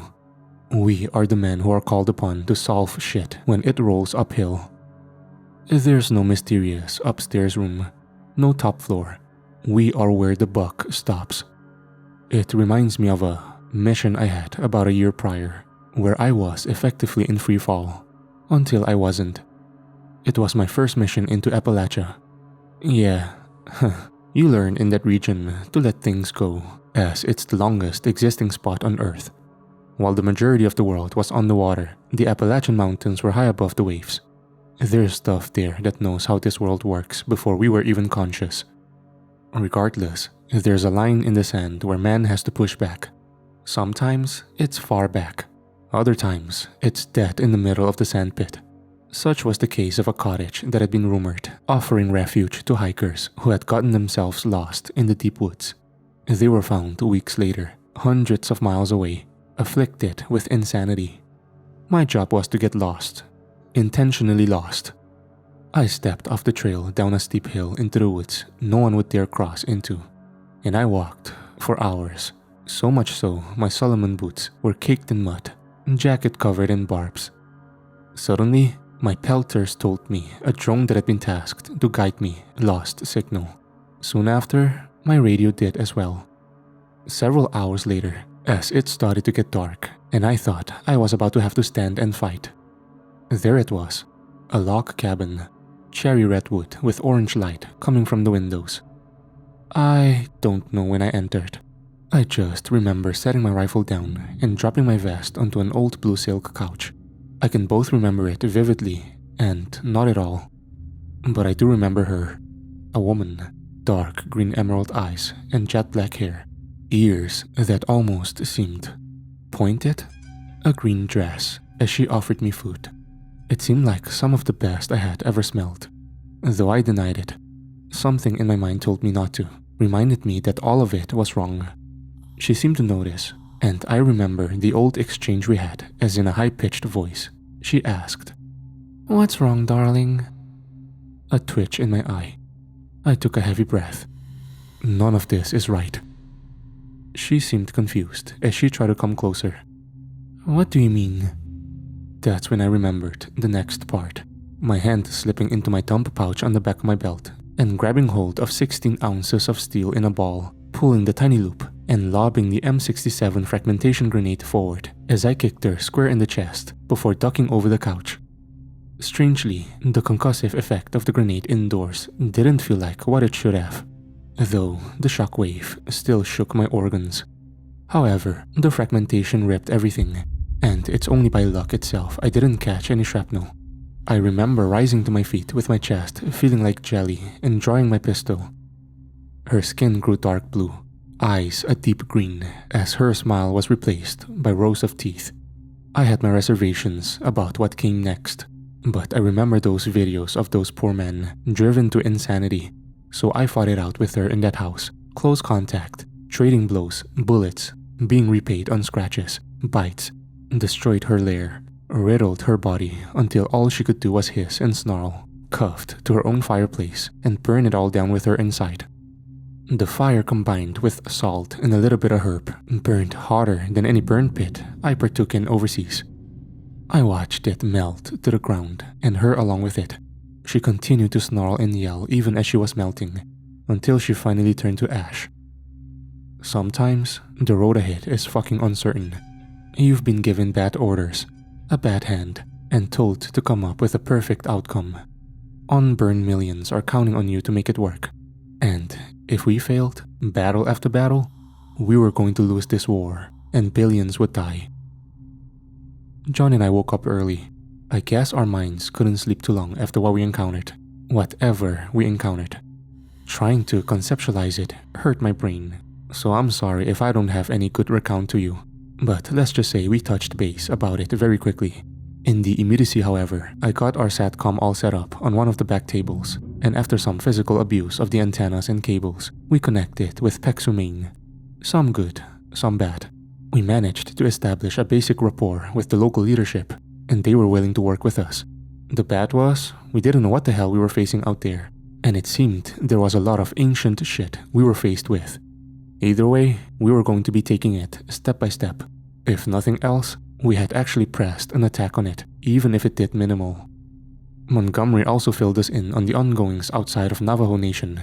Reportedly, across the pond, Ireland had been hit with a series of kidnappings that reached their peak in the western and central portions of the countries, near ancient Gaelic cultural sites, Fae forts. The modern interpretation of Fae are small, kind fairies that seek only to help humans. Their bases in reality are a bunch of absolute little shits. I've got my own history with them, but we'll cover that story later. For now, all you need to know is they've been allowed to run rampant. Kidnappings that lasted anywhere from months to one woman being found 10 years after she disappeared, covered in tattoos and markings that seemed to make her sickly and debilitated. Montgomery told us the Irish government had enough and approached Pexu. Within a weekend, a joint operation was conducted between the Irish Army Rangers, 4th Special Forces Group, and members of the Danish Frogmen. It was, well, as he put it, knocked down and dragged out. Fae forts over there were deep under hills. The physical entrances were long since covered by their ancestors. The Fae don't need them. They had to blow through every rock, stone, and seance to get down into them. The Brit MI6 seemed to chuckle when debriefing us. Viet Cong rat tunnels got nothing on what they had. At least, that's what Captain Walker reported. Fighting went on for hours. Eventually, they smoked them out. Let's just say, when it comes to fighting what's in Europe, it's never easy and always costs a pound of flesh. History is grandiose. The reality is violent, and every step of this costs us a year of our lives.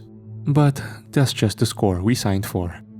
The hum of our talk's heater was interrupted with the door opening, and in walked the chief himself, Matsoy, a look of somber determination on his face.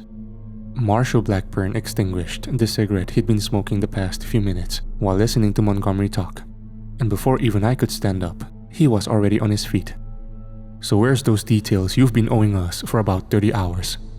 Straight to the point, though I guess you can't expect anything less from a Texan."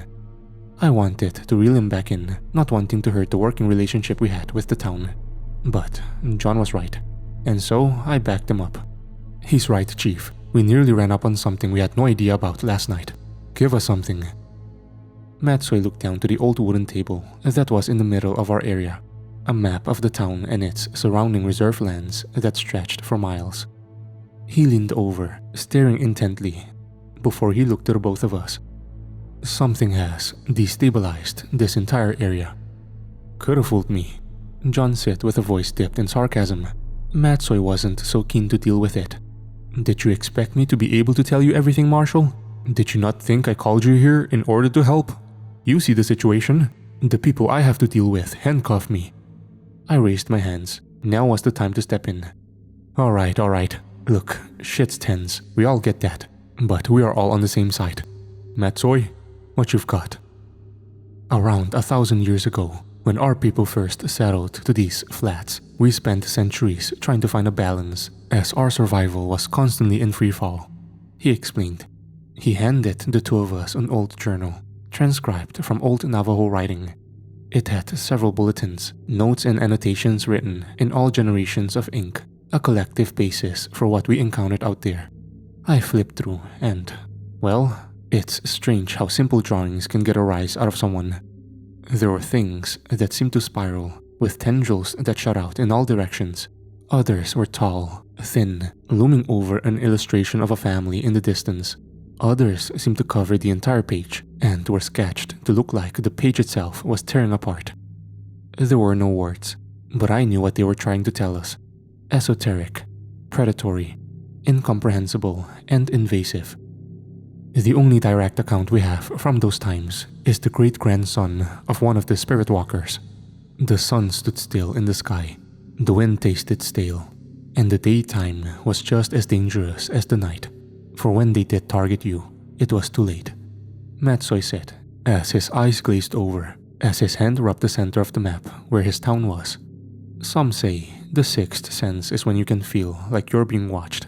Others say it's predictive. Personally, I think it's the subconscious and the body's alert alarm when they've entered the radius of something that is beyond our understanding. That's what this journal is. I looked to the pages as John flipped through. Every single one of them was worse than the last, each turning more and more into fragments or concepts, jagged lines, 1,000 eyes, almost like whoever was cursed to try and record what they saw in those times went mad. Blackburn would later tell me the back pages smelled of iron and copper, like it was soaked into the print. "So, old rivals?" I asked, trying to make light. I saw Matsoy look over to Zeus, trying to draw his mind out of things, probably before he himself went insane. "Possibly. One of the phrases used to name was Anaye, though that interpretation has gotten soft, diluted. The Anaye we tell were grandiose monsters slayed by a great warrior." The Navajo lawman stopped, looking me dead in the eyes. "History recounted is often more grandiose than what actually happened. Designate them all you want, but they do not abide by conventional answers. As you say, what you saw that night, Nolan." I remember thinking back to that shit and the migraine started to return, a fresh hell sort of feeling that chilled my blood and tried its best to split my nerves like hairs. Matsoy tapped the map to the spot we were at. "That was your mind trying to make sense of it. Something crawled into this world and it did not abide by our rules, and it almost tore everything apart trying to fit in." The hard snap of the book as John closed it, pulling the binding string back over it as he slid it across the table back to Matsoy, sobered all of us up. The marshal tapped his can of dip, taking a pinch. "Destabilized. I'll take a swing at the fuzz and say this was solved before, and someone dug the shit back up." Matsoy nodded. "Many medicine men and defenders laid it all out over generations. to get to where we were. There was an austere silence from the police chief for just a moment. My grandfather was one of them. The revelation seemed to quiet John and I down as he stilled himself. Sometimes more than just their lives for even an inch in all of this, but it had gotten us to the point where we could walk the land with our heads high. No more. All of that blood is now in jeopardy of being not only wasted, but everything lost too. Just then, a set of footsteps could be heard outside of the room as we were joined. The door opened to the last person I expected. Myuu, the obtuse as fuck medicine man from our meeting the day prior, entered with a lever action slung to his back. I could hear John audibly sigh and peered over. I returned the glance. We both did not want to know where this was going, but sadly, our involuntary cooperation was required. "Relax. I've been informed of your work yesterday," Myuu said, trying to establish even ground as he eyed us from the other side of the table. He looked down to the map and slid his hands back from the town outwards. "The Ahutsil, the energy is tainted. Like before a tsunami, all of it draws back." He stopped and slammed his fist into the town. "Before it lurches and attacks, 36 of our people alone lost, and that is only a pre-harvest. Your presence may have deterred them for but a moment, something I don't want to have us afford in Red Iron again." Despite his initial hostility, I can reason with it. At the end of the day, Myuu has spent the better part of his life facing the harshness of not only the world, but whatever this was, having the responsibility of dealing with both while being the subject matter of one. Now, everyone who came before him, the effort spent is threatened to be for naught. I can relate in a sense. I did 4 tours in Afghanistan, only to watch it all crumble. "Alright," I said, nodding to him. "What do you need us to do?" "We will be heading back to an old place, restricted from outsiders." Myuu pointed to a large spot. "Okay, so for context, on maps, there are places where no access areas like military installations, training areas, and dump yards are lined at. There was one like this a fair ways from the town. It was marked. Well, I'll be honest, I don't even know how to spell that, as it was written in Navajo on the printed map. But Matsoi said it was called the Last Gate." Myuu tapped the spot again. The topographical details showed it was on a mesa. "If the seal has been destabilized, it had to have been here." "Does anyone else have access to this information? Knowledge of the site?" John asked, scanning the surrounding area, which was a nearly flat plain desert all around. Matsoi shook his head. "No, we're the only outsiders to have ever seen this. This version remains locked away and only told to senior members through word of mouth." I nodded to John. John nodded to me. Zeus probably would have nodded if he could. "Well, I'm honored." The medicine man shook his head. "Save the enthusiasm. The terrain is only passable by vehicle for so long. Rocks, ditches, and cacti line the surrounding area. We can get halfway there on vehicle, the rest on foot." We were to meet him outside at approximately noon. He said it would be a fair and slow drive, and then a long walk. John and I took time to adjust our gear. I had a feeling I might need some larger caliber stopping power, so I traded in my short-barreled 5.56 rifle for a full-length rifle. I popped open my case and prepped an AK-47 that had been fitted with updated furniture, allowing me to have an ACOG on the top that could be used to increase and decrease the magnification. Meanwhile, John took a different approach when I looked over. The Marshal prepped a 45-70 lever action, looking like a new generation cowboy with his Stetson, modern hammer action HK pistol on his hip, wielding the silver and wood bear killer in his hands. "You got enough firepower there, Clint Eastwood?" I asked. "Oh yeah," Blackburn said, testing the action too engrossed in his all-American man killer. He took time to load every round holder on the weapon. I decided we weren't probably gonna get any better opportunity. "So, what's your gripe with Myuu?" John seemed to grow quiet, peered over at me from under his Stetson. "About a year ago or so, I got called here to aid against a lichen." I raised an eyebrow. "A lichen? You mean a..." Blackburn shook his head. "Nah, lichen, likely from Europe. I'd been tracking it through this territory and was hot on its tail. So hot, I didn't detour an hour to contact the town or its police chief. Tracking turned into me chasing it down the streets, which turned into a standoff with it inside someone's house. The occupants didn't make it. John loaded his 45-70 and chambered around. Neither did the dockman. I was putting things together pretty quick, so he blames you for it. Yep, had I detoured, it would have infiltrated the town and had been impossible to sniff out without kicking in every door. But that's how it goes, Nolan. Someone has to be the fall guy. John chuckled, slinging his rifle over his shoulder as he stood up. I felt that. I think I've told you guys at the start of this cryptid war journal. But before Pexu, I had cut my teeth on the anomalous and nightmarish in South Missouri towards the end of my time in security contracting. I was hired by a less than ethical CEO to defend a whole lot of acres, his son, neck deep on hollowed ground in woods that were as territorial as they were lethal. I can think back to rainy nights where I could feel the heat of whatever was haunting me on the back of my freaking neck, undermanned, undersupplied, but still doing it. A regular old security guard hired to protect a cursed estate. The forest had eyes and fangs. I managed to pull things back from the brink, even saved the kid too. But let's just say I also had every crosshair on me after. Good intentions paved the road to hell. We staged our vehicles just behind the police station. Niall had his dark blue Jeep taking the lead, while Blackburn staged his SUV just behind. The marshal himself had his trunk open as he prepared the rest of his equipment. I rested my AK on the back hatch and prepped my vest, stashing my helmet with NVGs in the back. I heard John chuckle. AK, huh? Don't tell me you're going all Eastern Bloc on me. Just a choice in firepower, I said, rolling my eyes as I chamber checked my pistol. The marshal laughed. You want firepower? Go 308. Anyways, hop in. We've got a drive ahead of us. I waved to a few reservation kids that were spying on the five of us from behind a fence across the street as Zeus hopped in the back of the vehicle. Matsoy gestured as he slapped the top of the Jeep, and we were all in and ready to go. I felt a familiar sense of anticipation in my stomach as our SUV followed the police chief and medicine man out from the alley and out towards the northwest, checking our radios as we passed the last of the buildings. You two good back there? Matsoy keyed in. Blackburn reached up and grabbed a hand mic connected to the satcom he had hanging, trucker style. Yep, loud and clear.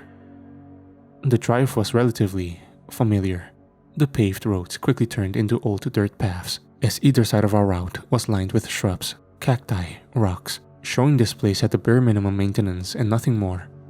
I scanned out the 12, 3, 5, and 6 o'clocks, keeping my head on a swivel, just like I did out east. Just like I did on multiple missions over the years, on contracts. If nothing else, fall back on what you know and adjust to the unknown. So many guys deployed with the 1st Brigade back at Drum were almost caught up in the rock and roll, CLP, in the moment adrenaline rush. I would catch myself gazing at the distant mountains and remember we were walking in passes that not even Alexander the Great could conquer. Here we were, driving through old lands that ancient Navajo warriors revered as closely as they would a close relative. What was myth to people just a state away was reality to them. It was lethal, and we were driving into it. Soon, their brake lights caused us to slow down to a halt, them pulling off the trail to let us know we had reached our limit of vehicle advance. In the distance was the mesa, maybe a few kilometers off, not too far. However, on foot, keeping security with all the terrain would be several hours of a walk. We exited the vehicle as Niall seemed to whisper something to himself, taking a knee and breathing in. Matsoy seemed to pray under his breath, scanning around as John and I took up a sector. Zeus stayed by my side, scanning around with his ears up, then slightly back. The cold wind and only a slight ambience this far out where the orange of the dirt made everything a strange yellow and white hue. Alright, follow me, the medicine man said as he started off, all of us following in a file formation with a few meters in between. Normally, I'd have us break into a wedge, keep distance, but this was the only form of travel, Niall's guidance, no negotiations, so I wasn't going to argue. Zeus kept with us all, though mostly hung around with me towards the back. I felt the burning sensation of being watched, although the distant horizon was nothing but jagged shapes of rocks, dead trees, and other flora. That and I felt the wind sounded. You hear it a lot in Appalachia, the Dakotas, but it applies to just about anywhere. If you think you hear something whispering or saying your name, no you didn't. So anything I heard besides the other three or Zeus was wind. Just wind. We were a few hours into the trek. Silence and hand gestures to slow down or step it up were past. Suddenly, Zeus's ears snapped up as he barked, sprinting forward as all of us watched him run a few meters ahead and eye something on the ground. We quickly hurried up, and John took up rear security as I quickly raced over to my hound, though Matsoy and Niall were first. Zeus had found a hand. It laid palm up on the ground, with tan skin that seemed flushed, as if it was still alive. The cut that made it separated was clean, too precise even for a knife. The blood that leaked out was congealed. With the condition it was in, it looked as if it had just fallen off. Could have fooled me into thinking it still had blood pumping through it. That's why when Matsoy knelt down and laid 2 fingers on it, I wasn't too surprised when it snapped to life and onto its fingers. Matsoy stumbled back and took aim with Niall and I as Zeus began to bark. Blackburn turned after having kept rear security and with a widened eye muttered, "What the shit?" The hand then skittered across the ground, congealed blood leaking out as it crawled through brush and grass, and disappeared. I knew this when Zeus snuffed the ground and looked around without focus. Matsoy and I scanned the area, and its blood trail just suddenly stopped. "Is that a common occurrence?" I asked Niall, hoping to find some wisdom. There was none. "We need to keep moving." We pushed forward with dusk setting in fast, having reached the foot of the mesa with around a 300 to 500 meter climb ahead of us. As the night was approaching, what was a fully illuminated ridge and wall of rock was now beginning to turn into imposing shadows, hiding anything and everything. The burning feeling of being stalked only began to amplify, like the conditions around us were a steroid for them. We stopped at the bottom of the rocky steps with Matsoy and Niall talking about the trek ahead. I retrieved my helmet from my back panel, slipping on my dual tubes and bathing the world around me in a bright white and blue hue. That's when I noticed something. So, when it comes to phosphor night vision like my 31 deltas, they amplify ambient light in real time. All it needs is the smallest bit of moon or starlight. When I slipped those on, the view seemed crushed. I don't know how to explain it. Could see. It just had this vignette-style mass at the edge of crushing darkness. Seeing this out to distance wasn't that hard, but not as hard as it should be. I gauged my surroundings as I looked up and around. I immediately knew why things were the way they were. The stars were gone. So was the moon. The initial freezing froze me dead on the spot. So much so, John had to shake me. However, I think he saw it too as he stopped. Zeus whined as he pawed at my leg, noticing my demeanor. But in that moment, I couldn't even begin to snap out of it to answer him. I looked over to see the marshal wide-eyed looking up and around. "Sweet mother of shit," is all that escaped the Texan. I looked over to see Matsoy, more composed but nervous. He gazed at me and I could tell from the expression on his face that these were not the signs we needed to see. Niall didn't pay it any mind, whether out of ignorance or necessity, I still don't know. The darkness around us was much more apparent when the sun fully went down. And thus Matsoy said, "Dwight, you're up at the front." This caused Niall to argue with him, stating, "I could see better than this than he could with every fancy piece of equipment." To which I turned to him and said, "Then stay at the front with me. 2 is better than 1. He seemed to respect that. Both of us took the lead. I could see the barrel of Niall's rifle to my right as I kept my weapon up and out. On the front of my AK was a Zenith Go laser, and when I tell you that shit was painting every single cover point, overlook, and shadow, I'm not exaggerating. We kept our formation close, with John and Matsoy covering the rear and flanks, while Niall and I kept pushing forward. Zeus just ahead, his ears back as he seemed to growl at something and everything. I didn't like this. I'd been here before, walking up the slopes of an ancient mountain under the cover of knots in Ambush Alley. Fuck this. But we kept pushing. The drag of our boots was the only noise heard for what seemed like an eternity. Before we reached the top, quickly popped up, scanning the flat surrounding. The flat top of the mesa only had one slope that went up for about 30 feet. A cave entrance that seemed to be surrounded by a makeshift structure of wood, metal and tents. The clear courtyard spread out to the dead drops off the side. We pushed forward, all of us probably glad to have reached it. Except Niall. "What is that?" he said, pointing to the structure. "This is hallowed ground. There's not supposed to be any buildings here," he shouted. Blackburn quickly turned back to him, and in a muttered growl, "Can you keep it the fuck down before you reveal our position, you shit?" This caused the medicine man to storm forward towards the clearing. "If you think they don't know we are here, you're as dense as the last time we met, Marshall." I could feel the energy slipping. We were getting irritated. It was hard to see. Darkness, no stars, skin was itching. "This... oh no." Niall's words drew me from my scanning as I looked. In the center of the clearing was one of those old Navajo medicine wheel sites where a large amount of stoles are placed in the shape of a wheel with the outer perimeter lined with spoke-like pillars. I barely noticed the spokes as almost every single one of them was smashed, destroyed, the entire thing desecrated and covered in ancient runes, markings representing descent, others seeming incoherent as they coiled together like a web in black gold. Stepping into that broken circle with Niall seemed somber. Then in the center, I noticed it. A figure on his knees, facing away from us. I aimed my rifle as my laser centered on his upper back. The rest of them joined, all except Niall, who angrily stormed over, much to Matsoy's dismay, who called out to him. The medicine man took the butt of his rifle and slammed it into the back of the figure. Flipping them over, he went to grab them, then stopped. We quickly closed the distance, and I saw what he saw. A bloodied, black-stained white garb, Gaelic and Eastern symbols of the Russian Romuva linking their top as the skin of their neck was fused to that of some sort of strange taxidermied animal head. I want to say it was a deer though. Impossible to know as it had been torn into along with whatever was left of the human head underneath, split open. We all sat there in silence before Blackburn broke the silence. "Well, we can confirm it's the cult.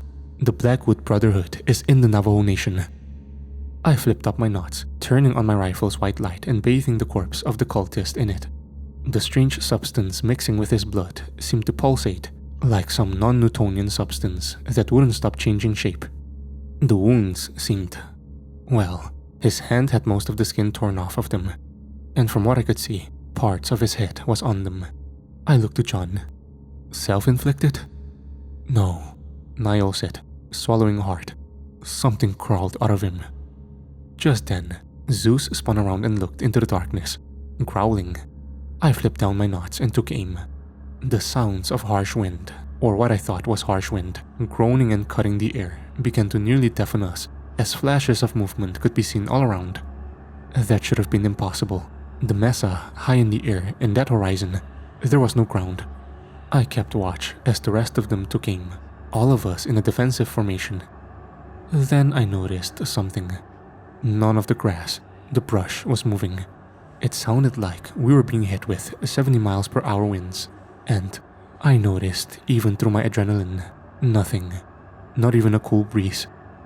Those sounds, the roars that I thought was the air being broken and cut, the crashes, all of it, that wasn't the wind. Out of the corner of my eye, I saw John look to our two local liaisons. "What's the play? We're fucking being closed in on." Matsoy made the judgment call. "To the house. We need safe structure. Hurry!" As soon as I heard all of them break for the house, I dropped our outward security and began to book it, running faster than I have in years as my Belgian Mal even struggled to keep up. "Come on, Zeus, let's go!" Matsoy reached the shack door first. Niall joined in, to which John yelled, "Here, let me!" before he put his whole weight behind it and forced it open. I sprinted in after them when I noticed something that shouldn't have been there. It was impossible. Their eyes were... well, okay, I don't know, but it was somehow normal size, and yet as big as the fucking horizon. Skin shouldn't be that stretched against the skull. I stumbled into the door as I heard the boys slam and lock it. Quickly, John and I grabbed a shelf and pulled it down in front of the entrance. I flipped up my knots as all of us elected to use flashlights or weapon lights. My AK's 2000 lumen bathed the door in light as I flipped on an ambient lamp on my helmet and aimed it upwards, giving us some much needed sight. Outside, it continued as all of us caught our breath, Matsoy slinging his piece and grabbing at his temples. Shit, we've been cornered. Niall wasn't having it as he barked, "Pull yourself together." John and I took up watching the door as they argued. "You felt what is out there. You've heard the stories." I then watched, thinking a fight was going to break out as Niall took a hard step forward. "I've lived them. We are going to persevere through this, but keep your nerve." The two of them stood in silence, the adrenaline wearing off as the police chief said, "I apologize." "Don't. We will save your alchemy," the medicine man said, patting his shoulder. I didn't know what that meant, but let's just say when we got going down the cave, it became very clear why this became personal for Matsoy. Before we did, Zeus noticed before John and I did. The sound outside had stopped. All of it. The howls, the roars, the babbling, the pleading. It had totally ceased as knocking came from the door. There was a moment of pause, all of us looking to it as it happened again. 3 knocks. Perfect cadence. I looked to John, who mouthed, "Don't you fucking dare," as I eyed a crudely made peephole. Nothing ventured, nothing gained. I quickly took a glance through, and well, I stopped. I couldn't believe what I was seeing. It should literally be impossible. And yet, there he was. There I was, standing almost exactly as I am now, in the same gear, down to the shitty utility pouch and rubber bands I use for cable management on my vest, exactly as I do. It took off my helmet and looked into my eyes. And when I say those things were soulless, they were. Looking into that shit was like pure evil. It took a step forward, leaning in almost as if it could see me. Dwight Anthony Nolan. Zeus began to bark at the door as John and Matsoy had to double take, hearing my own voice. Niall began to angrily eye me as he gripped his rifle. "Open the fuck up." It stopped for a few minutes, knowing exactly I would. As, suddenly, I don't know, it all changed in a flash.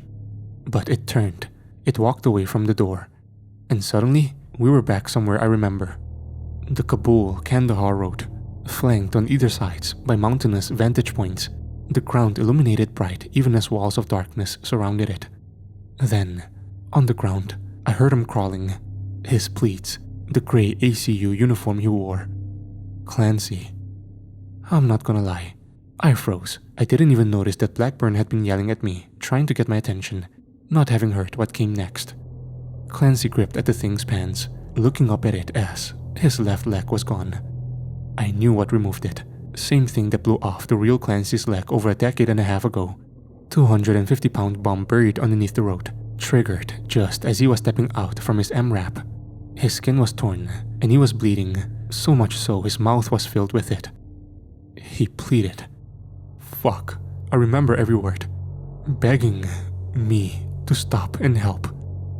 And he didn't. It then looked towards the door, and began to crawl. Had I not been as desensitized as I am now, I may have started to. Something pulled him back into the darkness.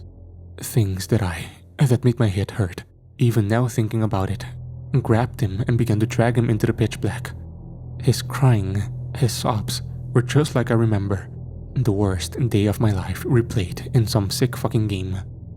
I watched him claw at the ground even as pieces of his hand fell off, charred and split, calling my name. I watched my best friend die, again, and I heard him die. I made the bold choice of staring into the black. And, let's just say, Matsoy's words of incomprehensibility made sense. I could see shifting, moving. My mind seemed to freaking bleed just trying to make sense of all of them. I thought at one point I went blind, but I could feel my eyes sting as my throat went dry. Matsoy finally pulled me from the door. John explained to me that all of that happened in the span of seconds. I was apparently gripping the door frame so hard, my fingers began to split and bleed. I pulled myself from the floor as he asked, I don't want to know, but you good? I collected myself and took his hand. Yeah. Somehow, I don't think I'm going to forget that. We pursued down the cave, now knowing our only exit may be blocked. White lights illuminating rocky halls painted with the glyphs of the Blackwood Brotherhood. The further we went down, the more we saw, on their knees, garbs stained, bodies split open, over and over and over. Niall cursed. Now we know how they entered. They used their bodies as currency. Suddenly, a cry came from further down the cave, causing all of us to snap our weapons forward. As our lights showed a large open area ahead, we heard a woman call out, "Help us, please!" At this point in the game, all of us seemed pretty stone-faced to possible traps. Matsoy, however, lowered his barrel. "Maria?" He quickly assaulted forward, Niall shaking his head as the marshal and I followed. It was a holding area, like you'd see for cattle, but instead, people, by the dozens, forced into a large cage crudely constructed into the cave wall. I quickly scanned the room for immediate threats, lowering my rifle and aiming my helmet light forward. There were so many of them. The conditions varied from someone who had just been captured to advanced malnourishment. Some were fully clothed, others were wearing scrap garbs the cult was known for forcing prisoners to wear. Matsoy cautiously approached the cage. I snapped my fingers. "Zeus, check." Zeus ran forward, sniffing at the end of the cage and walking up and down. I looked for any signs of him detecting a threat, hidden or otherwise. He then backed away calmly. They were clean. John turned to me. "Tell me you've got a lockpick." I reached back and from within the back panel, I pulled out a simple pry bar. "Will this work?" The Texan chuckled, accepting the tool. "Chicago, I love you." John and I went to work, forcing the door open as the people within backed up. Niall began to scan the room as Matsoy reached through the cage and reunited with someone I would find out was his wife. She looked like she was here for weeks, barely able to stand, her hoodie a mess as Matsoy kept her steady. "You alright? Where's Alice?" The silent response. "You can paint the story there. I'm not going to." John and I, however, forced the lock open and started getting people out of there. John took up accountability. 16 people in total, 12 reservation inhabitants, 4 campers, hikers, people who vanished off the road, 5 of which were children. Sounds like they were intentionally trafficked. John was finished tallying everyone up as I pulled off my helmet asking, "We've got a town's worth of people here. How are we gonna get them out?"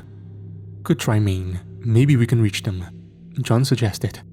As I pulled out my radio and handed it to him, Matsoy took a long-earned moment to sit with his wife towards the back wall. Niall walked over to me saying, "They were being prepared to be harvested. Whatever is out there will want its meal, Nolan." I, out of exhaustion, shrugged and was trying to say, "Yeah, well, they can come get it from our cold dead," when an extremely familiar voice called out, "Dwight?" An old memory seemed to click, like I had hopped back into old skin. I stopped, flicking down the tack light of my helmet and glancing over where it came from. I turned, and through the herd of people standing, sitting, sobbing, resting, stood a shorter guy. He had a trucker's hat, a beard, brown hair with a bit of gray in it, and an eye patch covering his right eye. I'll be honest, it felt like my mind was working overtime trying to remember. Then it clicked as I raised an eyebrow asking, "Isaac?" For context, do you know about a certain incident in the South Missouri woods that seemed to have gotten me into this entire industry? The Casamoth Estate incident, as I refer to it. Well, I wasn't exactly alone, not by a long shot. From what I can gather, the people like Roseanne and Isaac had disappeared seemingly as I did. Or at least, I thought. Paxo could find no trace of him, and yet, here he was, in a holding cell for the new advent. He was crustier than I remember. Seems like he'd been in that cell for a while, but no worse for wear. And I'll be honest, I hugged him. I was absolutely dumbfounded until he spoke. "Been a long time, Staff Sergeant." The two of us stood there, and I let out a nostalgic chuckle, shaking my head. Despite this, I'll be honest, I was short on dancing around the point. "Isaac, what the fuck are you doing here?" Isaac, to this, threw up his hands and rolled his head. "Whoa, well that's a nice hello. Hey, you seem different. Done something with your hair?" This is also when I noticed something. I scanned them up and down, and then realized as I asked, "Isaac, where the fuck are your pants?" The sigh of pure absolute disappointment I let out after was reminiscent of the old days. "They took them," he answered. "Who?" "The cultists," he said, pointing to a Blackwood Brotherhood member that had emancipated his soul. I squinted at him. "Why? To which he responded, "They were allowing horrors beyond my already limited comprehension to crawl out of them like satanic capsule animals, and their confiscation of my pants is where you start asking questions?" "Fair. This is your compatriot?" Matsui asked, looking over to Isaac in a fairly unimpressed manner, then shifting his eyes back to me. I clarified, "Yeah, long before my current role, we'd banded together against something similar to this." I took a hard look back at the shells that were the cultists, then to Matsui. Isaac patted me on the shoulder, then proceeding to slightly lean on it. Desperate times made for unconventional partnerships. Niall, who was now sat on a box towards one of the cave walls, drinking from his water skin, took all of this in and responded. It seems there was a big emphasis on desperation. Now, Isaac and I did catch up, but, well, we've been hunkered down the last hour. No signs of the darkness fading. My ATAC is also running out of juice, even as I'm logging all of the notes in. John and I are going to try and get into touch with Pexu again, so I'm entering this lock and, if you read it, we've made it out. Or we're dead, and this was entered post-mortem. If it's the more positive former, I'll catch you up on some of the things we discussed. I'll get back in touch as soon as I can. November 1. Out.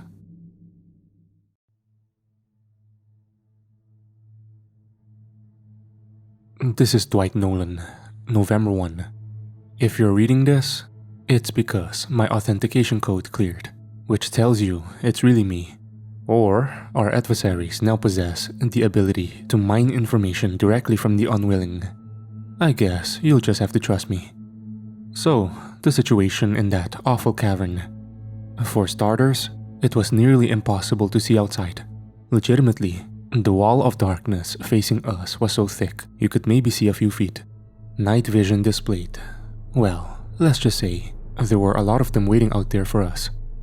Blackburn cursed as he continued to try and key into the radio, both of us by the front entrance as we heard the gathering storm outside. Theoretically, they could just burst in, tear us apart, and rewire our souls to become a part of them and the new advent. However, in old customs, it stated some vampires cannot enter unless being invited. Spirits as well. Maybe this was some sign of their old world customs still binding them. Maybe they just couldn't figure out how to open a door. Either way, the marshal sat back against the rock wall and took off his hat, the both of us sitting in silence as he let out a long exhale. "Ain't this a fucking tizzy?" he said. He looked to the door, then back to me. "No comms. Figures, cause we're at the epicenter of this shit. But if we don't get ourselves going, we'll be with them soon." 12 civilians. A march the better part of at least a kilometer against all of that adversity. We needed to move. However, doing so was hard. And yet, staying here was slow death. It's like being dealt a bad hand at the poker table. But we can only hold for so long. Eventually, we're gonna have to play. Now, some of you who might have known me for a while might ask, what exactly Isaac and I caught up to? Well, we were in that cave for several hours, initially trying to see if we could physically wait out the darkness. Nothing. Worse so, time was standing still. It was 1:28 AM for what felt like hours. During that time, while Niall and Matsui checked our rescued persons for injuries, Zeus was sleeping in the corner, and I sat down on a couple of old chairs and talked with the single person I recognized. "The hell are you doing here?" I asked, completely astounded that Isaac was here after 6 long years of not seeing him. "Oh, you know. Well, you don't, I guess. That's why you asked." "No, so I was just going about my day," he says before stopping, his single eye seeming to glance off. I waited for a moment before asking, "Isaac?" Then he said the most off-putting all decade. "Okay, weirdest thing? I can't remember." "You can't remember?" "Nope. Isaac, it has been 6 entire years. How can you not remember?" "Well, I can remember some portions," he says, scratching his chin. "At work down at the local gun store. You know, the one run by those 2 Europeans? Yeah, I was there for a while. Started talking to this one lady. And then one day, she stopped being there." I raised an eyebrow. "What?" "Yeah, a lot of people did. That town you did all that work in? Yeah, so I noticed when traffic started getting easier to navigate. Okay, yeah, bad joke. No, but then, I don't know. I just remember the night sky getting darker. One day, I found myself walking out of town. He said, hands slapping his thighs and giving me a thumbs up like somehow that answered anything. The long minute of silence told him that didn't really solve anything. He scratched the back of his neck. I tried to talk to Roseanne, you know, the occult woman in town who exorcised rivers and talks to trees. Yes, Isaac, I know very well who Roseanne is, I say sternly, to which he feigned throwing up his hands. Well, I'm glad to see you're still you, Staff Sergeant. From across the room, Blackburn spat some of his dip into an empty can he'd been keeping nearby. He's not the military anymore, guy. Isaac turned in his chair to him. Listen, once a Staff Sarge, always a Staff Sarge. So, he then turned back to me. Staff Sausage, what's been keeping you? I explained to him the offer I had gotten from Peksu all those years ago, and generally recounted some stories up until then. Isaac would make such intelligent commentary, like saying loudly, "Wait, you fought a Wendigo?" I remember distinctly Matsoy's wife slapped him upside the head. From the way he responded, I guess they got acquainted while in that cell. Something was bugging me though, and I asked, "Wait, you said you tried to contact Roseanne?" That's when, yeah, there was a look in his eye when he said it. Didn't work because she disappeared first. These were things that would need to be handled later. For now, I had a close friend back that I hadn't seen. For those who aren't acquainted with Isaac, I'm fairly certain my old blog series might still be up. Regardless, the five of us, myself, Blackburn, Matsoy and Niall, and even Isaac huddled up. The marshal was at first to Isaac as he eyed him, looking back to me. "You trust this fool?" I looked up to see what he was doing. Isaac was having a conversation with a cave painting. I sighed. Yeah, let's just say when the going gets going, he's very capable. That being said, I don't know how Isaac had fared the last 6 years or so. Time for a reintroduction, I guess. John simply looked at the Idaho native, remarking, "Well, bless his heart." All of us convened over the table with Blackburn starting us off. "We have got to get moving. Those things out there are surrounding us." Isaac chimed in saying, "Well, I mean, we could always just wait out the storm. The sun will be here soon." A few of us looked to Isaac as John rolled his eyes. "Ain't happening, son. That darkness is eternal." Isaac stopped his chuckling with a, "Say what now?" We're at the epicenter and caught in the snare. However, our only exit is currently directly in their maelstrom, Matsoy said, looking back towards the entrance. Niall chimed in, "Not the only one," and proceeded to walk over towards a large old wall of the mine. He then punched through some of the rotten boards, and we helped the medicine man uncover an old forgotten passageway. He explained, "This used to be the only passage up before the road around was created. They seemed to not have found it. It will cut our journey to our vehicles in half. From there, it'll still be a half of a kilometer journey to our vehicles." "Will we be out of whatever this is?" I asked. Niall nodded. I looked to John. "If we're not in some sort of snare, we can easily handle whatever's out there for a few hundred meters." We consolidated all we had, designated able-bodied persons to carry any of the children or help the elderly. I prepped my night vision as Isaac walked up. "So, I don't suppose you've got any firepower for me?" I looked to Blackburn, who was placing half a lip of what could be his last can in his mouth. "Don't you fucking look at me." I sighed and handed Isaac my Glock and the magazines for it. "Don't lose it, and make 'em count. Keep 'em off the civics. Don't worry, I got you," Isaac said, shoving the magazines into the pocket of his flannel. "Isaac, you are a fucking civvy," Blackburn muttered, to which he responded, "I am an experienced monster hunter. I saved Nolan's life." Blackburn looked to me unconvinced, which I confirmed.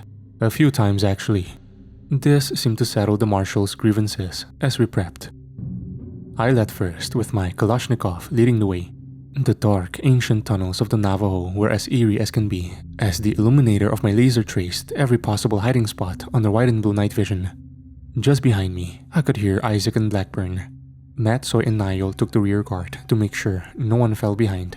Zeus kept to my side the entire way, Then, the sound of wind could be heard as the faintest moonlight crept in around a corner. Isaac and I quickly cut the distance and panned out, and saw a dark horizon, but filled with the tiniest specks of stars. Zeus's ears were back as he let out a low growl for what laid ahead.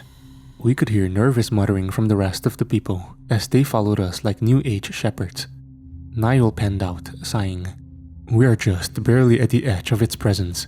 Where are our vehicles?" I quickly checked my ATAC, flipping the device back closed. 465 meters, due our 11 o'clock. "Alright, let's go," Matsui said. Quickly, we all moved as fast, yet as discreetly as we could. With only the slightest wind around us in that black and indigo-covered desert landscape, it seemed as if everything created sound. Yet, we kept moving.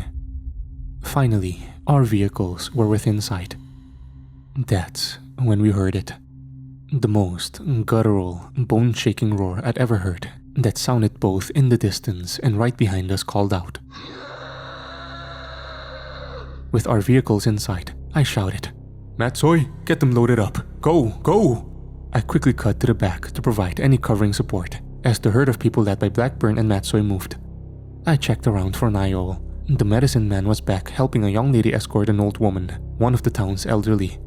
He had barely noticed the presence behind him.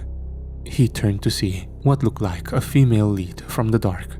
With a single slash, some sort of foul substance coated his eyes, causing him to scream. "Contact!" I shouted instinctively as I centered my laser on her and fired. A series of bright 7.62 flashes punctured her and caused her to roar as she melted back into the black. Immediately, I raced over to Niall as Zeus barked off at whatever it was. I grabbed his hand and pulled him to his feet. It looked like oil, although I swear it moved as he brushed it off his eyes. Her strike had cut his skin, and his eyes were a mess of blood. And it. "Can you see?" I asked. He used his rifle to push himself up. "Barely." In my pelters, I heard John yell, "We've got contacts up here." We raced to see Blackburn firing off at shadows in the distance. The marshal was putting in work with his heavy lever action as Matsui fired off his short-barrel AK. What seemed to be a dog with far too many appendages broke towards the marshal. He fired, but his rifle went dry. As it leaped at him, he quickly jutted its muzzle forward, impaling it into the thing. He then quickly hip-fired his pistol, several shots as it screamed and pulled off him before he loaded that thing like lightning and began firing again. Isaac and I escorted the medicine men and the last of the civilians into the vehicles, when suddenly something broke from the dark. It had antlers, rippling muscles, yet somehow a lanky body. I quickly fired at it, and it ducked away as I could see parts of it torn off. Another came from the opposite direction, and I could see Isaac firing away with his pistol. Just then, I turned to see one of them had somehow closed completely on top of me. I fired my rifle, but it pushed the barrel out of the way, shots firing all over the horizon before my gun went dry. I pulled my weapon away. The thing had red eyes, that much I remember. Several jaws all over its body. I remember muzzle thumping my AK into one of them and pinning it to the ground. I then reloaded as I kept it pinned, before firing into it as it writhed. "Sarge, we're good! Let's go!" Isaac yelled as he and I ducked into the back of the pickup with several of the people. I took a knee and maintained cover as I whistled. Zeus proceeded to leap almost 7 feet off the ground to land inside, crashing into several of us. As we pulled off, I could see them watching from the shadows. We weren't done yet, not by a long shot. Despite this, the sight of a bright sky of nighttime stars and the moon was a boon to our morale. Our small convoy pulled back in front of the police station. Matsui was helping Niall out as the people quickly left the vehicles, being greeted by several others. I scanned around to see several residents had come out of their homes, including the mayor. Though to be honest, I was too busy pulling off my helmet and catching my breath as I sat on the cap of the truck, Isaac petting Zeus. There was misery and merriment, all of which was silenced as the mayor shouted in Navajo as he approached Niall and Matsui. From what I could see, he kept gesturing to his watch. I then decided to check mine, and I realized why he was so angered. We had been gone for several days. Matsui then pointed to the marshal and myself, the both of us dropping down as we approached Eltsay. He tells me you were ambushed, the mayor said, calming himself. Shit, we were fucking trapped. It's way worse. You don't have infiltrators. You got a whole goddamn invading army. Blackburn barked. I nodded. There was not much more I could add, but we barely got out with everyone we had. The new advents laid their claws in your home, sir. Matsoy then nodded. They were giving their bodies as vessels. All we found of them were husks, and that was nearly a dozen. Who knows what crawled out of them? It seemed the mayor had calmed and brought on to the same page. He looked around and asked, What happens now? Matsoy seemed stumped as he controlled himself, finally having seen the proof of his woes. He stopped. Genuinely, he probably didn't think he'd get here. Blackburn looked to me. You know what I'm gonna suggest. The mayor raised an eyebrow as I stepped forward. Sir, they're coming down from that mesa, and they're gonna besiege this place. You'll have more of those things here than you will living people. My advice, get everyone to the best defensive position, and we call in a PEX to SMU. Your people may not have wanted a full unit down here. But you got enough creepy crawlies down here to usher in the new rapture, and they did a number on your guy over there, and he's custom made to mess with witches and wendigos. Isaac said from the bed of the truck.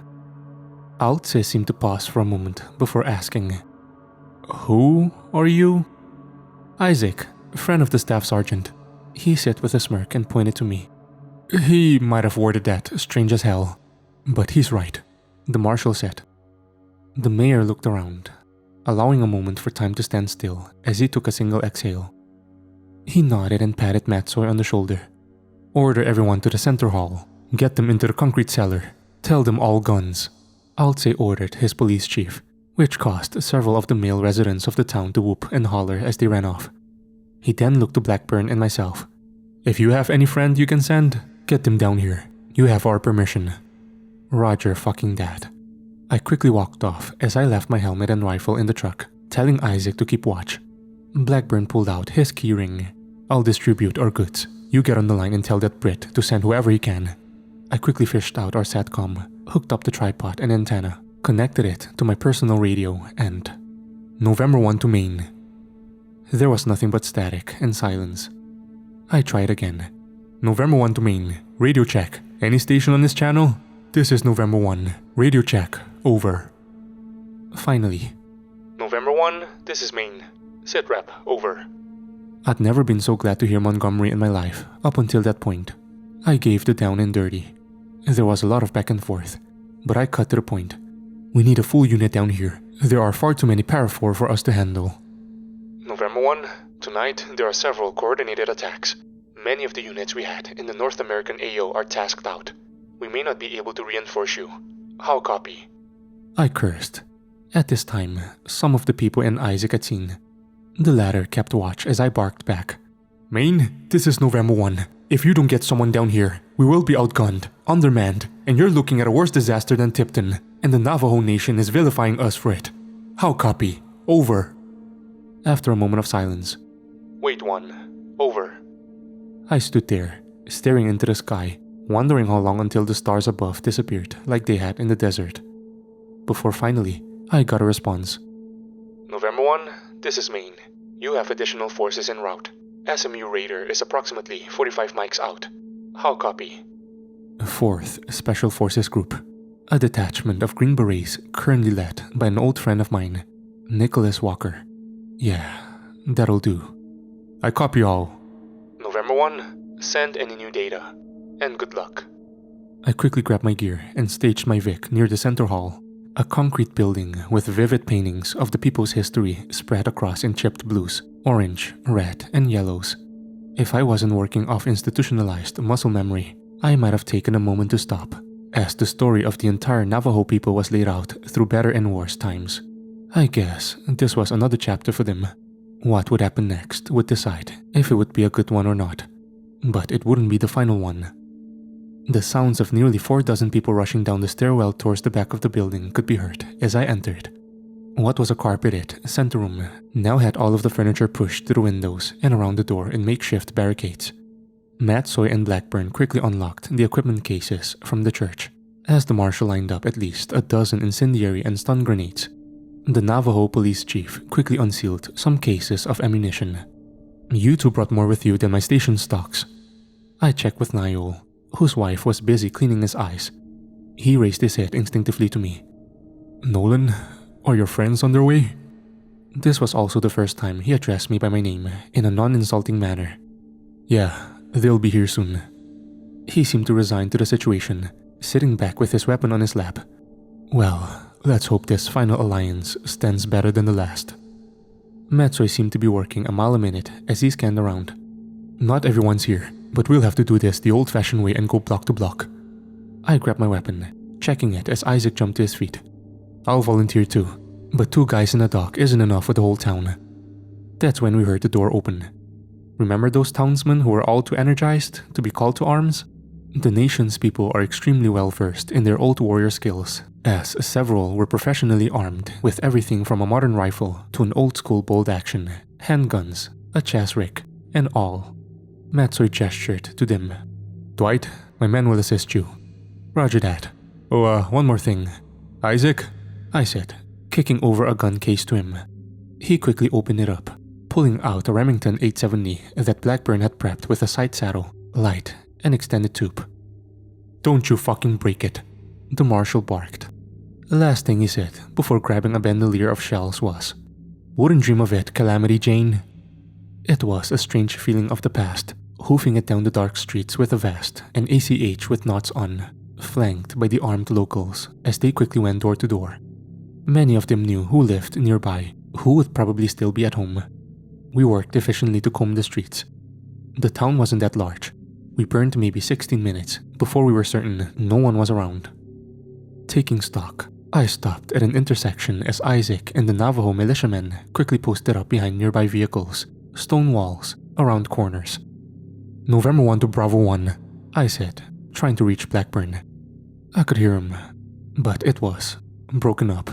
Dwight, we've signs of seeing south side, is all that came through.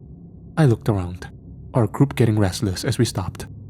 I tried again. Nothing. The same level of interference we had at the mesa. I took a look up, and sure, the stars were getting dimmer. Then, contact. The sound of tearing metal could be heard as we canned the road northwards. A wooden plank fence with old red paint was slowly torn apart as spindly limbs punched their way through. What pulled itself over and through was this amalgamation of what looked like calcified roots and tendrils, weaving together in some horrid round form. A single haunting face like that of a wax figure whose jaw and chin melted together poked through. It was at least 3 meters tall. Then, more sounds, from the gangways and yards. We were right at the head of an assault. I immediately fired off a burst of rounds, firing into the thing, causing a reverberation. It felt like my skull shook. Several of the others were feeling it as they fired off, some aiming towards distant sounds. Pick up, we're moving, I ordered. We tried a bounding retreat, but elected to just turn and burn when we heard an additional noise to our right. The quick-paced sound of metal being smashed, chain link being torn if that's possible. Something in us kicked in, and we realized we were outnumbered and surrounded. Despite this, some of the Navajo men laughed. One of them with a souped-up AK like the one I was using, firing off a few shots as I could hear muffled prayers under their breaths. I set one too. We were going to need it. I daringly took a look back to see that thing gaining on us, fast, and I mean really fast. It seemed to somehow be able to pull itself 10 meters at a time. Suddenly, one of the men at the front of the group had his legs snapped. He dropped to the ground as he and his weapon were dragged back. I grabbed his hand with my offhand, aiming my AK at the thing, which was just halfway down the black. He screamed, and I could see why. The tendril has metal barbs protruding out of it that dug into his flesh like 1,000 fish hooks as the sound of his skin tearing could be heard. Isaac placed his boomstick onto the thing and fired. The material tore away as it howled enigmatically. I helped the guy hop back along with another militia member as we hauled ass to the center hall. "Open the hell up!" Isaac called out as the doors opened and we bolted through. Quickly, a designated field medic in the form of the town doctor took the man to a triage bed, quickly looking after him as Blackburn, Matsui, and several others took to the windows. "I was trying to reach you. Camera's been going dead all along the south side." Blackburn walked over. I switched out my magazine, We took contact from the north, John. So, both ends of town closing in, the marshal noted. Then, the sound of something landing hard on top of the concrete building, causing the lights to flicker, caused everyone to stop. Dust fell off the ceiling as Zeus was barking like a madman. Isaac looked to Matsoy. I don't suppose you got anyone on the roof? Then, almost instantaneously, the lights went out. I quickly flicked down my dual tubes. John produced a set of digital NVGs of his own as the both of us scanned around. Immediately, the backup generator for the building kicked in as dim orange lights gave everyone else some light. Matsoy immediately shouted to his people as everyone stood fast. Then, the laughing. I remember something like that back in the forests of Missouri. I don't think what is out there has a concept of humor, but they know exactly what rattles us. Like a chorus, both verbal through the shadows outside and inside our minds. Suddenly, the sounds of dozens of them crawling all on the outside. Suddenly, through the metal places and furniture placed against them, one of the windows broke. Then another. Then the doorknob started to turn as the howls began. Stay put. They're trying to off-put us, I warned, looking around at the different entrances. Yeah, well, consider it achieved, Isaac quipped, taking cover behind a cabinet as he aimed his shotgun. It's then that Marshal Blackburn walked up to one of the barricade, shaking his head. Nah, not for me. He then pulled the pin on a flashbang, throwing it just outside, as he and some of the Navajo defenders took cover. Normally, they're not as bright as you see in movies, but due to the sheer black outside, it seemed like a flash of white coated outside. It also gave us a small glimpse of them. All of them, contorted, demented forms as whatever they were, destroying the physical sense, the sanity of whatever they inhabited. Gaping maws, slender yet ginormous forms. Their laughing stopped, and they started to roar and yell. Isaac was the first to fire as one of the entities tore through an entire cabinet, its arms lined with spikes, as its skin was missing, gray and lifeless. A blast of buckshot cast her back. At the other windows, the Navajo quickly took up arms and began to fire off, Matsoy commanding his people. I was running throughout, aiming my laser and taking shots to help where I could and fill the gap. One of the militiamen had his shoulder cut when a hand, just a hand, reached through and grabbed hold, then proceeded to rip a chunk out of him like he was wet paper. I dragged him back to the 8 area with Matsoy, reloading my weapon. Nolan? A voice through all of the loud gunfire and yelling could be heard. I turned back to see the mayor, Altsay, holding. Well, first, he seemed to have thrown on one of his old dicks. Old school BDU camo, green and black, a chast rig that the Vietnam Rangers used to rock, as in his arms was an M60, gas-operated air-cooled belt-fed machine gun. Where do you need this? He asked calmly. Blackburn fired off his lever action as he ducked back around the window to the wall. He looked up as he reloaded, pausing. Where the fuck's that pin? My property is my business, lawman. Now, where do you need it? Altsay reiterated. Just then, the sound of something big began to slam on the front doors directly in front of us as I aimed my Kalashnikov. Right here should do. Whatever was out there had the clean mass of a trunk, as the concrete shook and even cracked at the edges of the front door. Zeus assisted by grabbing the neck of one of the things as its contorted skull poked in, keeping it in place as Isaac unceremoniously exercised its call. Suddenly, the center doors came loose. The metal warped as one of them nearly fell off. A hulking mass of what looked like limbs started to crawl through. The thing in the road. Gun hot! Altsay yelled, with the M60's bipod mounted onto a large trough box. He took aim and fired a burst straight through the metal. Blackburn and several others ducked back as the sound shook the building, red and white streaks tearing into it as black substance flew all around the door. Another burst. I took aim and assisted, as did the marshal and several others. The king beast withdrew with a roar. Torn off limbs fell through the mass of metal that was the entrance. One of them twitched and began to crawl, causing one of the medics to panic as a knife was planted into the palm by Nyol. You back to shape, old-timer? Matsoy asked as he cleaned his blade. Just barely. The things outside began to crawl around, shaking the building as the sound of tearing metal could be heard. Then, a sound from one of the walls. Matsoy's eyes raised. They're entering through the air system. I took lead with several others, including Isaac. Zeus sprinted off towards the basement stairs, as the dim lighting was even worse. The cellar was an open concrete area. The townsfolk were huddling near the edges. We reached the bottom. Suddenly, through the HVAC unit, we could hear something messily fall through. And from the vent, it burst out. Miniature versions of the things began to spill out, messily, trailing their black blood behind them. One leaped for some of the civilians. However, Zeus quickly leaped, pinned it down, and gored it. Another was skeet shot out of the air by Isaac, who fired on the vent and turned it into a messy bottleneck for them. The Navajo defenders and I quickly took aim and fired. I stumped one before firing into another. One of the men grabbed one and whipped it into a wall, as another jumped on his back. I took aim and shot it off with a single shot. Then, one of the last of those things leaped for me. I turned and saw it hit out of the air by a metal bat, then pulverized by Matsoy's wife, who was guarding a group of the town's children. "Careful, Staff Sergeant," she quipped. "Nice one, Sarah, was it?" Isaac quipped. She rolled her eyes and responded with, "Glad to see you're still topside, Isaac." "Technically, we're on the ground," Isaac said. "Shut up." From outside, a loud noise could be heard. Originally, we thought it was yet another creature attempting to gain entry. But I immediately knew what that was. Aircraft. Specifically, a helicopter, and the literal best thing we could hear at that point, causing me to outright laugh and pump a fist. Isaac seemed confused. "I don't follow. Those cultists didn't give me a lunch. Kinda lightheaded." "That's our backup."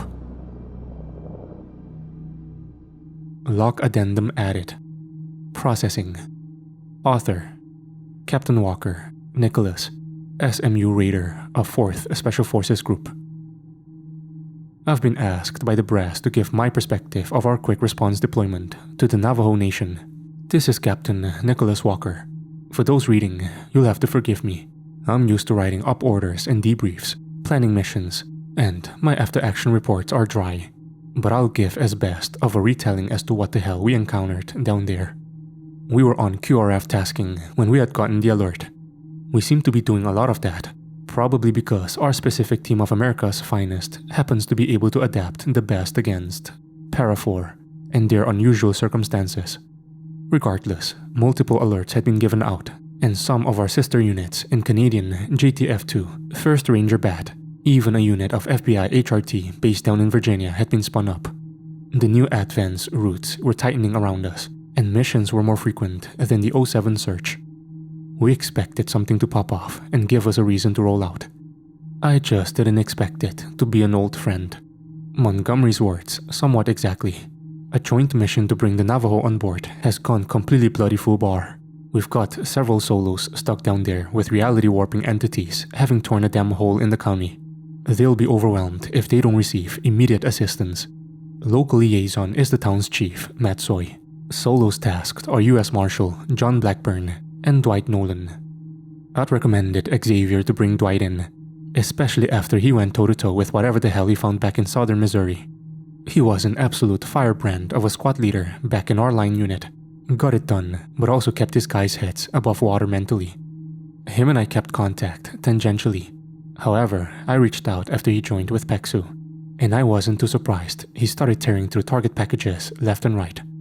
He may not say as much, but from a cohort of his looking in, Dwight Nolan has eliminated cases as a solo than some groups of them failed to do in the greatest quantity. So if his ass was in the fire, let's just say me and the boys were suited up, radios prepped, and out on that tarmac before the coffee was hot. Our ramp brief laid out a clusterfuck ahead. Inward communications limited, up for unable to see on ISR, drones unable to regain visual on town due to supposed wall of darkness. I flipped my notes, keying back in. Contact on entry is likely, though birds will take us in. I closed my boot and shoved it back into my rig's pocket, eyeing one of the door gunners, an M134 minigun, chamber in good ol' 7.62 NATO. I've seen those things bisect vehicles faster than you can register. If there's one thing I've learned about my time with the unit, a healthy amount of well-trained warfighters is equivocal to anything that crawls out of the primordial ass crack of this universe. We quickly entered the airspace of the town. Our knots were down, but we couldn't make out a damn thing. Legitimately. I knew what they meant by wall of darkness because the clouds soon vanished, and a void is what greeted us. The crew chief came back to talk. We're still able to make out altitude. Once you're on the ground, we'll be unable to provide air support. Not the best. The last thing we'd want is a Black Hawk going down because it hit a damn light pole in a Navajo town. Try explaining that on the news, Xavier. Soon, we felt the rotors stabilize as gravity reminded us we were still on Earth. We exited right side, half-crescent formation as we all took up our sectors. Our comms sergeant chimed in. Short-range communications were still up. The leader of my Alpha team, also the one who keeps you updated on 4th Group, Staff Sergeant Ivensky, kept all sectors scanned. Our warrant kept a lookout with a thermal as the birds left us in total darkness and silence.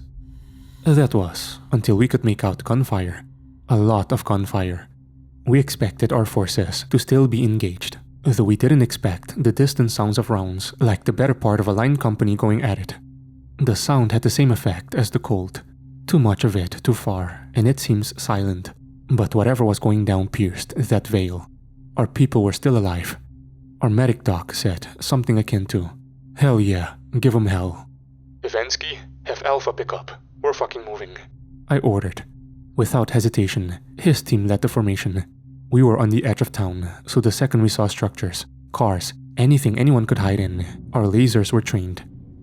Our warrant kept chirping in my ear. This matches the stories I've heard about the Anaye. We moved carefully as our quad-knots had trouble piercing the darkness, though we quickly made our way to one of the streets. We'd been emplaced on the north end of town. The hell are you talking about, Chief?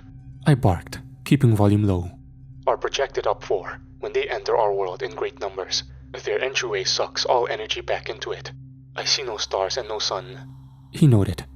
I looked around. He was right. Though as he noted, that's just a working theory. We hugged a stone half-wall, keeping eyes on a nearby Vic and house as we moved through, following the firearm thunderstorm just south of us. Ivensky's Alpha team immediately snapped to action. I saw them quickly take cover behind a nearby car, aiming down the road as I can hear them through the comms. Contact! 5 para 4 front! I immediately hoofed it. Sure enough, 2 that looked like hybrids of canine and corpses. Some sort of marionette, all charged. Talons, bones reaching out as they closed the distance quickly. Was nothing we couldn't handle. I saw PEC lasers on targets, cutting them down even if it did require an entire magazine each. Another leaped from one of the roofs, though Alpha's gunner took it out with one hell of a burst, showered us as well. Doc didn't hesitate to complain. Damn it, I just got that shit from West Tennessee out of my kit. Bravo team bounced up as Alpha replenished and fell in. We could see the damage these things had done. Torn up fences, cars had been smashed, though it seemed as if they moved quickly with a singular and controlled path of destruction. They weren't here for slow conquest. They needed to decapitate any resistance. The hellstorm we could hear ongoing was just that. Pieces of calcium, rotten flesh, flaked skin littered the ground. Seems like the locals did a number. Bravo's team leader, Sullivan, noted. Chief disagreed. There's no brass. This wasn't a firefight. He noted. I looked over. So what's your theory then? They're molting. Soon, we reached the center of town, where the gunfire emanated, though as we approached from the east side of the center hall, we could see tracers and hear the whiz of outgoing rounds. We immediately hugged the nearby concrete wall, not wanting to catch blue on blue and become a folded flag. Our comm sergeant tried to reach them. Friendly units inside? This is Raider Romeo. Nothing. Yet, fighting could still be heard. One of our guys stupidly tried to peek around to see and nearly caught an AK round that tore off a chunk of the wall with a spray of brick. His team leader, Sullivan, yanking on the carry handle of his kit. Don't lose your head, guy, was all I could say. Swear to the Lord, best of the best, but those 18 Bravos run off of nothing but adrenaline and tren. What's the play? Chief asked. They were barricaded, and from what we could assess carefully, multiple parafor along with a larger creature were around the entrances and possibly made entry. From a careful cross angle through a hole in the wall, I could observe smaller ones acting as dismounts, I guess, breaking off of a larger entity all over the perimeter. They were flooded. We needed to relieve pressure off of them, fast. Luckily, we had all the firepower we needed. Break the siege. Bravo, deploy a star cluster and flare to let them know we're not flash eaters. Alpha, bound out, and we'll take the center of the road. Draw that big son of a bitch off the top of the roof. Without hesitation, Sullivan immediately slammed a silver canister into the ground. A bright burst of pyrotechnics bathed the road ahead as Ivansky's team stormed out and took the center, posting up behind some vehicles. All outgoing fire towards our direction had ceased, meaning our signal was received, even if chaotically. I rushed out, following behind to the far side as we saw it. The thing was some mass of yarn, but instead of yarn, it was limbs, spinal cords, and its face looked otherworldly. Let's just say it had all the right functions to see, smell, and speak. And those forward-facing eyes, all of them told us it was a predator. It dropped off, limbs and flesh falling, showing the damage it received as we engaged. A burst from the belt fed, and our grenadiers immediately started to put rounds on target. Though I warned, "Don't hit the fucking town hall with a 40. Through the hailstorm of teams talking off of each other's bursts of fire, an HEDP found its place directly in the center of its chest, guts and entire bodies spilling out almost like we popped its sternum. We did. It rushed us. A SWAT and several calcified talons as big as .50 rounds nearly hit us. Jesus! Was the only thing I could hear from Doc as he ducked behind an old fan, watching one of the projectiles embed like a damn ballista bolt. We heard yelling as miniature versions I had seen crawling all over began to advance. Multiple smaller Parafor inbound. Ivansky said as the teams began to engage. A burst from an M48 cut down a group of them as our rifles went to work. Some of them managed to make it towards us. I saw one of my men thrust their muzzle clear through a chest cavity and fire, earning a splatter all around. Another one of my grenadiers went dry, but quickly drew a sidearm and domed them. The bigger creature advanced, and with its mini-legion attrition down to casualties, we were able to re-engage as it was within 10 meters. We good to deploy frags? One of our guys checked. I get why. Collateral. No sign of any friendlies so far. And if they were on top of the thing right now, they were insane and dead anyways. Fucking send it. I set the standard by deploying an M67, landed inside one of its gaping wounds made in its body, causing a splash and rain of it. Another member of Bravo deployed an incendiary that caught its front limbs on fire as it started to emit a scream that piqued the dampeners on our pelters. Yet, eventually, the thing began to lose balance, falling as its centipede-like structure caved in, and yet its howls continued. It still roared as we advanced. Bravo pushed right and fired on the smaller ones that were still crawling and began to check the front of the building while Alpha and I approached it. Its ring of eyes looked up, hatefully, as all we could smell was char and rot. I aimed my scar heavy and put enough rounds to pierce its crown of a skull. Lead to all raiders. Advance to the center hall. Lock addendum ended.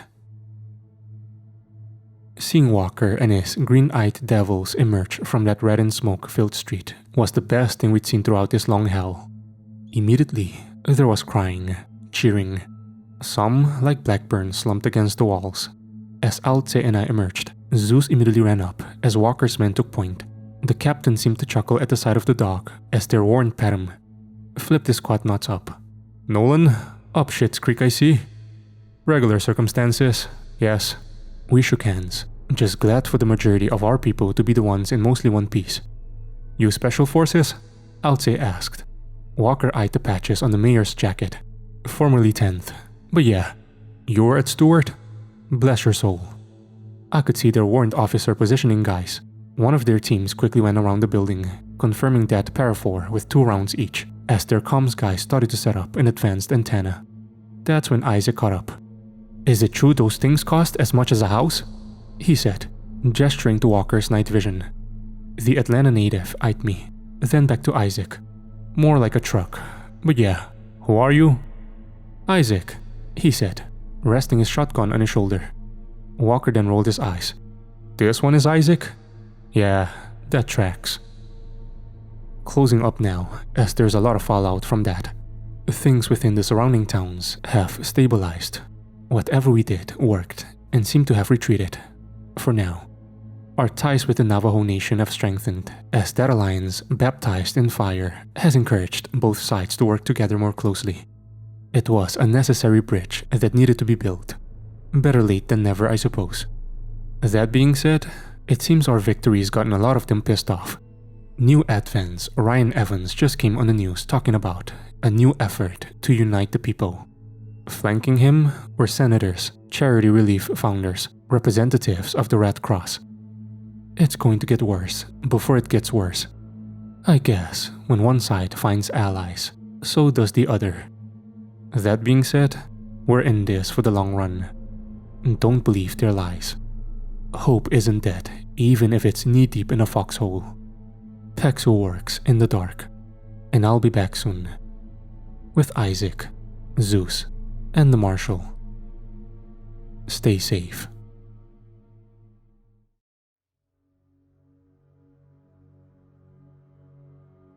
Alright, we're back.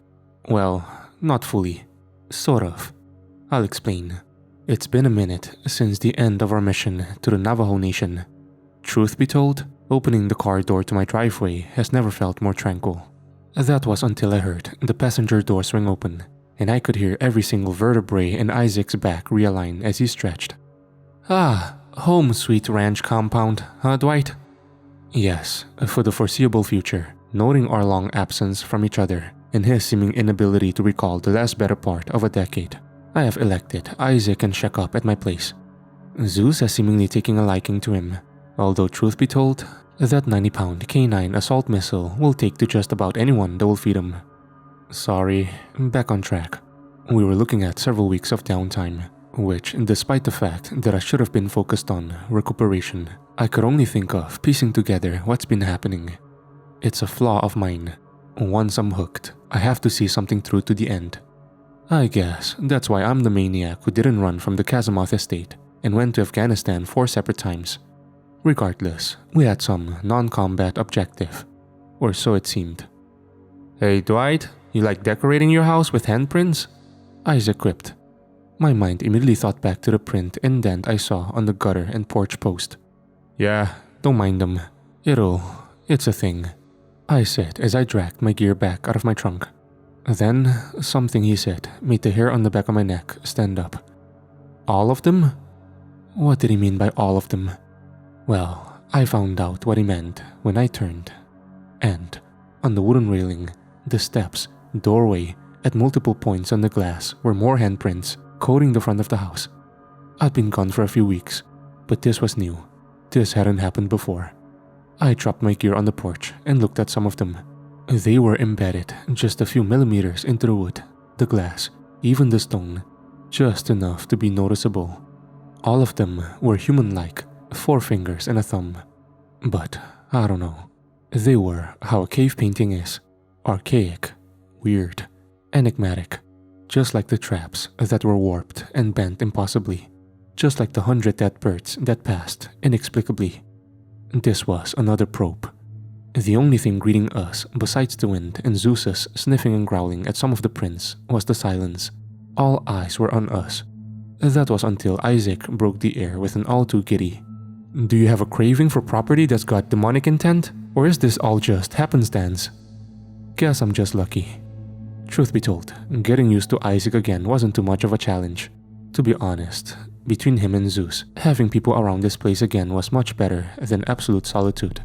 Though we had our fair share of weird moments. Zeus seems to be sticking to the area immediately around the house when he trots outside. There's an eerie feeling I've been getting every time I take my ATV out and scout the lands. Isaac's been telling me the walls are talking, though that may just be the alcohol. Like a serious amount of alcohol. We're out in an isolated part near the Rockies. Where does he get that much? Never mind, rambling again, just like old times. The knocking. Did I tell you guys about the knocking? Well, there's knocking every time I go to get the coffee. Sometimes it's at a window, a wall, other times from the door. One day, Isaac went to go confront it, but I just told him, don't answer it.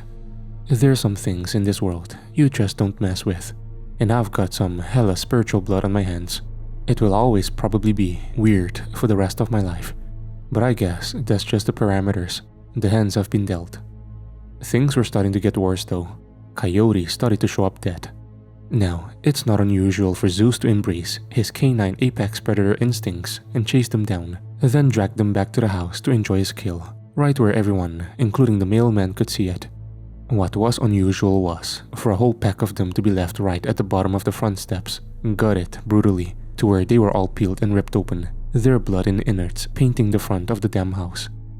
I remember nearly stepping in them when we went to go check, doors slowly opening as I kept my Glock to my right. Isaac had elected to creep out a shotgun and scan the front. "Okay, yeah, this place is definitely screwed.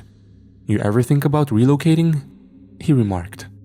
"Even if I wanted to, I don't think this is something you can run from." I remember Zeus sniffing at the pile, only to back off and growl at it with his ears back, refusing to eat any of it. We went to my office on the second floor, where I had the entire property's motion sensors, cameras, and surveillance set up. It happened last night, although no motion sensors triggered it. We found the point of appearance, and, well, 2:17 AM. The porch is clear and everything is fine. Night vision on my cameras gives us damn near a 360 view of the property, and every inch of it from where the pavement turns to gravel and then to grass. Then, it all appeared instantaneously. The dead coyotes, the blood to the point where some of the lenses were even smeared. All of it. Isaac and I zoomed in on the exact millisecond. Maybe there was some cutoff or something to show what happened. Nothing. 0.01. It's not there. 0.02. All of it. Whatever did this didn't do it through conventional means. "What do you think it could mean?" Isaac asked, flipping through all of the cameras showing every angle of the carnage. I'll tell you what I told him. Something was sending a message, in the same way bodies are strung up at the front of bridges to ward off enemies. This was the same thing. Isaac had a different theory. He pointed to an image of the pile. The blood is one thing, but the bodies? They seem to be in the form of an offering. I was dumbfounded, and my face probably showed my confusion. "What?" My Idaho alcoholic went on to explain. "Think about it. This is a crossroads, right? You got to the Dakotas to our north-ish. West is Red Rock territory. South is Texas and Oklahoma. This is a merging area of all kinds of nasty shit. That's why so many different things happen. We've seen uglies leave carcasses and stuff out as a warning. This, the way they're placed all together like a meat wicker basket, seems like they were presenting it to you. You gotta remember, things don't work like people do. If this is the way things worked, then it could happen on the opposite. Just as something could show you respect, something else could target you." We kept moving though. Carcasses went in the trash, and I took a power washer to the front of my house, and after some replacing of tiles, wood, the majority of the handprints were gone. I was tired of running, and I wasn't about to let anything scare or force me off this land. Well, force us now, I guess, as this isn't a one-man circus anymore. Likewise, there's been developments on the grander scale. More specifically, the shadow war Peksu is embroiled in against our adversaries. You ever wonder who leads the Blackwood Brotherhood? It's a question that's been raised by many. While the new advent has Ryan Evans, we all know that man's nothing more than a gray-skinned puppet with darkness behind his white toothy smile. After he appeared at that meeting, flanked by politicians from North and South America, Europe, leading figures in economics and big tech, an investigation was launched by the CIA's Special Collection Service to track when this huge shift in momentum for them happened. They sought it through tens of thousands of emails, phone calls, texts, and found almost nothing relating to the new advent at all. Then, a singular message shared on an encrypted messaging app by some lower-level informant shells connected to our adversaries sent everyone into a panic. Belial. In Hebrew, it means the devil. In the context they found it in, it reignited a manhunt that had gone cold nearly 32 years ago. Believed to be the victim of a death camp in the Middle East, he was being tracked by Israeli intelligence for quite some time after a special mission unit they sent in to capture him all turned up dead. No wound, blemishes, nothing. Just cold and unalive. After that, he fell off the grid, and ever since then, it's been nothing but theories connecting him to the primordial death cult we currently face. Cells found in Denmark, Great Britain talked about an augur from Damascus instructing them to revive the paraphor, leading to shit we are still fighting to this day. Every connection from groups or training groups we get stops. No names, no ranks, just the tale of a man with dark red skin, sunken eyes and a bright white smile. His lips supposedly gone from acid burns that also line his body. Yet, it was all conjecture, drawing in scribbles of madmen who died when they allowed ancient shit to crawl out of their bodies like molted animals. Until one single message. Belial will lead the way. Then, it all hit the fan. 2 operatives Pexu had with us, one from the agency and the other Homeland Security, were found dead outside of a site that doesn't exist on any manifest in the United States Internal Security Directorate. No documentation exists because all of its funding is from black budget. The recovery teams assigned to retrieve them became casualties themselves, as whoever left them there carved glyphs into their eyes, the same one the Blackwood uses for indoctrination. Shortly after, deep in the Amazon, ABIN, Brazil's premier intelligence network, was searching for a facility hidden in the rainforest connected to the cult. Attached to them were some members of the Special Activities Division. Almost all of them didn't make it out alive. Half of them were grievously injured. A completely compartmentalized operation was compromised and ambushed. Worst yet was, the place they were hunting for disappeared. Every piece of metal, everything from the satellite photos was gone, like it never existed. 2 steps forward, 3 back into the wood chipper. I won't lie, my security office has turned into that of a makeshift war room with pelican cases and tough boxes lining the walls, a rack securing my armament, and a corkboard of all I have learned complete with red string. The noose was tightening around our neck. 2 intelligence agencies experiencing major breaches. Very few within the FBI can be trusted, and even MI6 needs to work in the shadows. Everyone from mega churches to corner stores is starting to wear those golden bands, and no one seems to be noticing. Not a peep or a whisper. Anyone who does goes missing. Approximately 110,000 a year, and counting. If even a tenth of that has been turned into vessels for ascension, then we are neck deep in enemies. Honestly, staring too deeply into it, all laid out like that, makes me nearly go mad sometimes. Sitting back in an armory knowing that just weeks ago we fought through hell just to get ourselves an inch of breathing room. Oh Lord, don't tell me, you're going insane, aren't you? Isaac's voice managed to draw me out of it with an eye roll as he walked in and took an eye at the board. Hey Dwight, if you're succumbing to whatever MK Ultra stuff they pumped into your veins, give me a heads up so I can get out of the blast zone, alright? We seemed to stare at each other for a good long while as he took a closer step to me, chuckling. I'm just messing with ya.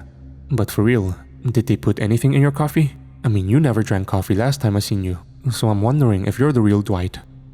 Isaac somehow manages to say so much, and yet nothing at the same time. He leaned back against the wall next to it, crossing his arms. So, what now? I shrugged. I leaned back and grabbed my coffee that was sitting atop a pallet of ammo cans. We wait until we hear more. Oh, come on. There's gotta be something we can do. Call up that Hogwarts fellow of yours, Montgomery. I corrected him. Yeah, sure, we can still do something. Get back out there, hop in our souped-up mystery machine and take it to him, he said emphatically, pumping his fist in the air.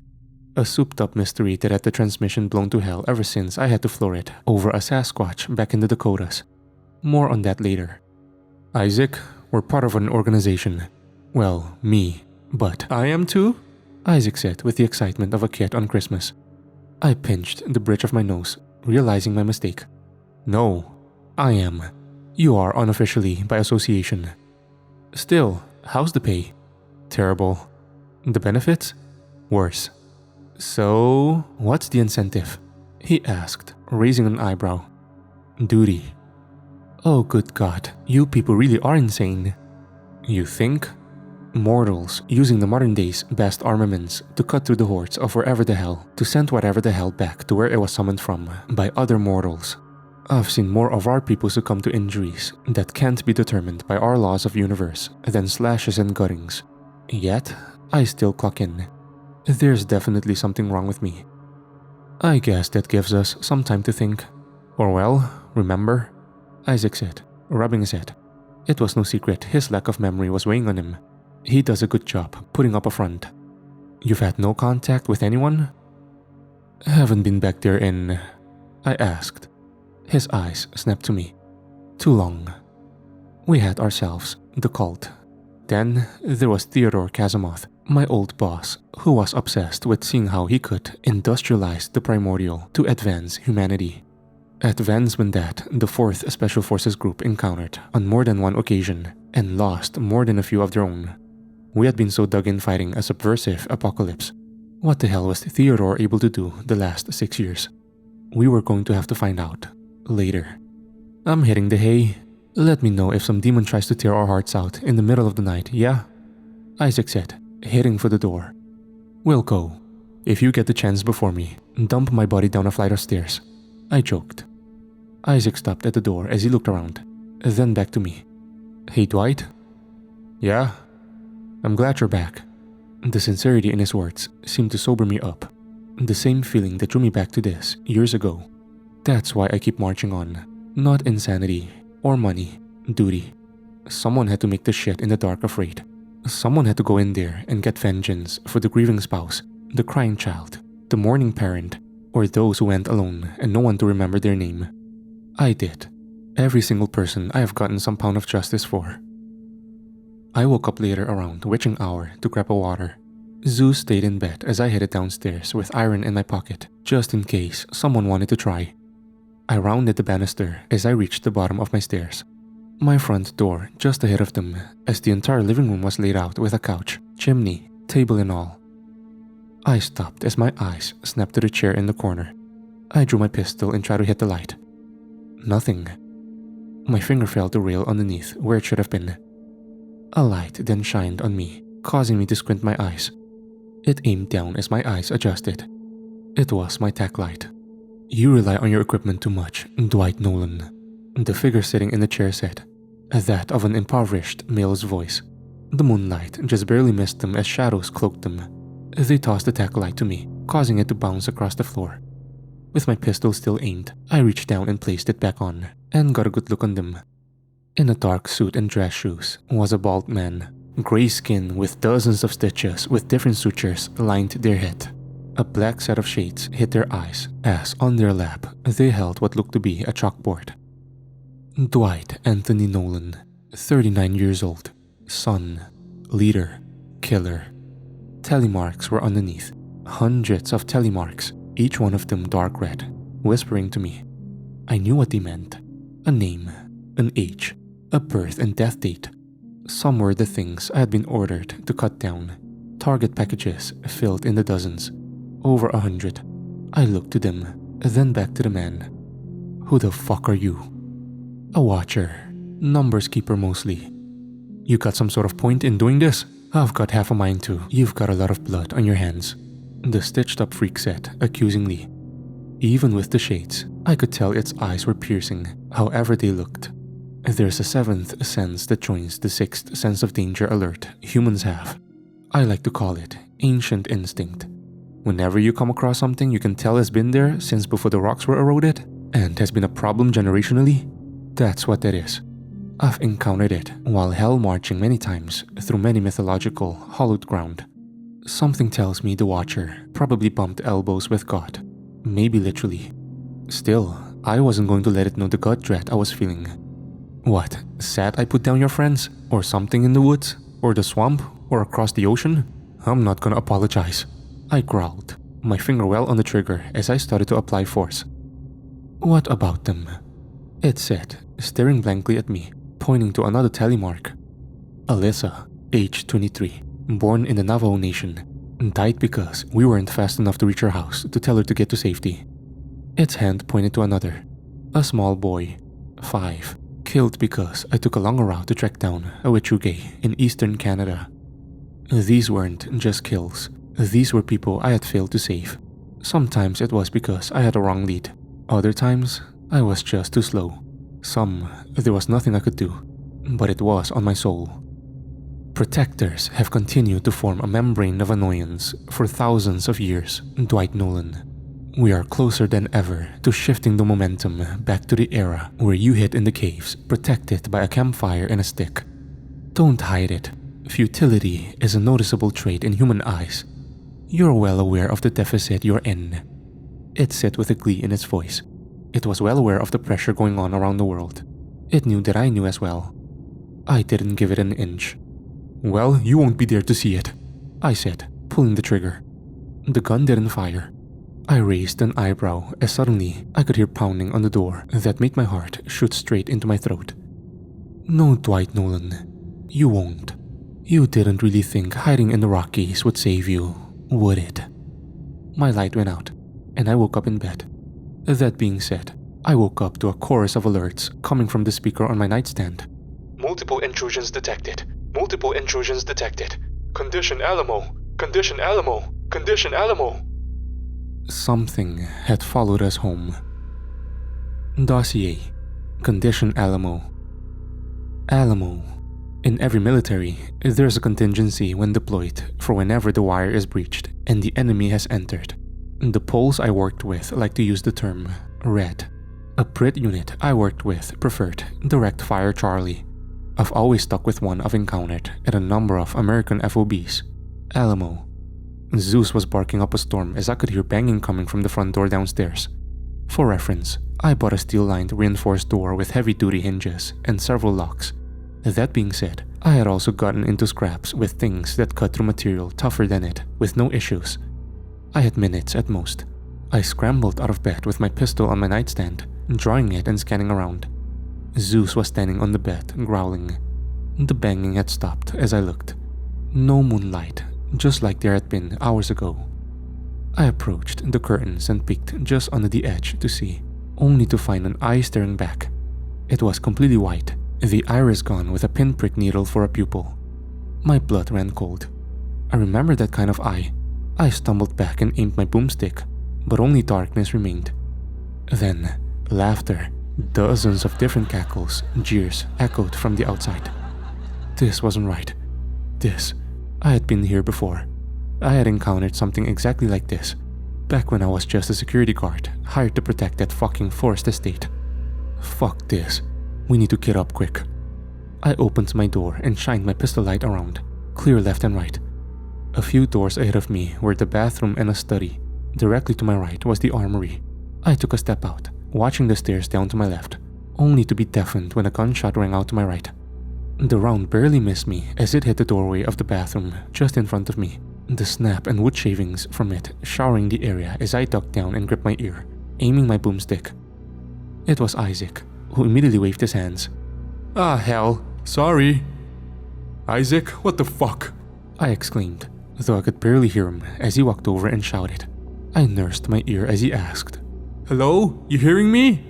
"No, you deafened me. The hell did you say?" I asked. His answer sent a chill up my spine. "Look, I had already seen you just before the house started to scream at us, and you nearly bit my fucking head off." "Seen me?"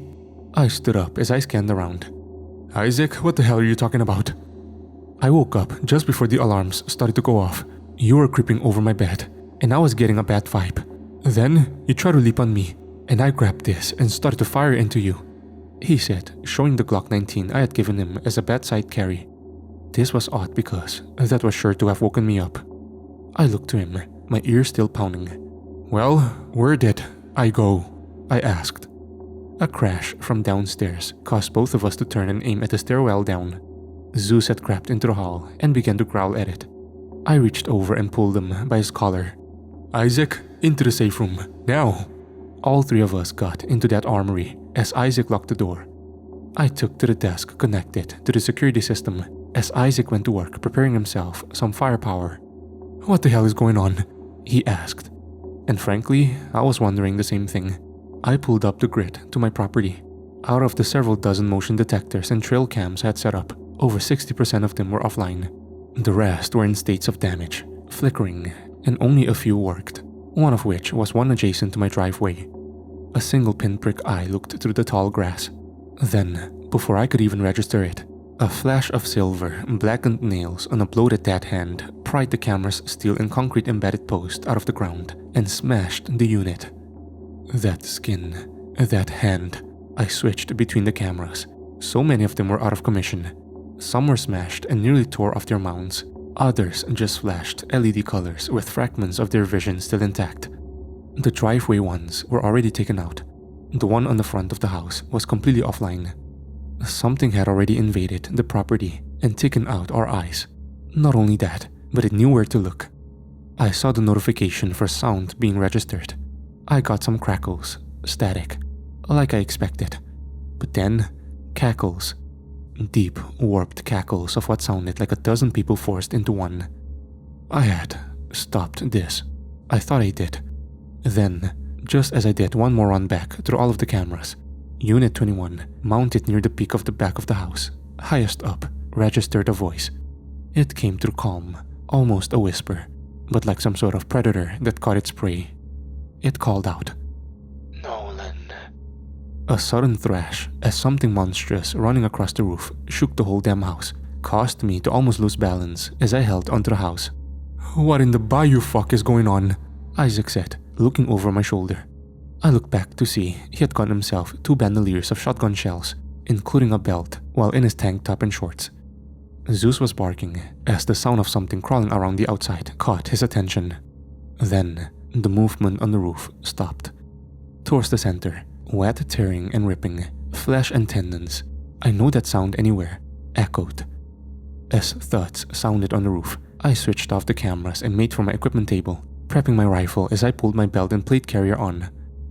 Is that shit sounding like what I think it's sounding? Isaac asked, aiming a shotgun at whatever the hell was deciding to demonically touch every ceiling tile out there. He was feeling the familiar feeling too. This rhymed all too closely to whatever the hell was at the Casamoth estate. Those intelligence leaks, I pointed out. You think they found us as well? He asked. I think something found us. I tried to key into my radio. Maine, this is November 1. Nothing. I tried again. November 1 to Maine. Serious situation. I need support. Still nothing. Dead silent. I looked back to him. Either our comms are cut, or our friends are preoccupied. From outside, towards the front, a thunderous roar sounded. Followed by what I knew damn sure was my front door being forced off its hinges, and the snap of my banister soon after. Isaac snapped towards the door with his shotgun. As I pulled down my night vision, my rifle's laser trained on the door as well. So, what's the plan? Sit tight and wait for help? Isaac asked. Help ain't coming, Isaac. And by the time we even get a word out for help, these things will be right on top of us, I said, the sounds growing louder. The barrel of his shotgun dipped ever slightly. So, what do we do? Simple. We get the hell off my lawn. Zeus began to bark as a set of footsteps raced up the stairs and towards the door could be heard. The sound of a woman's full long scream growing louder. It began to slam on the door again and again. Finally, it gave way, and she stumbled in some tattered gown barely covering her dead skin, soaked in what looked like tar. Her arms were bisected long ways as she clawed at the floor, more insect than human. Through her long hair, she looked to us, her face peeking through. I don't even know how she was even screaming, just a gap in her skull where her face was. She roared again. Jesus hell! Isaac yelled as he blasted her in the chest with his shotgun. The scatter blast tore through her hip and momentarily stopped her. However, she used her multiple limbs to launch right at us. I responded with a group of shots, tearing through her torso. She fell onto the large wooden ready table I had in the center, sending ammo cans of rounds tumbling off and tools flying. Zeus barked, snapping his jaws at her from the ground.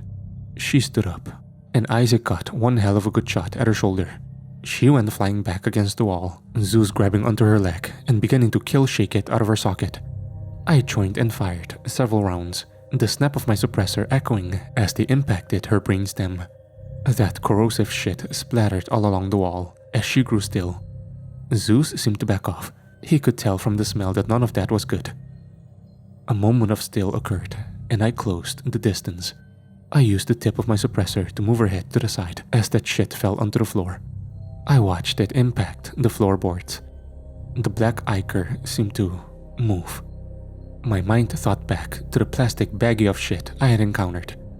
Between the coloration, the eyes, the laughs, the substance. This is from the Casamoth estate. I stated my theory as I knelt down next to the corpse. Ain't no way though. I read your entire memoir on that.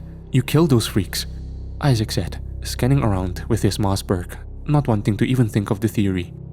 Then tell me, Isaac, Why the hell are they filled with the exact same shit from South Missouri? I barked back. Our debate was cut short as a rumbling could be heard inside of the walls.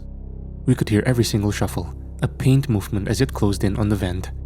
It fucking popped off. A set of bloated dead arms, skin that cut itself on the metal edges and spewed pus, reached through as they aggressively tried to force themselves through.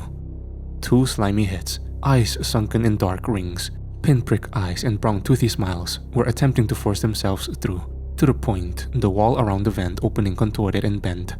Isaac, Nolan, Isaac, Nolan. Their voices sung with each other as they screamed. There was something about their aggression, their hatred. I could feel through their forced smiles that was just shocking, making you feel like prey. I didn't say a word. I fired my rifle, tearing through their skin. Isaac let loose with his shotgun. The resulting blast of buckshot tore through the vent, showering the trio in pellets and broken metal as the floor and wall around was torn up. All that remained was a pile of mess that was once human. I turned towards him. Still skeptical now? Isaac steadied himself the best he could, the stock in his armpit as he sheepishly dug. Oh, for fuck's sake. He dug a flask out of his shorts and took a long sip. Nah, I'm right here with you. For fuck's sakes, Isaac. I shook my head. He looked. What? They're invading. I'm standing our ground.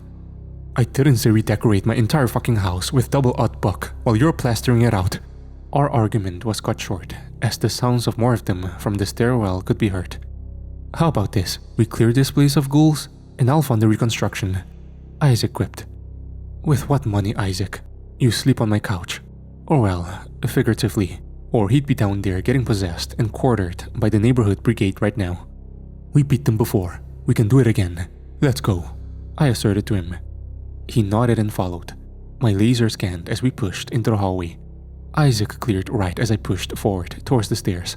He joined me as Zeus was at our feet, sniffing ahead.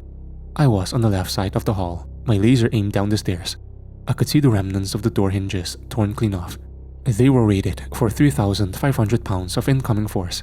Whatever came through here did so with a vengeance. We pushed down the stairs, my barrel leading the way and centered on the wide open front door as Isaac watched our flank. As I reached the ground floor, I shuffled right and pied around the opening. I could hear them running throughout the tall grass, laughing, whispering, eyes peeking out and then ducking back with speeds too quick for their hulking forms, all peeking through as they could see me better than my dual tubes could. Then from the tall grass, one of them bolted out. Incoming! I yelled. Heading over to the doorway, I fired as the gray mass closed the distance across my front area onto the porch. I fired rounds that cut through its back, lodged right in its body. Black splurts filled the area. And yet, it still kept its momentum. Move! That's all I could get out as Isaac ducked right. Zeus barked as the thing charged and knocked me clean off my ass through the air and into my couch. It didn't seem to care how many rounds I fired into it. I rolled off and groggily got a good look. Its still human torso was the crossroads for a horrifying monstrosity where dog-like legs met an army of centipede, but the chitin was made out of calcified black flesh. The other one was seemingly made of glass and had gaps between bones. The head was fighting between several different mouths, gray and sunken into its torso. Its sunken pinprick eyes centered on me. Whatever the hell happened to it, it decided to turn their soul into some sort of skin-split thing. Its voice was that of dozens roars, yells, and yet it semi-coherently all said, Nolan. I tried to back up as it reached down, the centipede arm gnawing at my plate carrier, tearing through the nylon corridor as I fired into its torso, sending chunks of flesh and bone flying out the back. Zeus leapt on top, sinking his teeth into its neck, causing it to yell what sounded like a cross between a tiger and a man. Isaac planted his shotgun right on the skull. The shot caused the entire thing to explode out, which completely showered me, and I didn't know what was worse, being covered in dead person or dead rotten beast. I forced my buttstock into the ground, my head still rolling around as Isaac took point and looked to me. How you feeling? You got knocked a country mile. I felt the base of my neck, and it still felt like it was on fire. Been worse, landed right on my neck. Quick, how many fingers am I holding up? Isaac, you're not holding up any. See, you're good. From the doorway to the kitchen, a set of elongated arms connected to a body that was stretched and contorted beyond human proportions. It stepped in, bow-legged. Its face, a human skull that had been buried and pushed into the collarbone area, sat below a smooth anglerfish-like top portion. Two sets of jaws, forced together, formed some horrifying maw that just hurt to look at, like knives being dragged down my bare bones. We quickly fired on it. It grabbed onto the ground around it and spat at us. That same tar-like shit. Isaac was quicker than I was. Some of it hit directly on the plate carrier, eating into my ATAC. The smell was awful. It began to fuck with me. I didn't know it until well into its effects, but soon I realized I was hallucinating. My eyes burned, my nose doing everything it could to exorcise the feeling to no avail. The pounding noise in my head felt like screams and chants. It felt real. Every gust of wind, everything was hypersensitive. I scanned around, the ground unsteady. Then it lunged at me. I could feel its claws slashing into my skin. I screamed and fired at it, although it just degloved my arms like it was nothing. I could see the veins and blood underneath as it threw me into a wall, and it gave in. I stood up, and I was back. Upstairs? The thing came charging down, and I managed to clip the human skull underneath, causing it to stumble. As it did, I fired. The flash of my suppressor under knots, short, small, yet controlled as I tore through one of its legs. It then reached out and hooked my jaw, then pulled and yanked it clean off. The feeling of my tongue flapping around, my gasps for air. I dropped my rifle as it slashed at my face. I fell to the ground, back in the living room. Zeus was now gnawing at its head as it reached for him. Not my fucking dog. I fired an entire magazine into it, having switched to auto. It tore through its center of mass. I then charged forward and tackled it to the ground, the armored knuckles on my gloves being buried into its head. Its elongated arms tried to reach and tear through my plates. I didn't care. Hell, I took off my helmet and began to pound it over and over with the clear side of my Kevlar. The burning feeling it had on my corneas combined with a chorus of screams that just wouldn't end. I would make it end. Its head snapped back as it began to be crushed. Soon, the vortex-like swirls that formed its eyes began to snap back, looking human, and looked like me. Isaac threw me to the ground. I gasped as I could feel the clear air again, my vision normal as the property, the house, everything was silent. Zeus was sat in the center carpet, surrounded by dozens of malformed, transformed adversaries that were now spending their last seconds on this earth, bleeding out. I sat up, catching my breath. I looked around. The beast with the elongated arms was laying on the floor, its head completely pulverized, my helmet embedded into it. I looked to Isaac. I'll be honest, I was shaken the fuck up. What the fuck? Yeah, you lost your shit. A bunch of them began to pour in. You were firing wildly. You started tearing them apart, he said. I raised an eyebrow. I didn't remember that, and I still don't. But I looked around. There was a hole in my wall, wide open into my kitchen. Some sort of hound-like beast, skeletal with blood and muscle being its only exterior, had its throat ripped out, and my multi-tool stuck in its skull. My rifle was on the ground, bolt locked to the rear amongst several others. I don't hear anything else, I said, staggering to my feet. Yeah, I think we might have gotten them all, Isaac said. He paused for a moment, looking around. Okay, no jinxing us this time. I think they're actually all dead, or escaped. I quickly cleared and replenished my rifle. Isaac and I secured the kitchen and basement. Right around when we got primary power back on, my radio crackled to life. November 1, sit rep. It was Montgomery's voice. I looked to Isaac before hitting the push to talk. This is November 1. Just experienced an attack on my residence. It got kinetic. We're still alive, but in a bad way. How copy? A few seconds of static. Some failed key-in attempts. Montgomery answered. Roger that. We've got an organization-wide attack. Stay put and prepare the best you can. Isaac scoffed, rolling his eyes. He kicked the mangled remains of something that was formerly intruding, now decomposing. Yeah, tell Manchester it's a little late for that. November 1 to Maine. I've got several dozen EKIA. I need reinforcements. What he said next planted a deep pit in my stomach. Dozens of PEXU solo units have not reported back in November 1. We're barely able to take accountability. Hunker down the best you can, and we will be coming for you. Maine out. There Isaac and I stood in my house. I sighed as he slung his shotgun, looking around. Well, nail and boards? I pinched the bridge of my nose. What, are we just going to board up all the holes and sit next to the radio?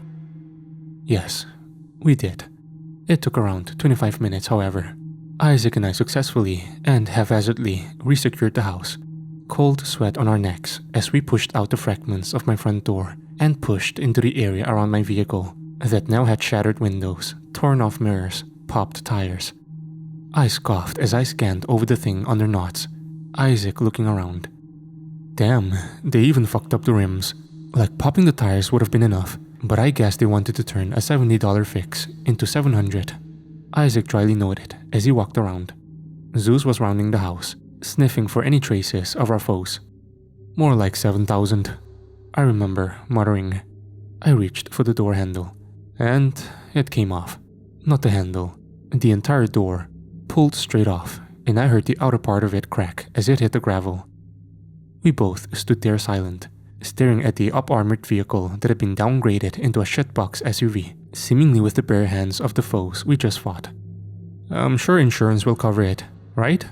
Isaac asked, trying to brighten the mood. And I'll be honest, the only thing that could brighten this would be a road flare, preferably directly into my corneas. Why did it take 25 minutes? Well, apart from the fact we had to secure every window and door, we did so one man at a time as the other covered them. That takes longer than you think. It's why I hated replacing sandbags in country. Sorry, more Afghanistan war stories. We both try to push the obvious out of our minds as the last nail went into the last board of the last sill. I grabbed one of the hands of the corpses, painstakingly dragging it across the floor as the black blood soaked into the wood. I could feel the skin putrefying and melting as it kicked into the concrete. Not gonna say I missed these fools, Isaac said. He took the muzzle of his shotgun, poking it into the dog-like creature as he pushed it on a gap of my porch banister our guests were so happy to conveniently create by smashing it. This time, it was different. It was my damn house. I didn't give a shit about the Kazamoth estate house. I cared about safeguarding his son, Isaac, and Rose. I thought about her as we forced the doors closed and sat in the silent dark, the wind outside our only cold comfort. Roseanne's disappearance wasn't coincidence. It couldn't have been. Isaac's memory loss, her vanishing, and now the ghouls from underneath the 9th circle were 4 whole damn states away. I hope she's okay, I said, hands around my knees as my rifle rested on my lap. Isaac sat just a few feet away as he played with Zeus. No names, but he could tell who I was talking about. We both felt the same way. Yeah, listen, she's a smart chick. She'll be fine. I mean, weird too. He paused for a moment, before turning to me. She's okay. We're both in agreement she's gotta be a witch, right? I raised an eyebrow. For those not knowing, Roseanne at various points during South Missouri annotated and otherwise would connect to the world around her in ways that made both of us think she was on drugs back then. I'll be honest, even after our business concluded, I believed she still was. 6 years of war against folklore phantasms? Nah, if she's crazy, so am I. Then again, I am the guy who signed up to be the hammer. She didn't. She was extremely knowledgeable, and Theodore remained in that town. He definitely had something to do with it. Another knock came from the door, which was a little funny and made me chuckle, seeing as there was no door, just a set of boards. Zeus growled as Isaac went to sit up. I raised a hand. Don't answer it. Good to know not everything around my house is an invasive species. Occasionally, we would hear the sound of something outside. Neither of us went to look, however. We did keep our weapons ready. Nothing would attack again. In the morning, the sound of an SUV approaching after the sun rose above the horizon cautioned all 3 of us to approach, my suppressor and his barrel sticking out gaps in the boards. A blacked-out SUV, looking like what mine used to before its close encounter with the 5th kind stopped, headlights facing the front of the house. The morning sun had begun to slowly crawl over the horizon, the winter ensuring we got as much darkness throughout this as possible. It began to snow, creating a light flurry as the door opened, and a young man in a navy suit, slicked back hair, exited. He kept his hands up, only moving one to take his sunglasses off. Montgomery chuckled at the state of things before he looked at the structure.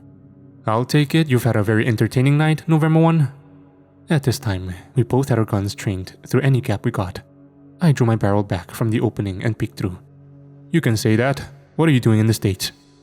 The MI6 agent lowered his hands as he carefully stepped past black gut fluid that stained the gravel leading up to my house, nonchalantly putting his hands in his pockets. "Enjoying the American culture, aren't you? I'm sure the night you've had probably made you bloody hungry for a Boulder, Colorado pub sandwich, yeah?" he quipped. Brits had a sense of humor that was like greeting you with a jab straight to the teeth, and somehow you found it endearing. As he approached the front of the house, I peeked at him through a gap in the boards, just happy to see another face. "What's the rest of the unit like? How are the others?" I asked. The smirk on his face faded with a strained sigh that grew a zip code-sized pit in my stomach. SMUs survived intact. Many weren't touched for obvious reasons. Others, like yourself, intelligence personnel. Well, let's just say we've got less comrades than when the night started. That's where we're at right now. Isaac and I are still holding down the fort. Surprisingly, we've gotten the actual structure resecured, but let's just say it won't be pretty for some time. I don't plan on leaving anytime soon. This place is my home. I hit here when I wanted to step away, and I don't plan on running off again. Pexu has taken a considerable amount of casualties, though we've sustained it. It's time for us to hunker down, lick our wounds, and soon we will be counterattacking. Don't think it's over. It's not. Just a little bit shot to hell right now. We'll get back to it. We'll take it to them. Their home. Their blood. Montgomery has also said Pexu is interested in looking into whatever Theodore Kazimoth has been doing. Because that black ichor you found on many of those bastards that try to gut Isaac, Zeus, and I, they match samples recovered from a facility found on the East Coast. One that 4th Special Forces Group touched down at a few years ago. The same substance I encountered while I was defending Kazimoth's estate. It's not over. We'll be back. This is November 1. Isaac and Zeus. Signing off.